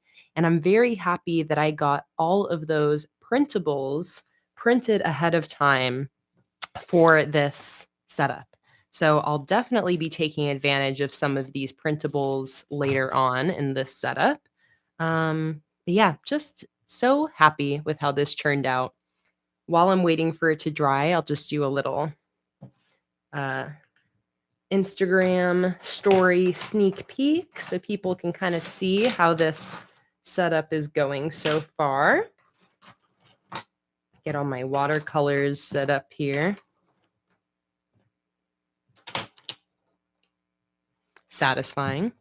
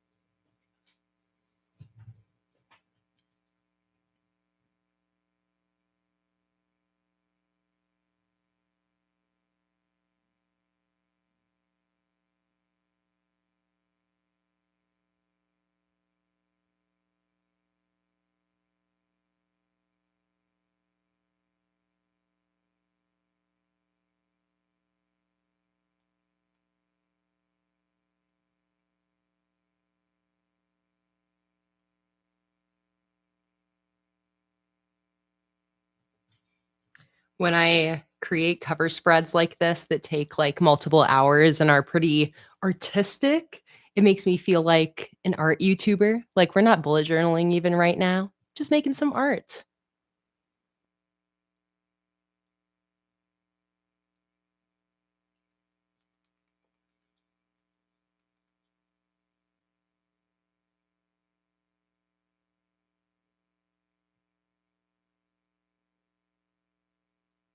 All right. After I get this posted, we should hopefully be all dry.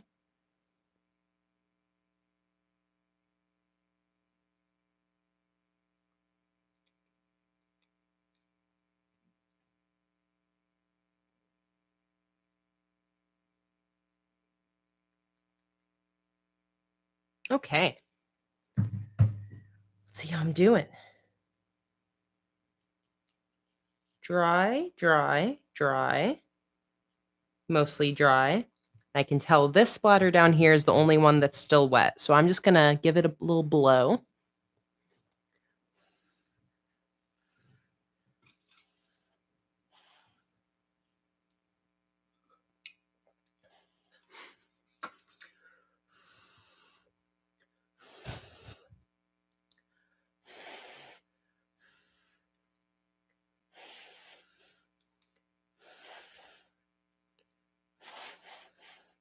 I really need to get one of those little like little art heater fans that are like meant for drying paint or like embossing. They're like little heat guns. I need one of those.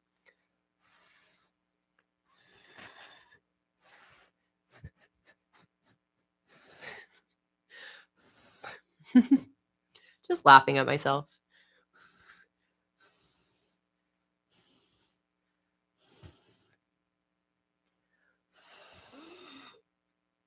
All right, is it dry yet? No. But sometimes when I get impatient about things drying, I just kind of start to dab off some of the wet paint. Like this. Because it's just like a little tacky.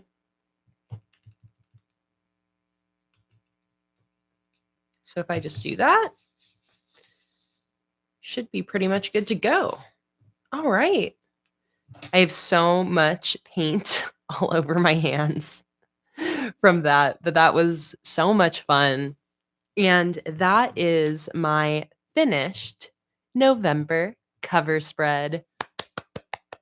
Finally, 4 hours later. The time just really flies when I'm hanging out with you guys during these streams. Just so much fun. Okay, there we go. November 2023. Autumn shows us how beautiful it can be to let go. We got paint splatters, we got sparkles. I love it. All right, let us turn the page finally. How exciting. And let's set up my November calendar. So finally, I can bust into some more of this sticker collection. So I just want to do a pretty simple, big calendar here. So let's do some measuring first. So 7. I think I might even do a little sidebar with one of these decorative. I guess it's not quite long enough. Oh, the craft paper. Okay, yes, the craft paper. So what I'm going to do here is I'm going to put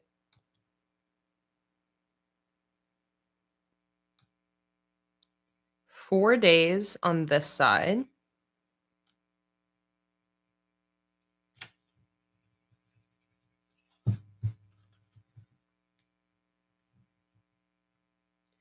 So each day is going to be 3 centimeters wide, which is 6 spaces.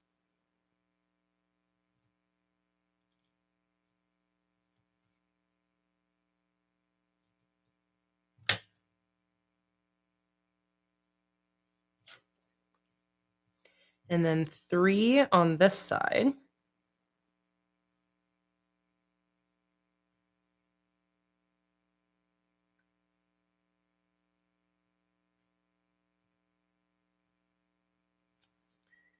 Like that.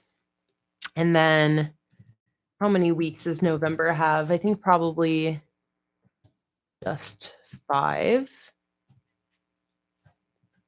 Because October was a 6-weeker. 1, 2, 3, 4, 5. Yep. And it starts on a Wednesday.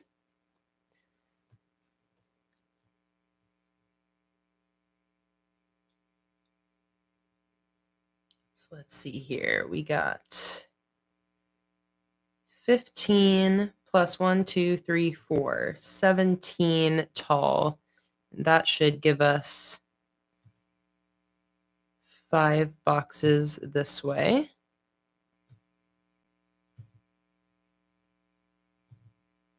Perfect.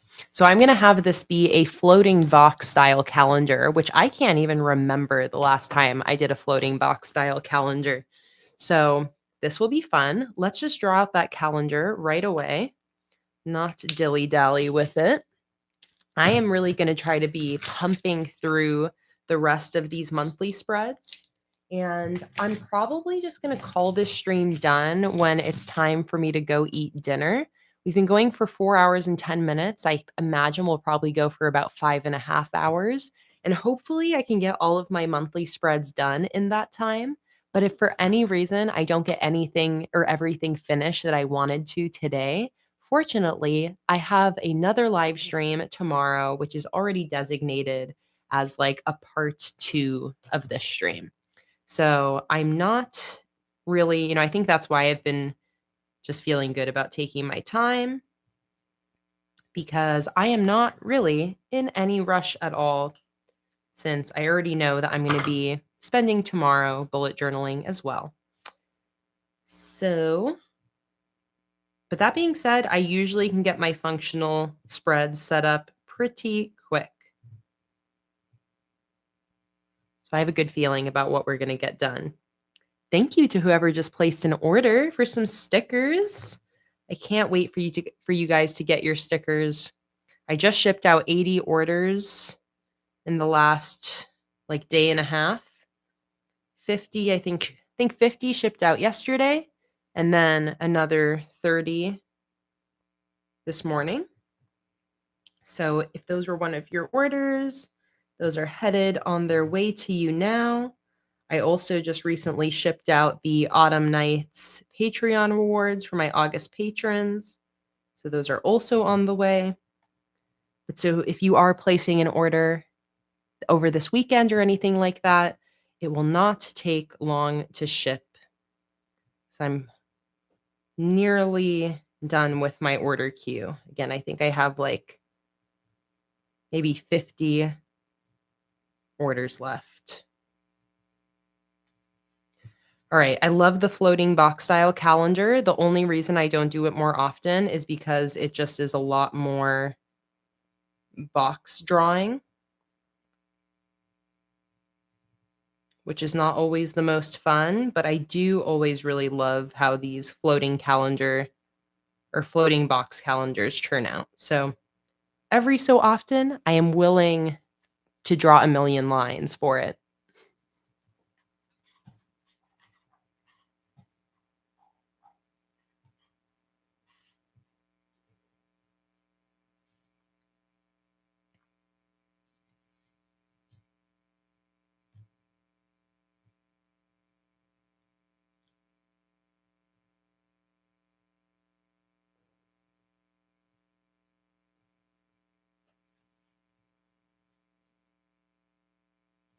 Just trying really hard to not make any mistakes here.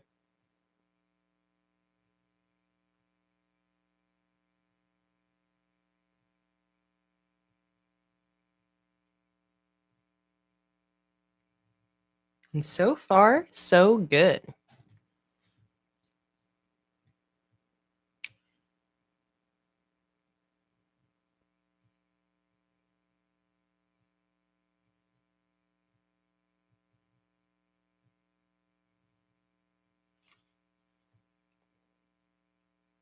And this line is going to be right on the edge here.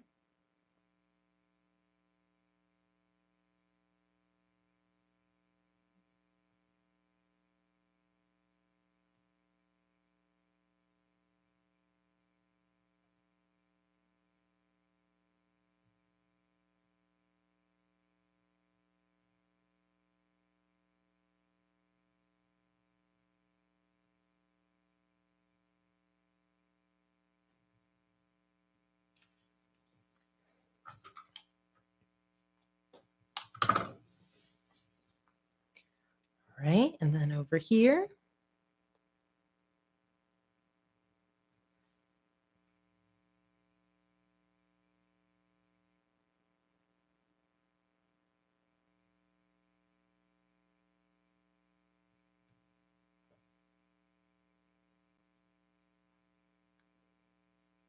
These pages on this particular spread are like ever so slightly shifted. I'm still going to go by the dots because I think it'll be a little bit more bothersome for me to try to shift it off the dots. But just to keep in mind, if you notice that it looks like this side of the calendar is like ever so slightly higher than the other side, it is. Oh, as I'm saying that though, I am now like shifting it off of the dots. Ugh. Not being very consistent about it. That's okay. You can't tell.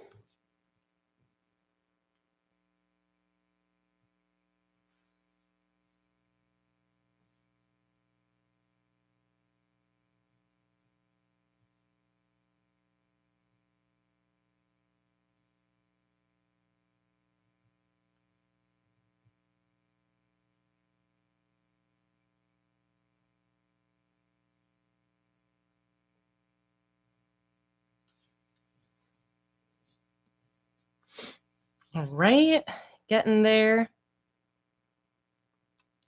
I like how I said I was going to make this quick, and then I chose like the longest calendar to make. But this whole setup is just me going with what feels right, not overthinking it too much. And I like that.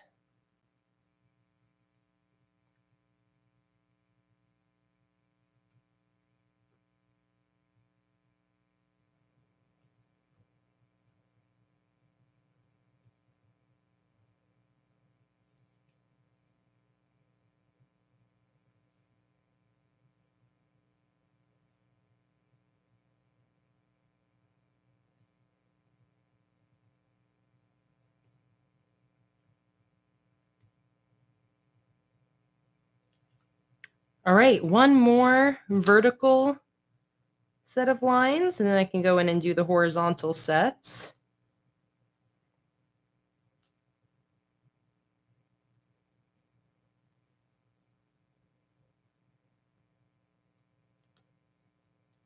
Get rid of this binder clip here.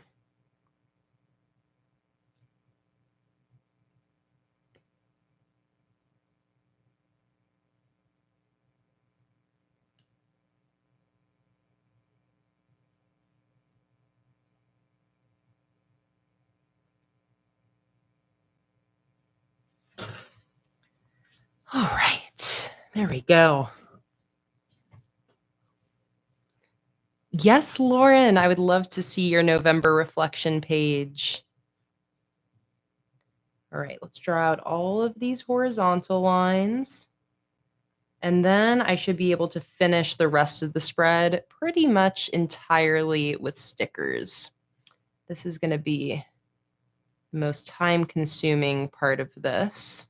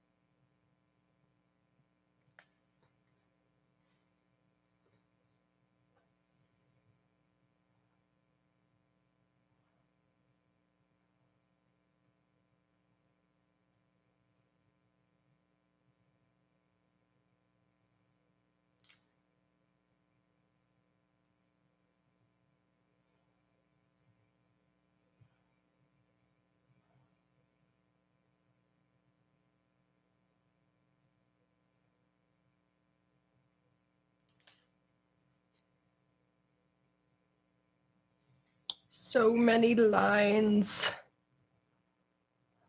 This is why I like stickers, because it minimizes some of the annoying parts of bullet journaling. Well, annoying for me. Like, I don't quite enjoy the writing endless amounts of numbers or drawing a million lines.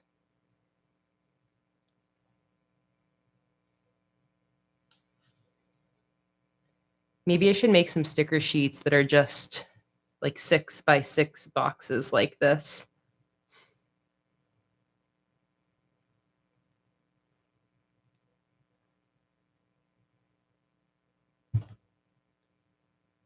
Oof, my hand's cramping. The hand that I'm using to hold down my ruler because I'm pushing down so hard.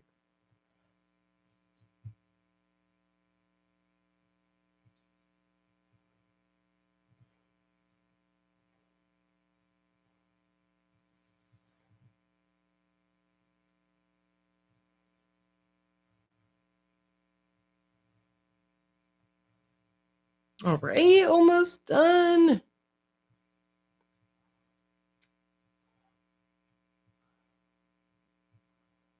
Awesome. We did it.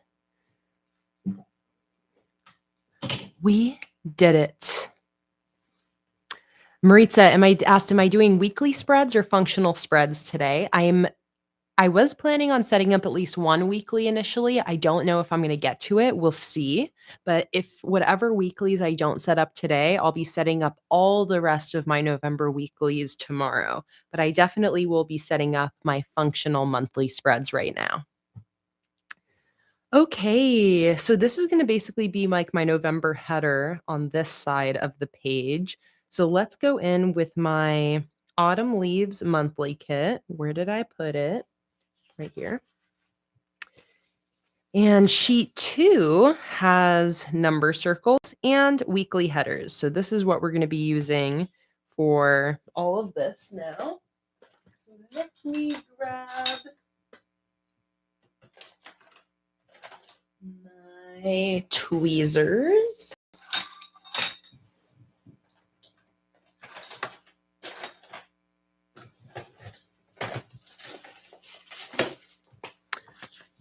Which I think are around here somewhere, but maybe got moved to the bathroom, but that's okay. I'm just going to use my fingers.